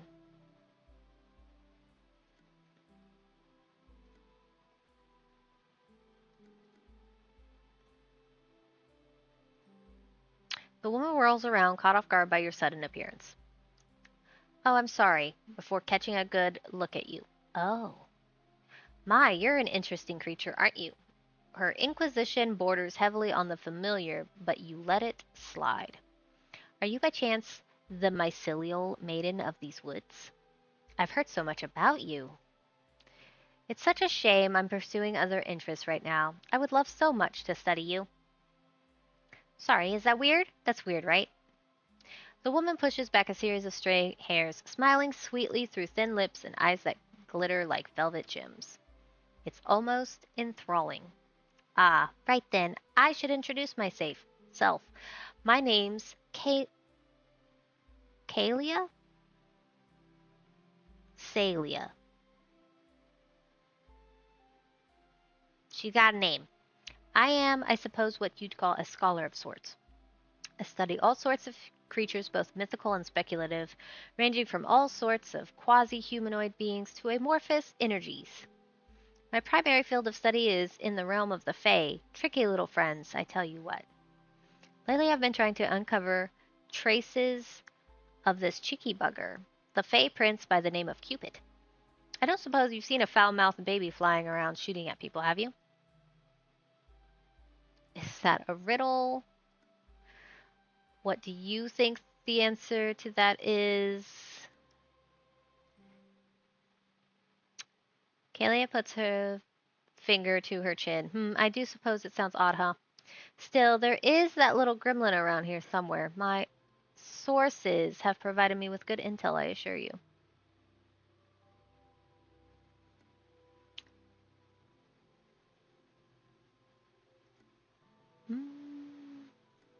Let's do that one. Oh, that would be wonderful. It definitely seems to be a lost cause looking for him here anyway. Tell you what. She hands you a small handbell made of lightly glowing bone. Take this and ring it if you find him. Of course, if you find anything else of interest, I would be thrilled to be notified. Holding the handbell, you give it a light jiggle. To your surprise, it rings out spectacularly. And you know, if ever you'd like a little studying of your own, well... Her face begins to turn red as she looks away, hand on cheek and stifling a giggle. Ah, nothing. Don't be a stranger now. With a... Was that a flirtatious smile? With a grin, she saunters away. You're left feeling a myriad of emotions, though a single question remains. You're not going to, get shot by a baby just walking about, right? You are woken in the middle of the night by a loud crash from your kitchen. You scramble to investigate and finally catch the source of the racket. A man hunched over in pain in the middle of your cooking nook. He spots you and seems to panic, waving his hands around. Wait, wait, wait. It's not what it looks like. Well, it's exactly what it looks like, but I injured myself, so I'm no longer pursuing that plan. Why don't you bless a poor fool and choose to excuse my rudeness?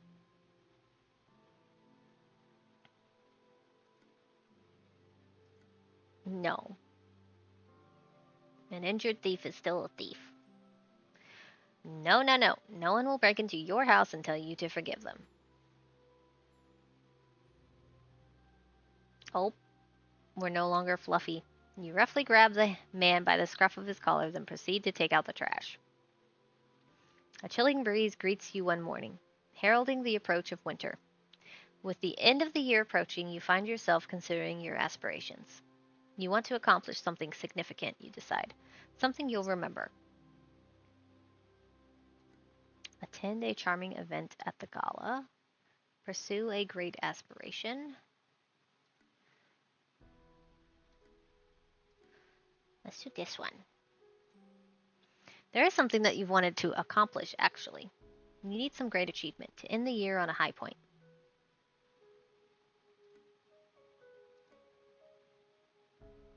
I guess we're gonna be hunting down Cupid.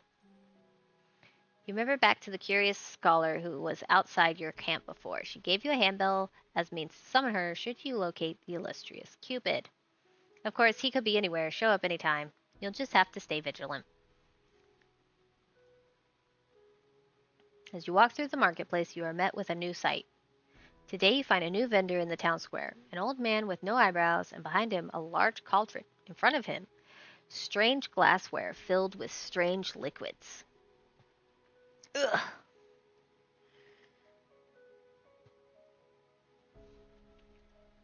The man seems to catch you staring. Don't worry, girlie. I ain't no witch, he proudly proclaims. You don't bother to tell him, but you're able to deduce that much. I have potions for everything. Tell me what you want, little mushroom girl, and I'll make a potion for it. This seems sketchy to say the least, but you can't help but be curious. I want to be something better. I want a different lot in life. I've always wanted to pursue different skills. I want to be stronger. I don't really want anything except perhaps a surprise. Let's do the surprise. You tell the man that you're relatively satisfied with the service your body has provided for you. You don't have any dire needs, and yet, perhaps something he could give you was a bit of surprise. Just a little jolt of excitement to liven up your day. He takes a look at you, considering the request. After a few seconds, he grins. I think I know just the thing for you. He quickly negotiates a price with you, and when the two of you reach an agreement, he begins to brew your mystery potion.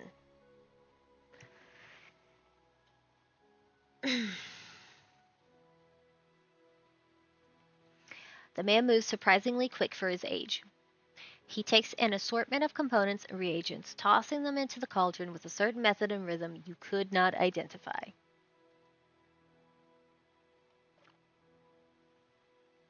Before long, he hands you a black, opaque jar. Drink this in a dark room and you'll notice the effect as soon as you turn on the lights. Enjoy your surprise.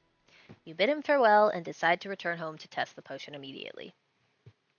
As you step into your hut, you draw your curtains. The space is dark, as you often like it. With a sense of excitement, you slowly open the jar. When you do, something leaps out.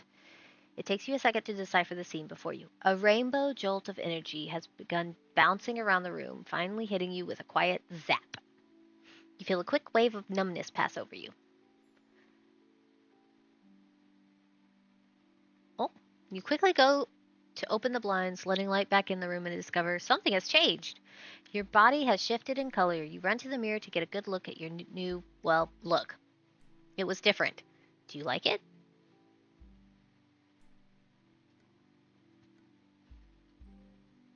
You think this new look will suit you well.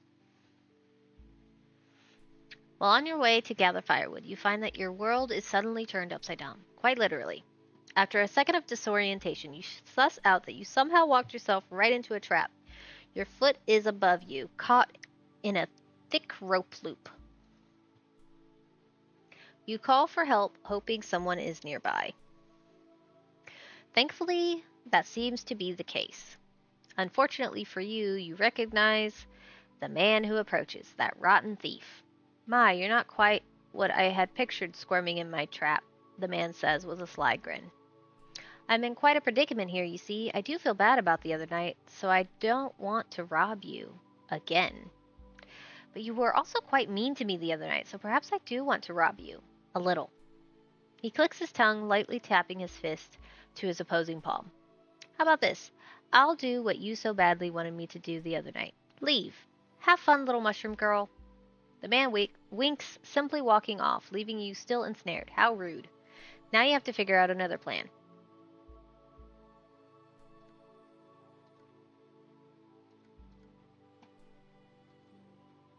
She's a little far away, but you know sometimes otherworldly creatures don't always logically make sense anyways. You call out the name of your companion, a fairy you've had since you were young. You politely call for her help, having the reverence that a human should for a fae, even though you are not human, you suppose. You sit and wait for a second, unsure if your pleas were heard.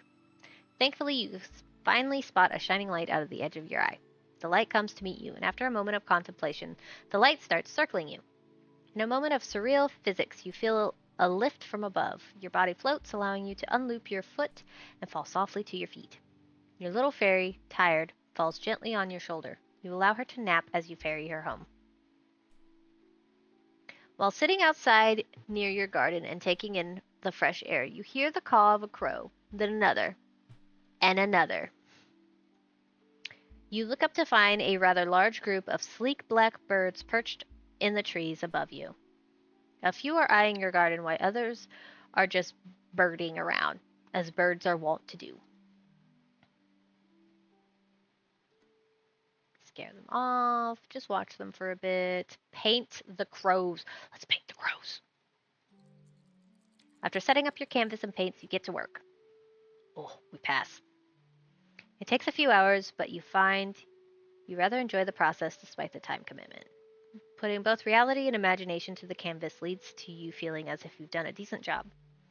The finished painting is a melancholy depiction of a large murder of crows watching over a long abandoned and overgrown garden.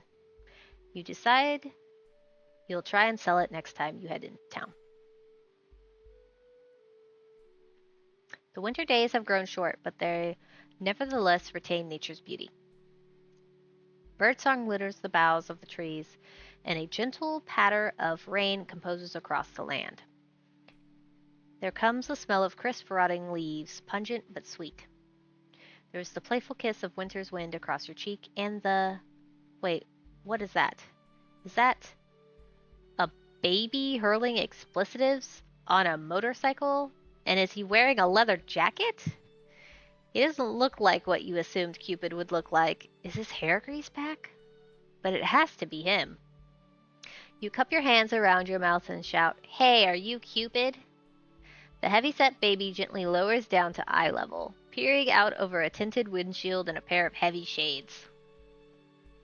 Alright. Ayo, pretty mush babe. How's the biz? Yeah, you're right, I'm Cupid. One and only. Well, that solves that. Retrieving your handbell, you give it a slight ring. The sound reverberates through the trees, bouncing around until... Hey-ya! Yeesh, that was fast. The scholar stands beside you, enamored at the sight of the legendary Cupid. Alright, cool cats, Cupid says. What can I do for the two of yous? Needing a little spark? Losing the passion? You're not entirely sure what he's getting at, but sure enough, it's making Kalia absolutely red. Why, nothing of the sort. In fact, we were looking to assist you. You are? Cupid looks at the two of you with raised eyebrow. You are? Well, rock and roll, baby. Let me go grab my sidecar, and the two of you can help me with my quota. In a flash, Cupid's gone, but you're safe in your assumption that he'll be right back. Turning to Kayla, she has a pensive expression. We're helping him with what exactly? His job, presumably. She cocks her head, an absent finger stroking her chin. Matchmaking, you know? Making humans get the warm and fuzzies for each other. The what? Warm and fuzzy? We're not setting them on fire, are we? She flashes a smirk. Don't be dense now. He's on his way back. See? A scrawny finger points to the sky. High in the sky, a three-wheeled beast of metal cruises by, far more bodacious than the single-seater Cupid was cruising on before. With a dip, it cuts low, pulling up beside you from behind. What is going on in this game? What is going on? Why are we helping baby Cupid? Alright, ladies, hop in. The chubby little grease baby says, with a complimentary double finger gun. Ah, yes, complimentary double finger gun. You grab one of the two seats in the sidecar with Kalia popping in next to you. With her so close, it feels oddly warm. And maybe a little fuzzy. Alright, Cupid calls out as the vehicle lifts back up into the air. Name of the game is Matchmaker. You twos are my spotters. We're gonna go around and spread the power of love in this cold, dreary place. First off, the village. After some time, you arrive above the village, just outside its walls. Nearby, a long-abandoned castle sits atop a precipice. Inside the town's walls, the people appear tiny and unaware of your presence. Alright, now here's the dealio. From a compartment, Cupid pulls out a box of chocolates. These here are our ammunition. Real groovy way to fall in love, you dig? He hands over the box to you. I'm not sure what your vibe is, mush ma'am, but you look to have the magic in your mojo. Do me a favor and add a little of your razzle-dazzle to the goods while I prep the rest. As Cupid begins to retrieve his bow and arrow hafts, you look down at the heart-shaped chocolates, considering your options. Besides you, Kalia sits expectantly, an inquisitive brow raised at the possibilities. Say something sappy into them. Say something moody into them. What's this chocolate for again? Looks tasty. We'll say something sappy into them. It's supposed to be. You think to yourself for a bit, then look over at Kalia. The scholar is staring at you intently, waiting to see what you do. Surprisingly, a bit shy, you lean down toward the box and whisper a few words. And apparently, we passed. Handing the box of chocolates back, Cupid looks over the contents. Oh my, so subtle, and yet you can feel the love. Oh, these will work perfectly, thank you. Let's try them out, shall we? Alright, let's start with, that one over there. Cupid inhales deliberately long through his nose. They smell unsatisfied, unmoved, unloved. They seek adventure, companionship, someone to share good times and bad with. Well, here we go. You two are my spotters. Let's go. Wait, what does he mean by swing? On the village streets, the down on their luck Jesse Jenkins walks the cobbles listlessly. Another day, another doldrum. The world never seems to progress for old Jenkins. Boss man's always angry and the coin purse is always empty. Jess passes by a clothier in town and stops for a spell to glance at the fabrics. They're beautiful, and maybe one day Jessie could don those lustrous garments. But not today. Jenkins turns around and proceeds to put one foot in front of the other. It's really the best thing they knew how to do. And as they resume their trek back home, fwing! An arrow embeds right in Jessie's shoulder. Jessie, stunned, stops and looks at it. Chocolatey goodness oozing from the wound. Ah! Alright, got him. Now, spotters. Now, I need you to find me a good schmuck pronto. Another one. You turn to Kayla, expecting a confused glance in return. Instead, she's hastily scrawling in her notes.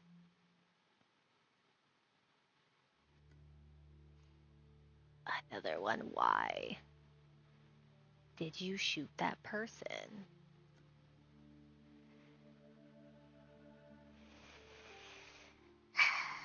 She's so...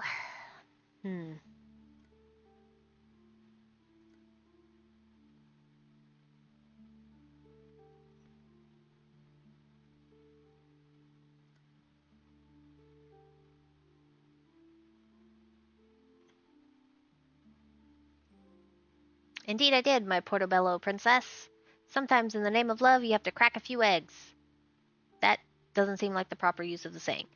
Then again, they're the one with the weapon, so you just chuckle and get to spotting. After being handed a pair of powerful lenses, you're able to make out some detail of the passerbys below.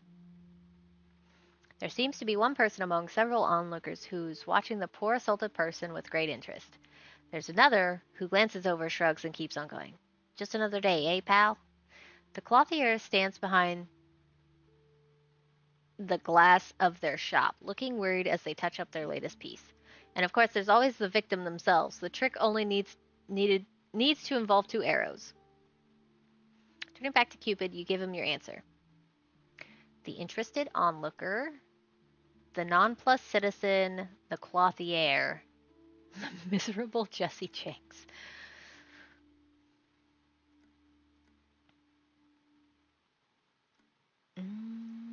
I kind of want to do the clothier. But then there's this symbol right here. So I guess we'll do this has a heart. It feels like a dead giveaway. That one. Upon receiving confirmation, Cupid aims and lets loose. The onlooker, hand on their mouth in frozen fear, watching the poor Jankies scream about this fey-damned arrow, doesn't even feel the chocolatey tip dig into their skin. All they feel is a deep burning love for the endearingly screaming, loving it, Jankies. In a rush, they bound over, cooing and hushing and helping out Jankies with the damage from their suddenly vanishing arrow. All that followed was a long, deep look in each other's eyes, and the budding of love. Hey, that worked great. Cupid looks over with a wide smile. You're a good spotter. Well, let's keep on going. Can't stick around too long in one place, you know? Without delay, Cupid takes off west. Traveling west, the day is growing long in the tooth.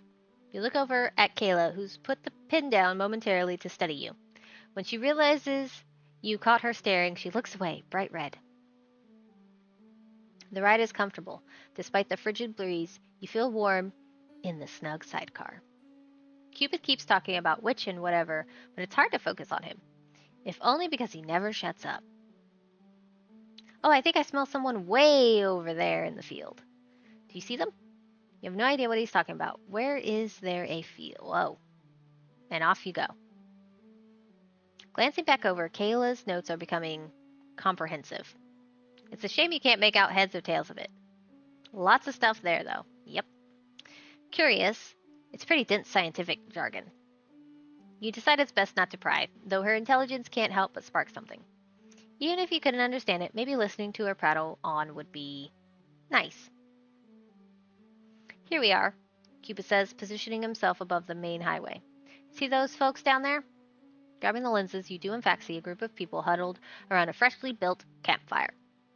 All right, and a 1, a 2, a 1, 2, 3, 4, and there goes the arrow. Fwing! Here we go. Down below, around a modest fire, sits a dear group of friends. And the suave, fashionable Alex, the dude, Brohampson, is just one among them. Unfortunately for her, she's Cupid's lucky chosen. Fwing! The arrow sits square in the dude's chest, and when she looks down to inspect the damage, all she can muster is, huh, bummer, dude. Meanwhile, in the rest of the circle, well, Cupid says, you're up, spotter. Who's the lucky one? Honestly, there's only a handful of folks down there. There's someone who is sitting especially close and seems more attentive and proactive than the rest. But they're all trying their hardest, it seems. There's also, well, the fire.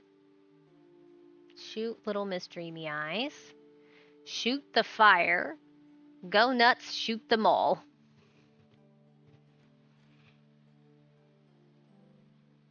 Her, all right, you got it, boss. And with extreme dexterity, the chocolate flies. And the girl is caught square on the top of her head. The girl kneels, consoling the dude when the arrow hits her. And before things become too hectic, oh geez, the two stare in each other's eyes. There comes a serene silence among the group, a profound understanding. Hey guys, get a room, one of the friends says, cutting the tension. And while the group is alright, there is a new dynamic blossoming between the two. Love. Wow, we're on a roll, let's go. You're a born natural at this, absolutely groovy, baby. Well, we should get going, there's one more stop in the night. Cupid gets the ride going and begins once more heading west. At this point, the day has sloughed off to evening. Looking over at Kalia, there's a distinguished tiredness to her eyes. She's been working all day and a great smile has shown itself on her face. It's rather beautiful. This time, she catches you, and when you look away, you're almost certain your mushy cheeks have grown red. The air is getting colder, with nightfall only getting worse as you pass through a snowy patch of forest. Though even with the cold, you never felt warmer. Weird. 100% falling in love. Next to her. Here we are, Cupid says at length. Someone's dreaming. You awake with a start, never realizing you had fallen asleep to begin with. As it turns out, Kaylee awakes in a similar manner, and you find yourselves having leaned against the other. It's almost a shame to wake up. Last one's down there, a tired old sort, long removed from society. Does he even remember the warmth of love? You grab the lens, curious, and look out toward where Cupid directs. It's difficult in the dark, but you locate them at length. It's an elderly man sitting on a stump. All the love in his life has been snuffed out long ago. The poor soul has no direction left with which to steer his heart. You feel a pang of pity for a second before you look back. The man is crumpled over, grasping his back and shoulder. He seems to be groaning on the forest floor.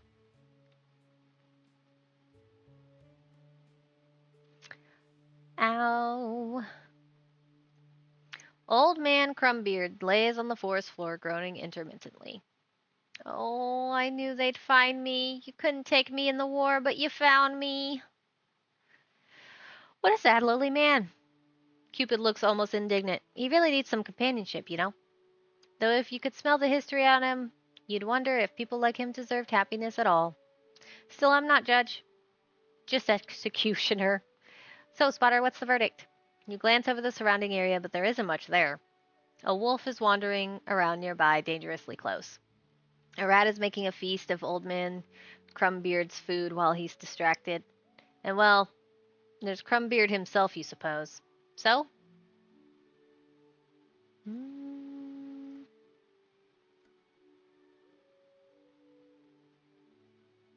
Shoot the tree? Okay. We shoot the tree. We can have him love himself.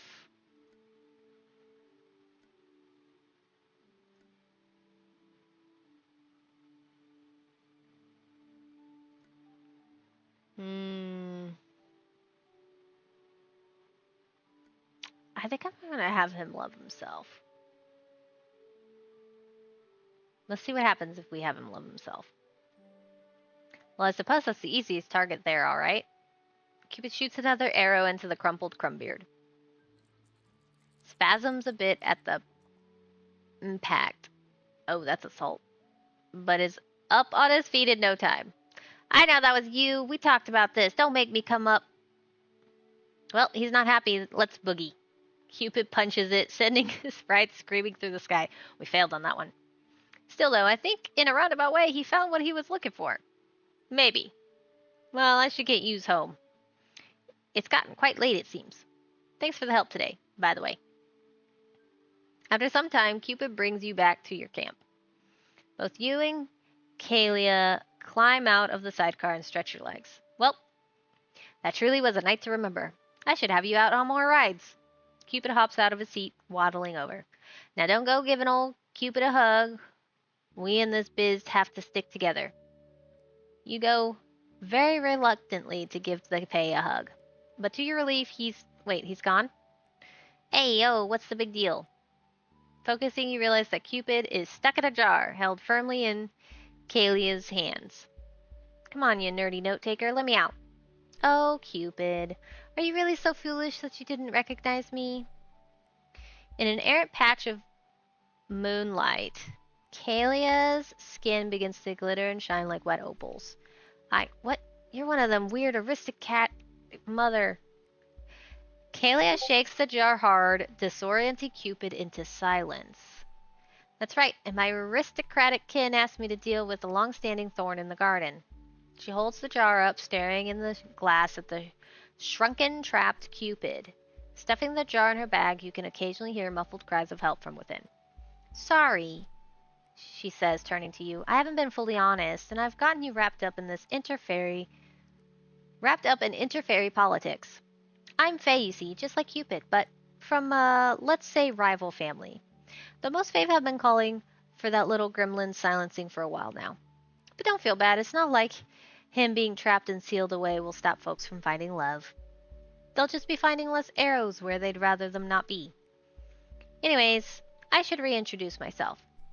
She takes your hand in hers, giving a gentle bow.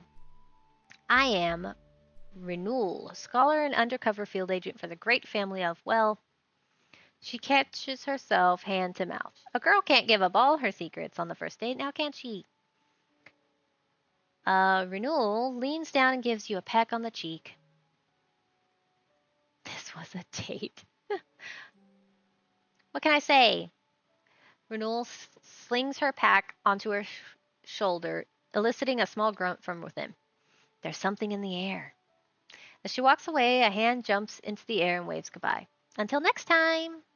You smile watching her depart. At length, you take one last look at the sky before going to bed. It really was a match made in the heavens. We got an ending. I became a paragon of love. Elegant key lime tuft.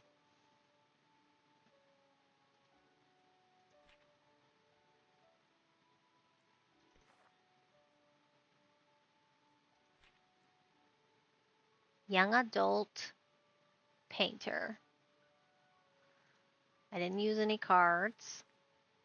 Strict. You were once covered in soft tufts, but life is occasionally rough. Okay.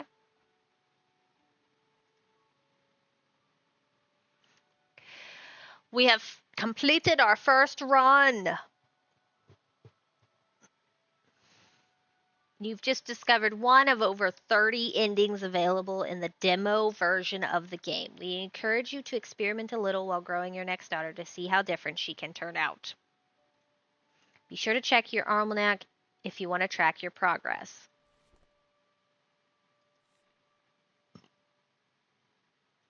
What is this?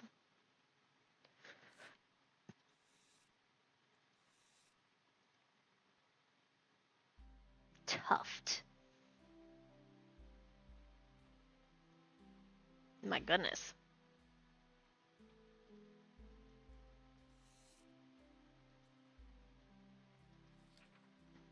A cute mushroom covered in tufts of soft spikes. Very fluffy.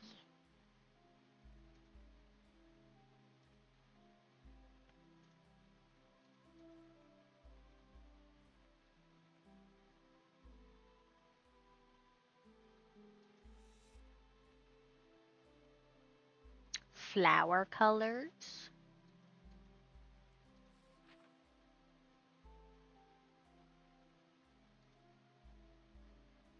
Interesting. Ooh, there's fallen daughters. So we can have bad endings, is what I'm hearing. We've got plenty in this demo to keep you busy farming for a while, but I thought I'd also tell you a bit about what awaits players in the full game. We're excited to be working on a new system of mini-games for you to play between sessions. Each grown daughter earns you spores, which can then be used to purchase mushroomy garden supplies. What you grow in your garden can help shape your future daughters, allowing players a little more control over her outcome, or even eventually allowing you to jump right into the third act.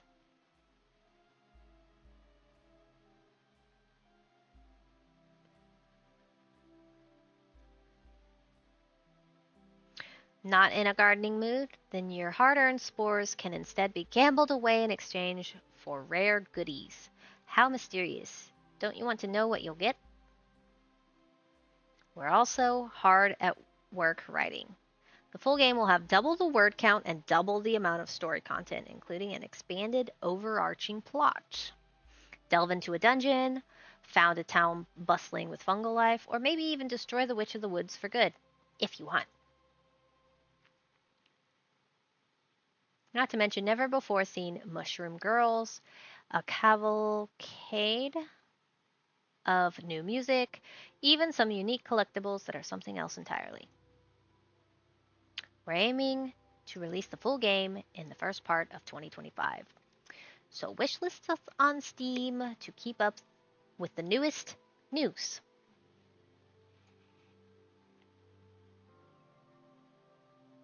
You won't be able to transfer your progress from the demo. You'll get a little bonus in exchange at least. Thanks for playing.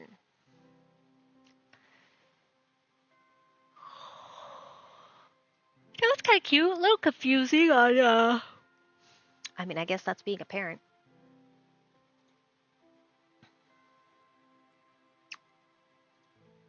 I might play more of that off stream since there is a lot of reading involved. Yes, quite a bit of reading.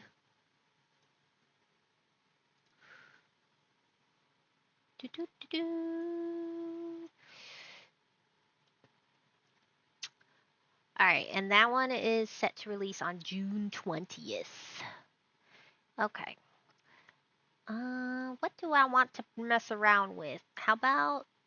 Ooh, let's try this one. Pull up the store page.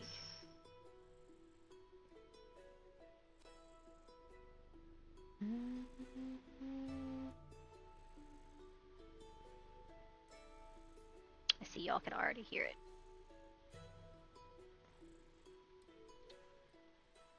Turn it down just a little bit.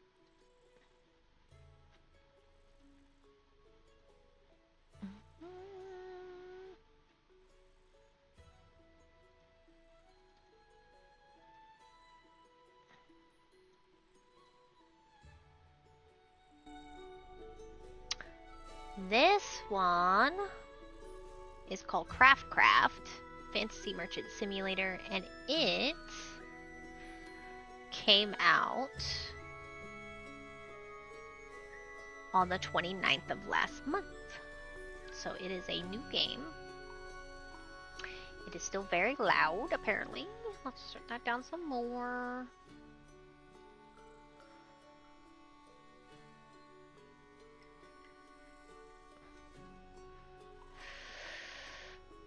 And this game is... Let me read the description for y'all. Story-based RPG merchant sim. With cats! So of course, we should be excited about that. Let me update. We're gonna go through so many demos today.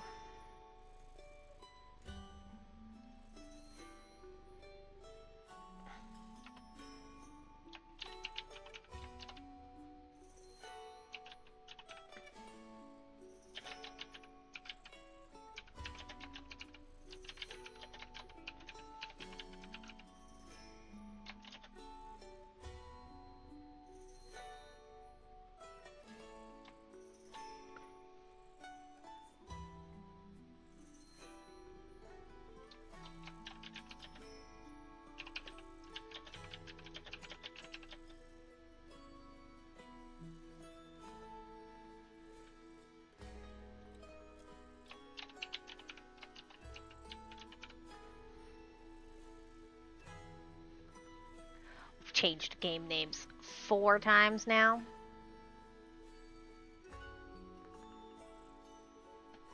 Alright, let's start this demo. That was loud.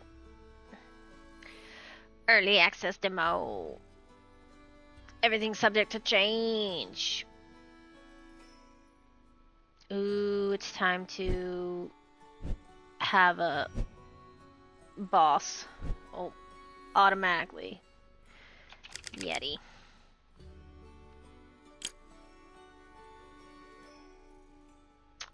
Sleek mascot. Yeti, you have a sleek tail.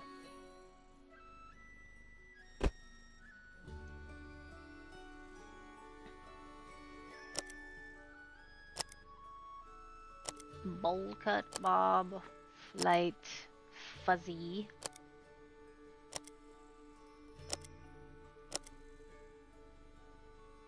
Is there like a spin involved in this? Wolf cut. Pony, Shaggy. Twin puffs. Bald.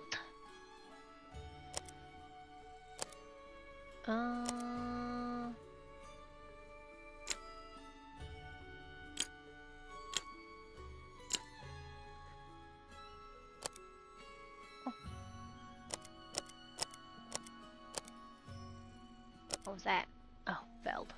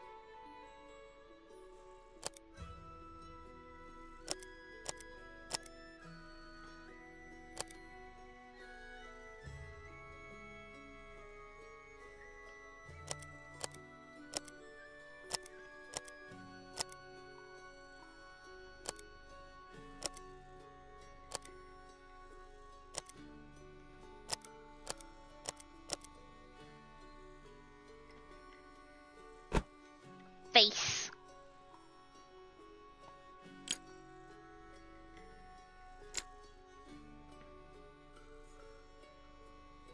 Patches. Stripes. None. Yeti has stripes. They have to be orange.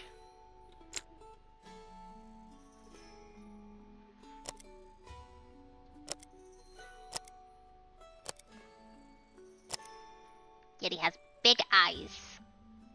And his eyes are blue. No, this blue. Lion, button, slim. Let's do button. I think we need to change the hair. Oh my gosh, look at that. Look at that face.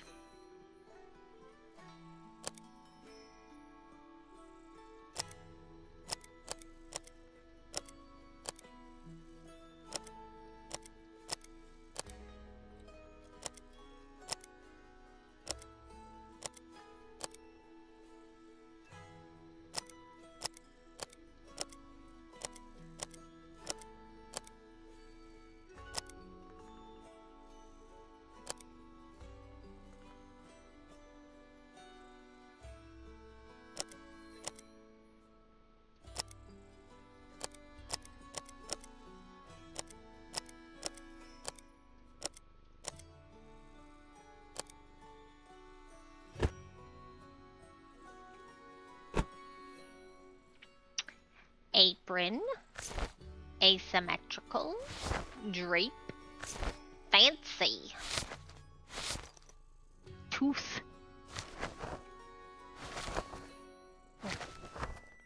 skyscraper.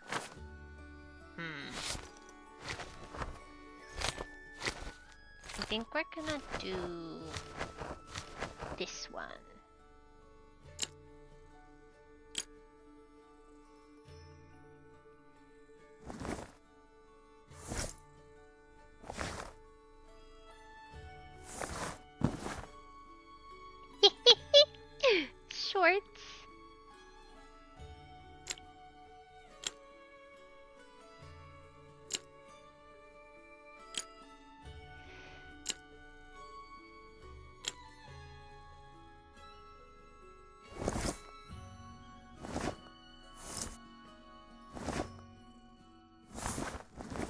I think we're gonna do shorts.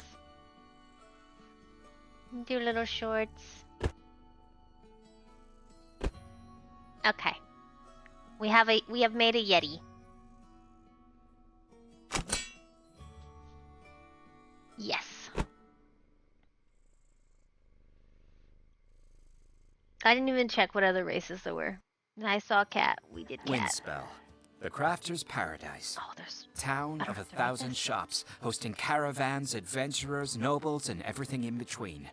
From the far-flung spires of Spindlegard to the salt-brine jetties of Scuttlebutt Reef. From the oasis villages of Bronze Ridge to the mysterious depths of Nettle View. You still can't believe that you finally managed to open your own storefront here. It's at the back end of a laneway where the city guards forget to light the torches at least once a fortnight. And the water pumps don't always work on the first attempt, but... You're not sure what exactly you're going to sell yet. That, you reason, depends on what the customers ask for. You're flexible. So hopefully those customers start showing up and buying things sooner rather than later. Any day.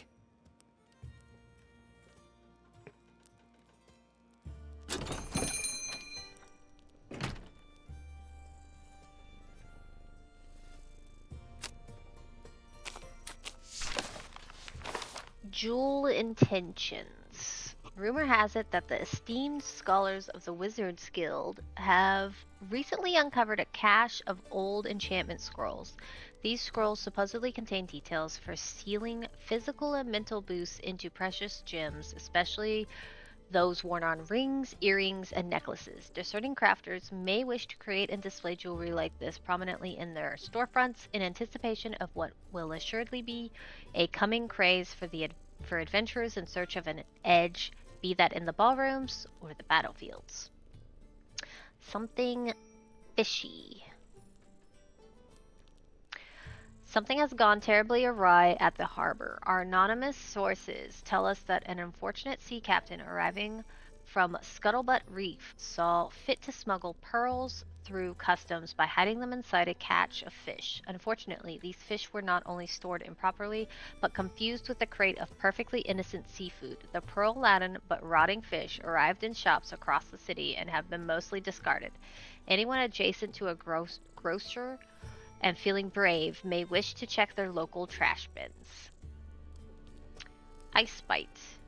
And a natural cold front has spread across the city. Bundle up and watch out for slick patches on the road as all those puddles freeze over. Okay.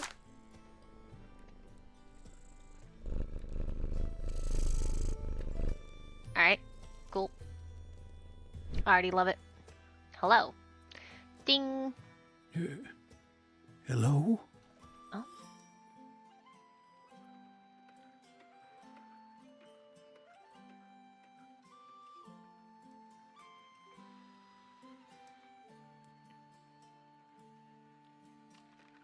Groundskeeper Bellin, please. Or better, just Bellin. I understand that you offer smithing services here. 1 sec. It is still too loud.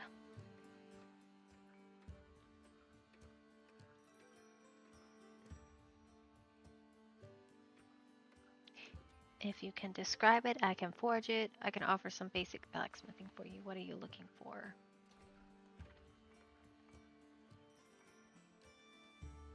Well, I have been scrimping and saving for a blade for quite some time, and I believe I am finally ready to commission one.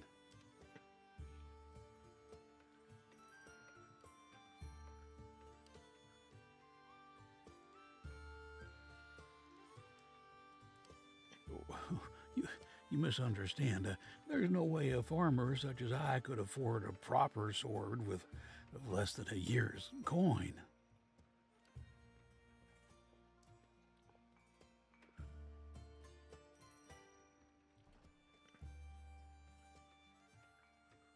Well, a simple dagger would suit me, I think. Something I could use for whittling and to cut back the overgrowth around the edges of the farmstead.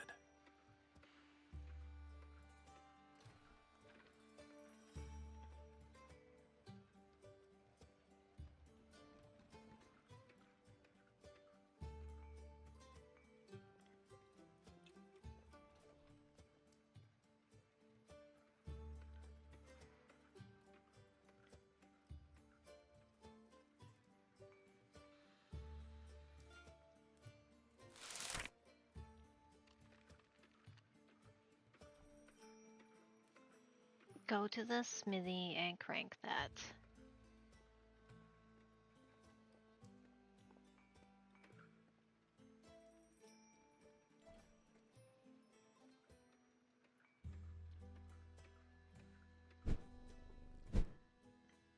Okay.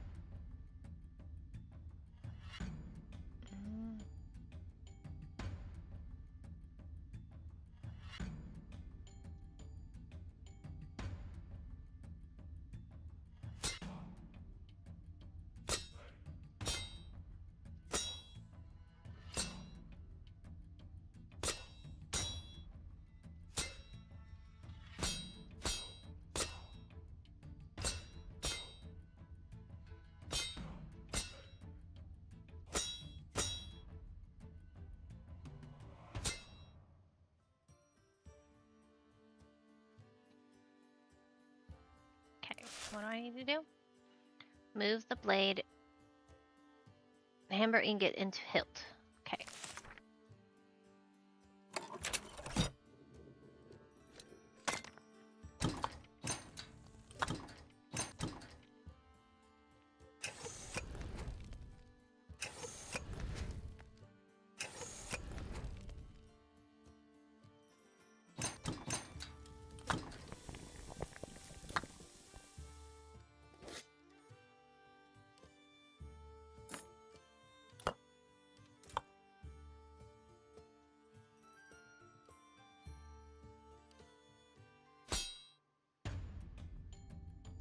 Dagger.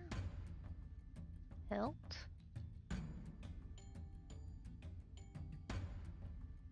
Ribbed.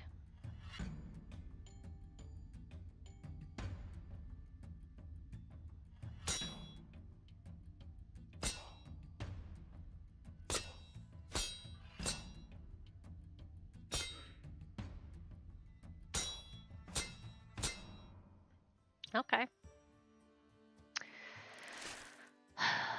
Move the blade to the workshop. Oh, we gotta sharpen the blade. Sharpen the blade.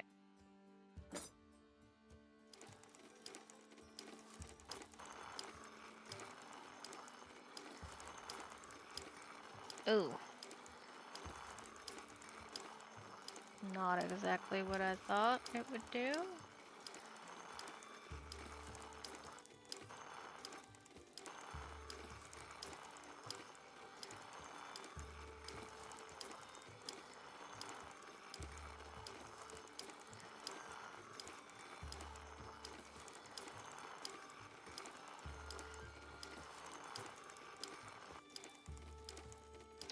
I don't like this, actually.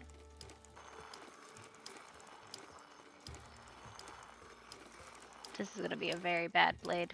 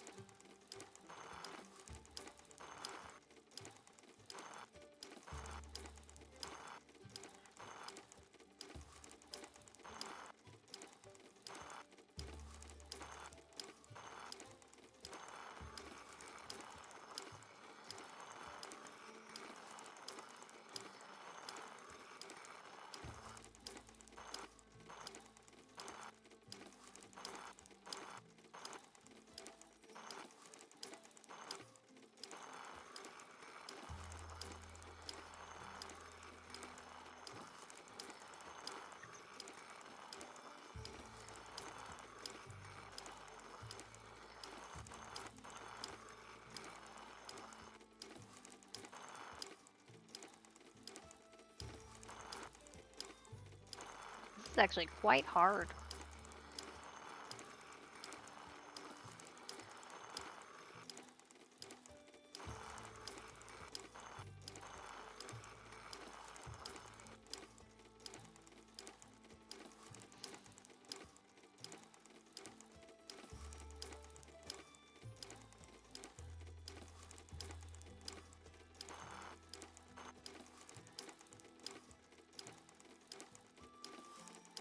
Is that like it?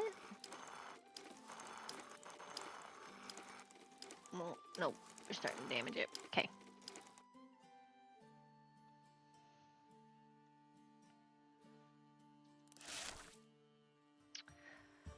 Assemble. Move the hilt to the work. Click and drag or use the arrow keys.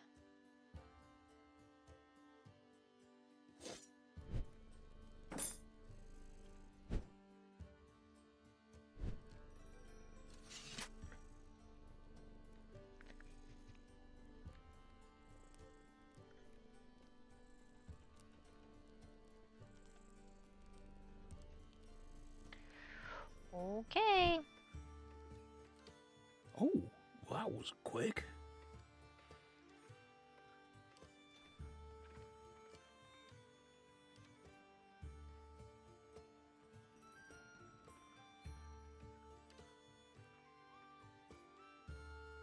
Well, let's have a look.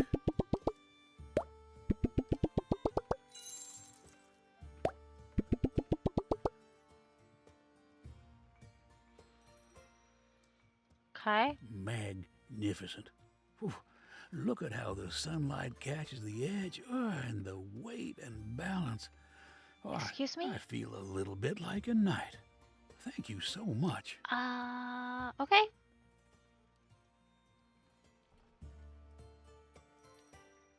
I will make certain to mention your name, and your reasonable prices to all my neighbors. Ah, here we go. We don't have much coin between us out beyond the walls, but we always have equipment that needs patching, tools that need replacing. Taxes being what they are lately. But anyway, I've kept you long enough, and you've no need for a farmer's complaints. Best of business to you.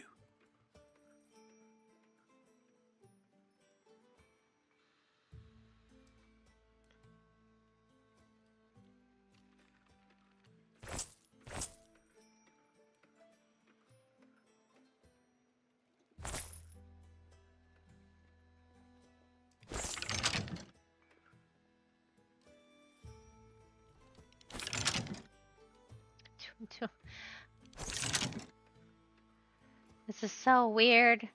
This is so weird. Hello, Avicorn. Thank you for the raid. Welcome, welcome, raiders. How are you doing today? Hello. Ding. We have a new customer. Welcome, welcome.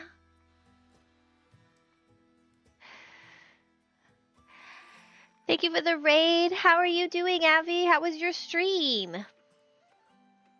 It's a wonderful day. Hello to the kitties. Yes, hello to the kitties. They are being extra cozy.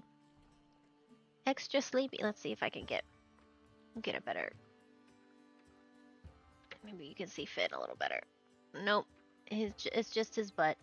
You're just gonna see his butt. He's just being a potato in his bed. I'm glad you had a wonderful day. What did you do? What did you stream?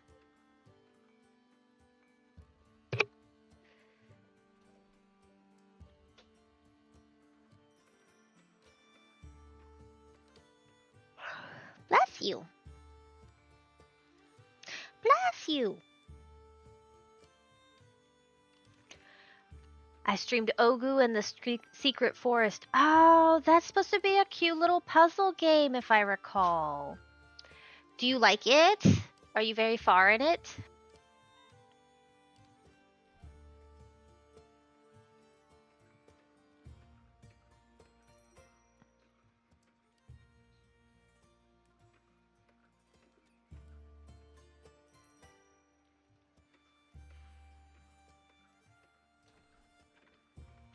chill game, so I thought I'd keep the chill vibe and join you. I'm not too far yet, but the puzzle aspect is real. Well, thank you for the raid. For those that are new to my channel, my name is Monkey, and I have two adorable co-hosts, a Yeti, who is currently in my lap, and a Finn, who is currently in his heated bed. They are usually with me. That is why they are deemed co-hosts. Today is demo day. We have gone through 4 demos so far, and we are currently on Craft Fantasy Merchant Simulator. It just came out, I believe I said May 29th, so it's fairly new. And they let me make a cat person, so of course I had to make a cat person. We modeled it after Yeti. We modeled our character after Yeti. And a little bit of Finn, because they're both white and orange. Yeah, so far, we're not very far into this demo.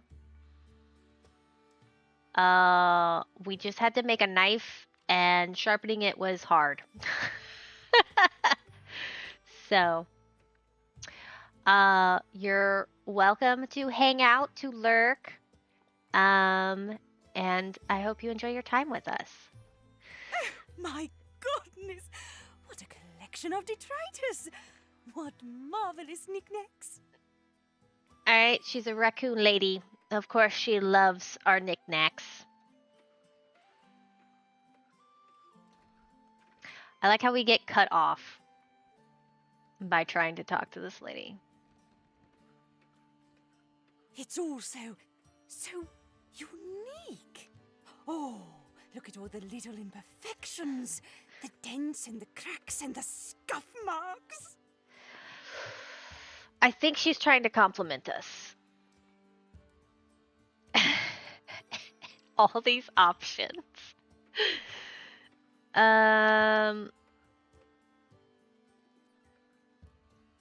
You'd never see this allowed back home.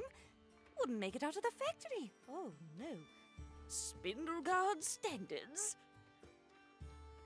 Maybe she's not trying to compliment us. Maybe she's gonna be our antagonist for this.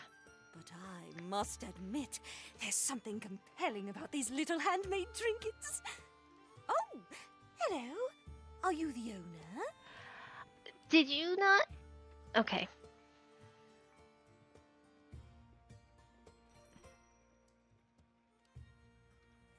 I am Frau Emmeline Josefa Nellinan III of Spindlegard. Of Spindlegard, okay. You seem to at least think you're important. You probably are important. Oh, Yeti, you have a booger. It's time to be assaulted. We have to assault you. Come here. Yep, there you go. No more booger. Okay.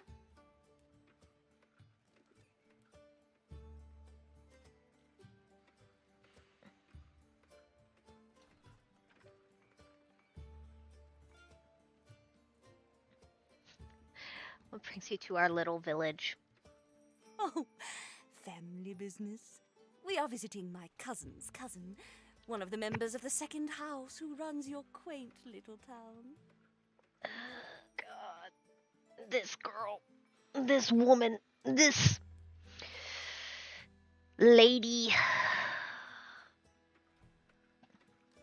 Aristocrat, one could say.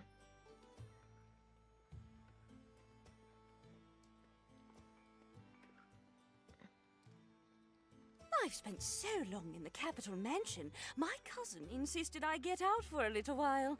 Take in the fresh air. Do some shopping. Okay.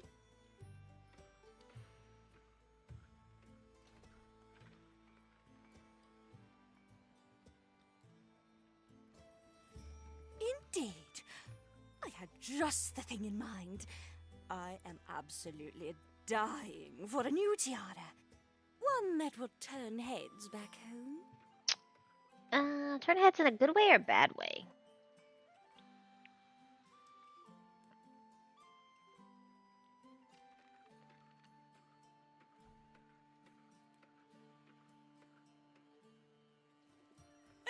Oh, no, you misunderstand. If I wanted something fancy, I could get it back home from one of the factory shops. Okay. I want something handmade. Something unique. Something I could only get here. You have all these scraps around your shop. Surely you could cobble something together? Sure.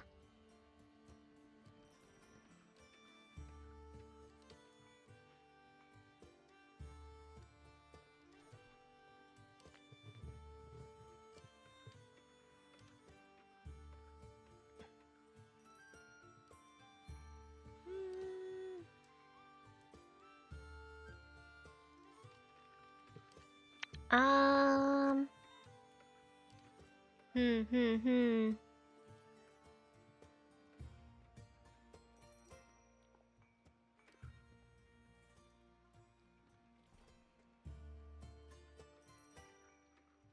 Yes, precisely.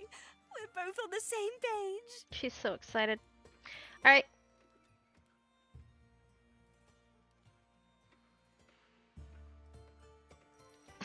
We'll build you the trashiest tiara. Um.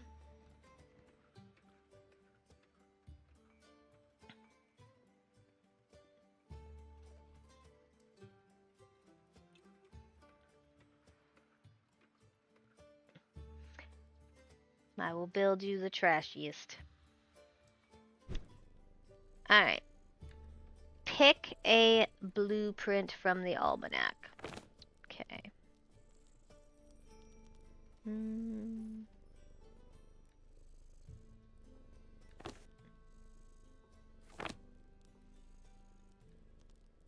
This will probably be the easiest.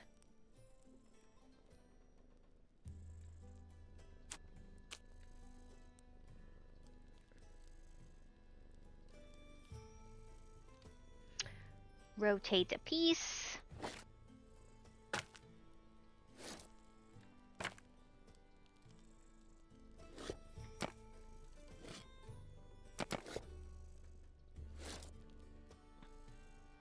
Grab a piece from the bunch, put it down, and use hold R to rotate. Okay. Okay.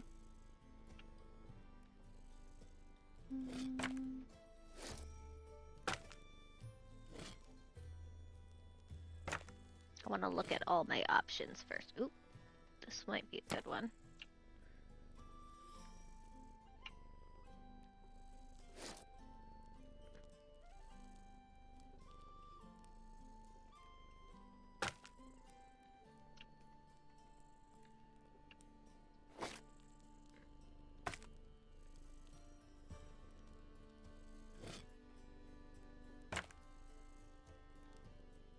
Glue two pieces together.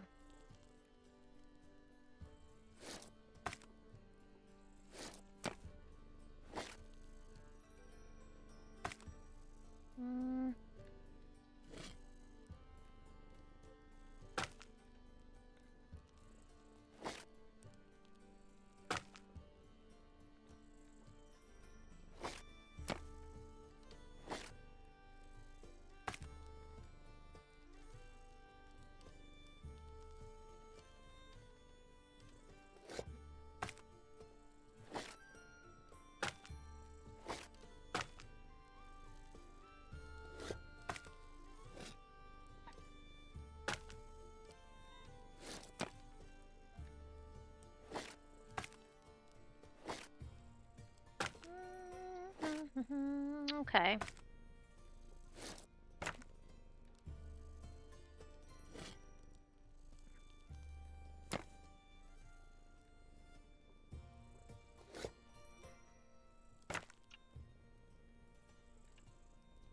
Can you not steal my water?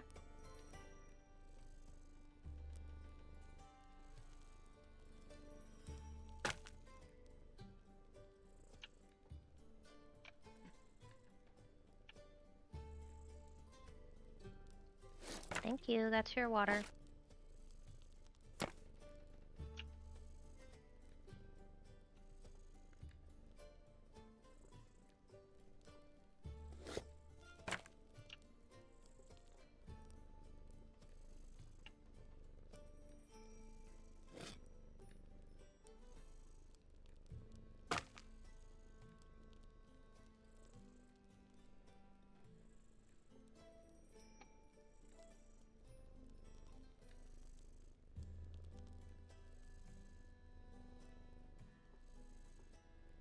How do I glue?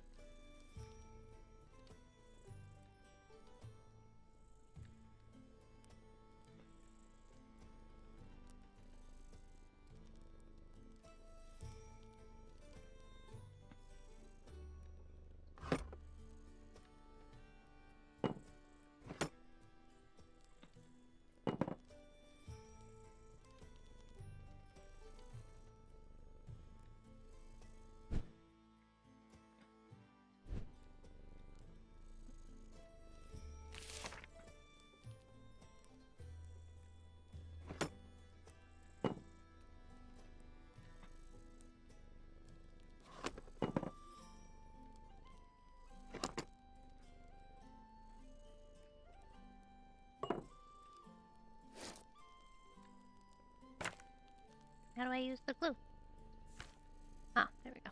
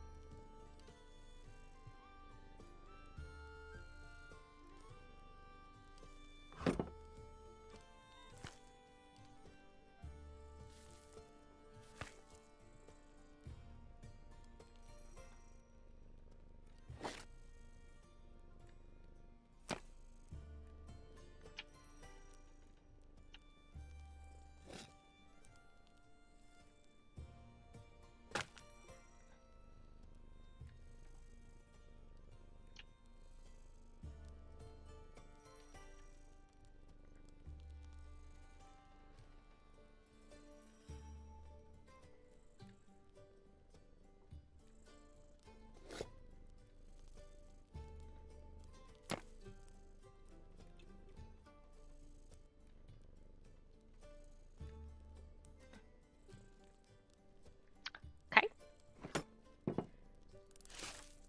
Decorate until happy.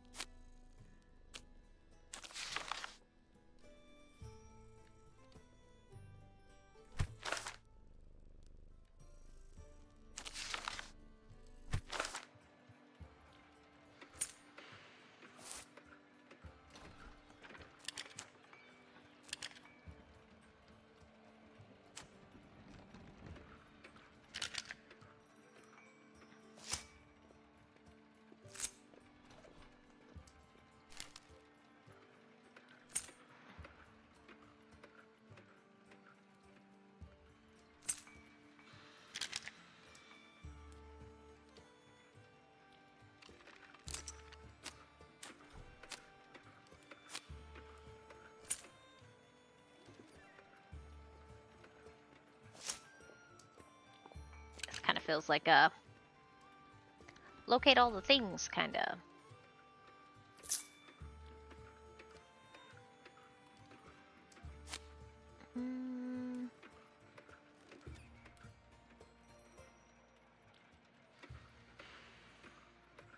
suppose we could try eggshells.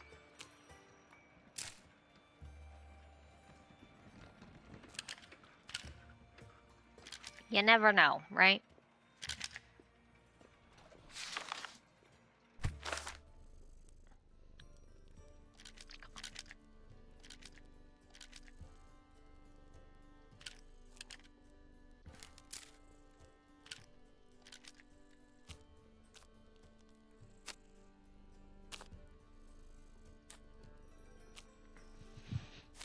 Oh, it's a ticket.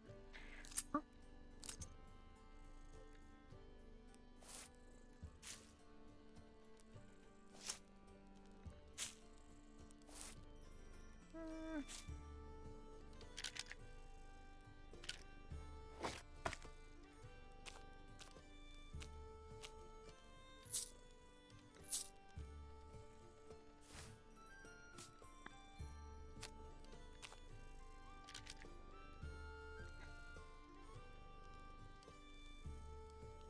Could do that.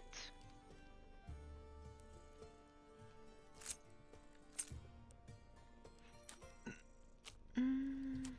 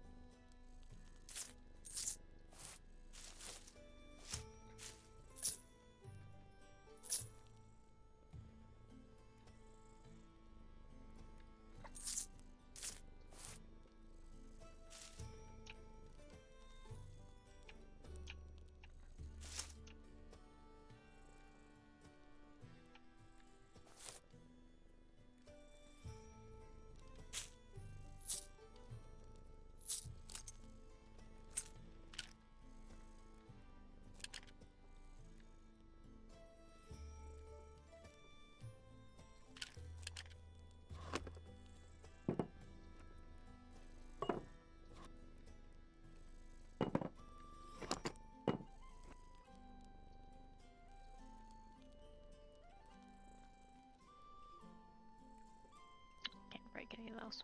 Okay.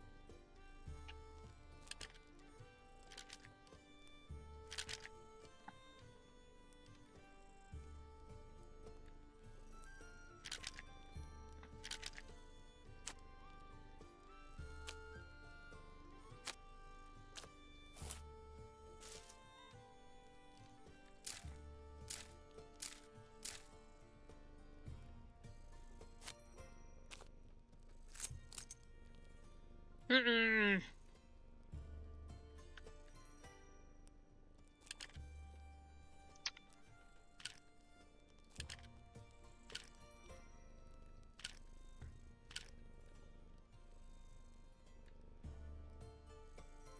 I'm a symmetrical kind of gal, so like this is actually bothering me.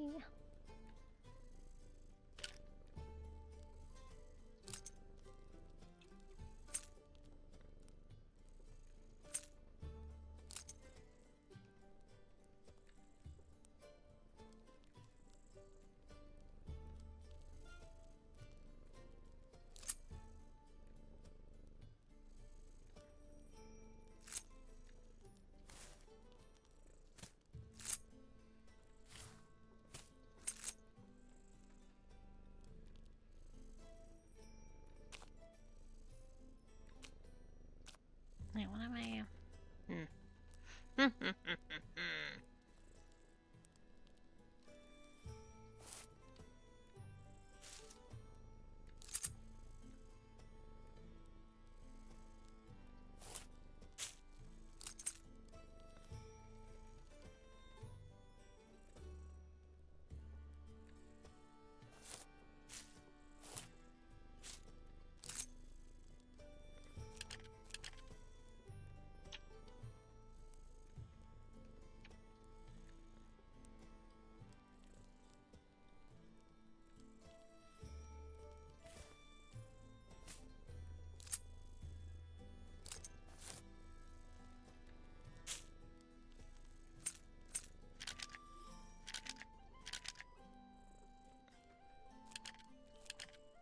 Ooh, that actually fits kind of perfect right there.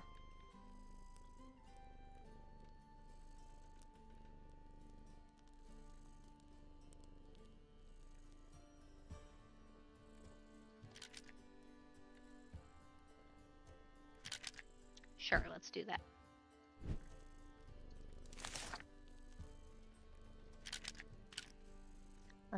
Let's just try not to overthink it.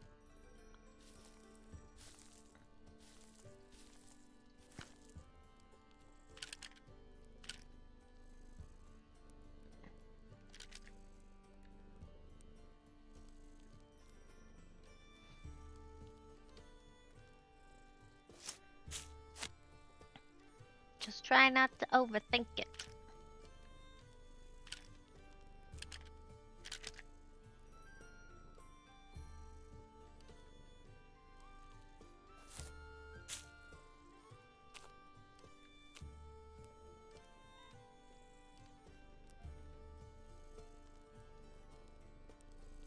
Okay. Decorate until happy and sell.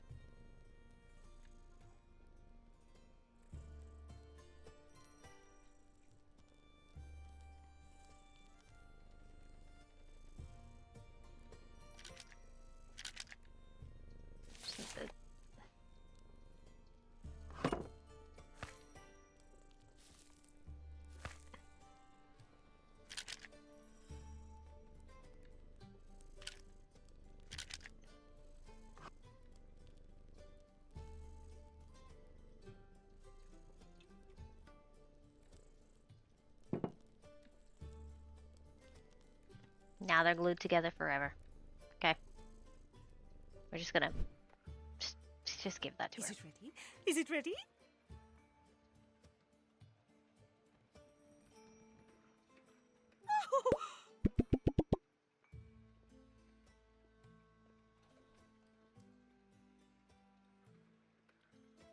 I...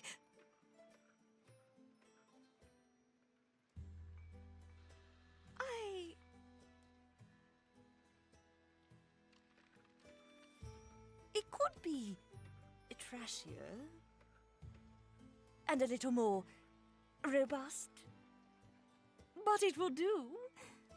At least there's a story behind it that I can recount at the next gala.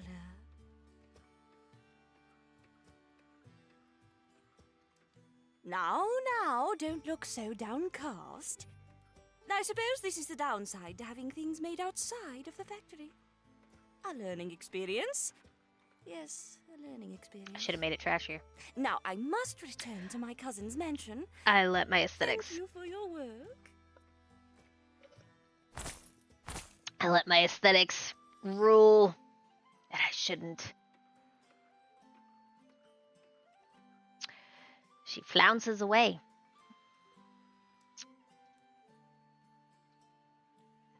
She was nice.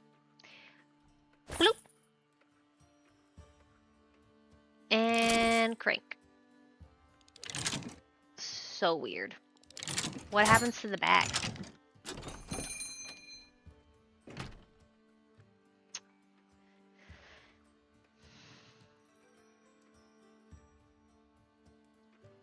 Day Watcher, please. Day Watcher Anders, pleased to make your acquaintance. The sign in the window said you can make swords. Oh boy.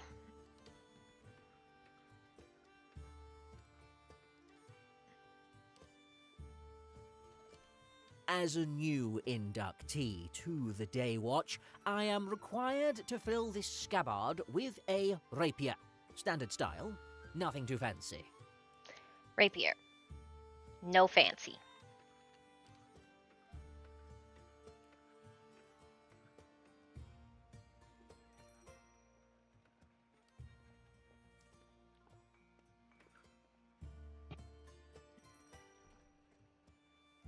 Hmm.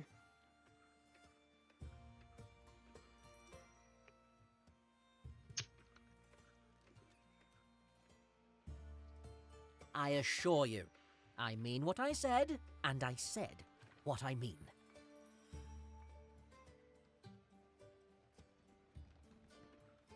I must say, I came here to buy a rapier, not to be questioned.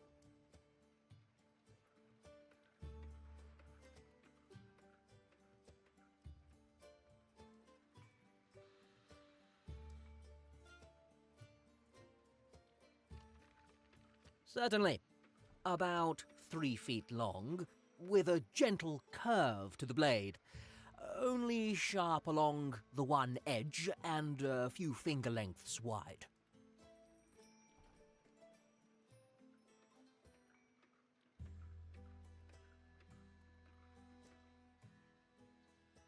Yes, exactly. Okay. I'm glad we're finally on the same page.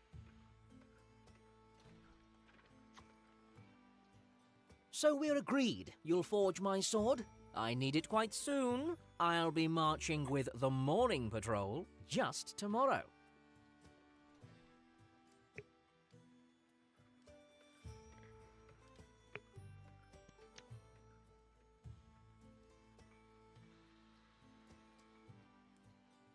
Alright.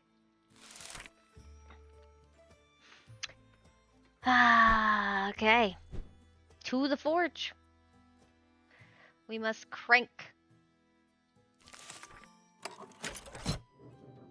This is the hard part of the game.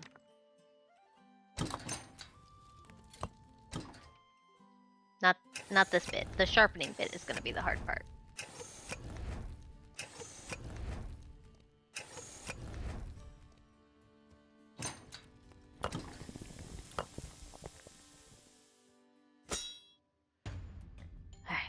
Sword, blade, saber,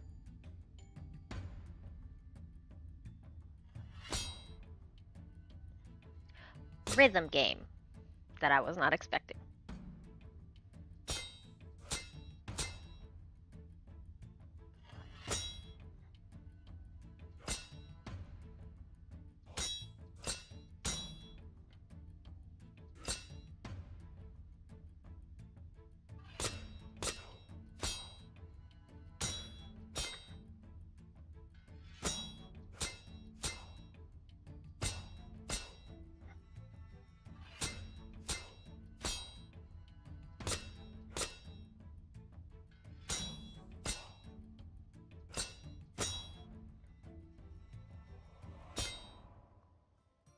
Jesus, huge. I'm scared.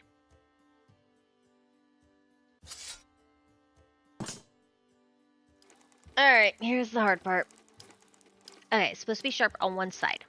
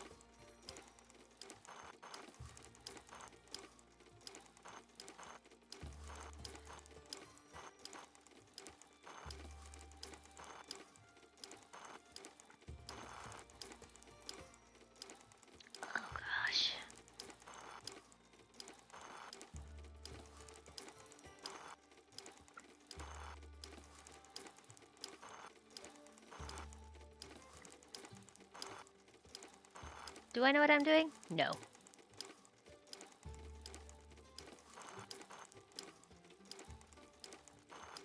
Green is good. That's all I know.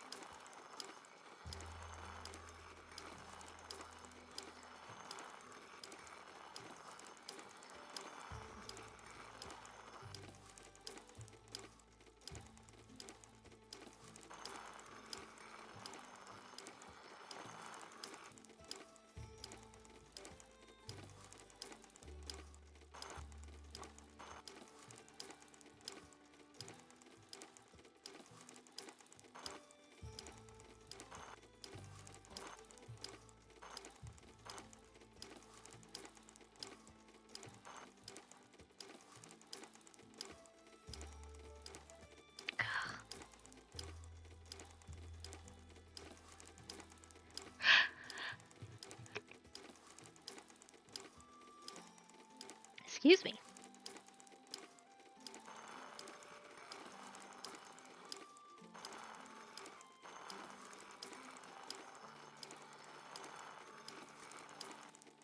I think that's sharp enough.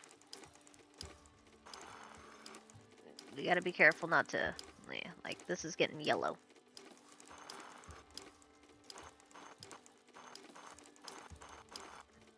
Though, maybe it being a little foggy is not... Maybe I want it to be yellow?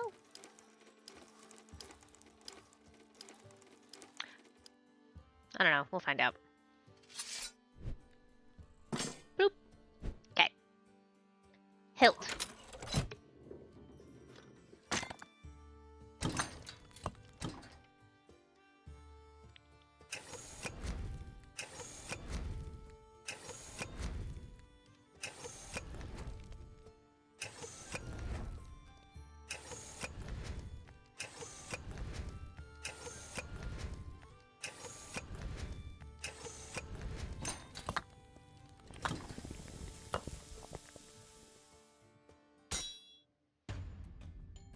Sword. Hilt. I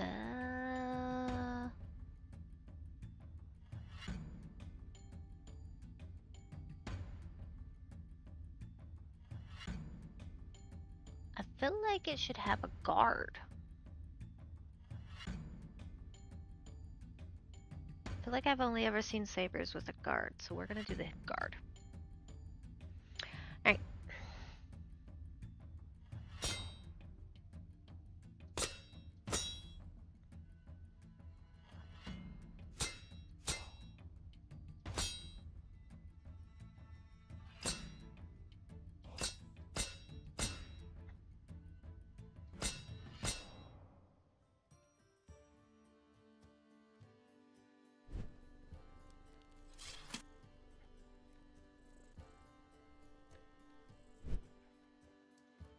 That was quick.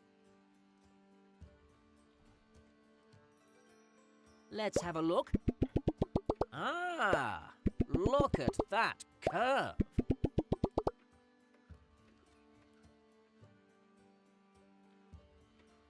Yes, it is curved. Oh my. The quality, the balance, the edge. This is perfection, my Apparently friend. I'm meant to be a blacksmith, not a crafter. You maintain this level of quality, and you might just end up as a supplier for the watch. Eh? You're brand new to the watch. I don't... Sure, buddy.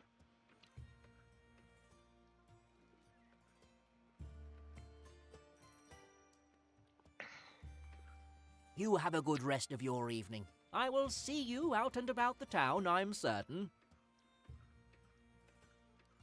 So optimistic.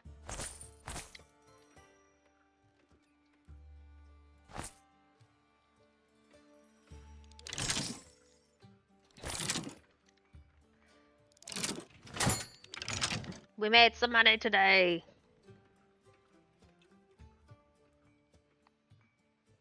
Three It's whole been a busy customers. day, full of colorful characters and a good test of your crafting skill. You have enough money to keep Meow and yourself fed, and you feel that you've started to make a name for yourself. And who knows what the future holds? Even though you've had a chance to labor over the smithy forge and put your jewel crafting skills to interesting use, there's so much more you could make. For now, though, rest. Rest and a purring meow.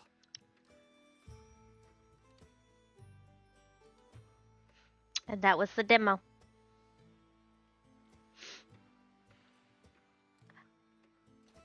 But now y'all know if you have a raccoon lady come into your establishment and ask for a trashy tiara, you better make it trashy.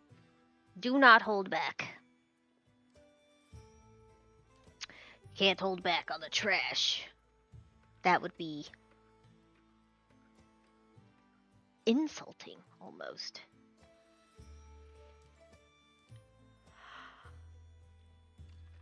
Alrighty. What I am going to have us do, though, is we do not have enough time to get into another game. So I don't want to play again. I want to quit the game. Yes, quit the game. So what we will be doing is we will be looking for someone to raid after I do my outro for YouTube. Da da da da da da da da da.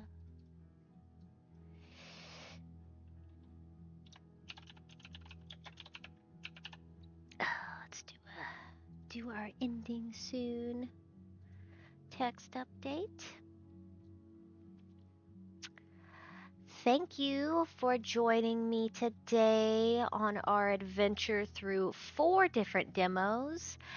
If you for some reason skipped to the end, or you're only catching me now, I will go ahead and do a little overview of what we played. We will be able to catch the VOD on my YouTube if you want to go see these particular games and be able to skip through. But we played Vampire's Vel, which has a to be announced release date. It was a pixel metroidvania Souls-like game.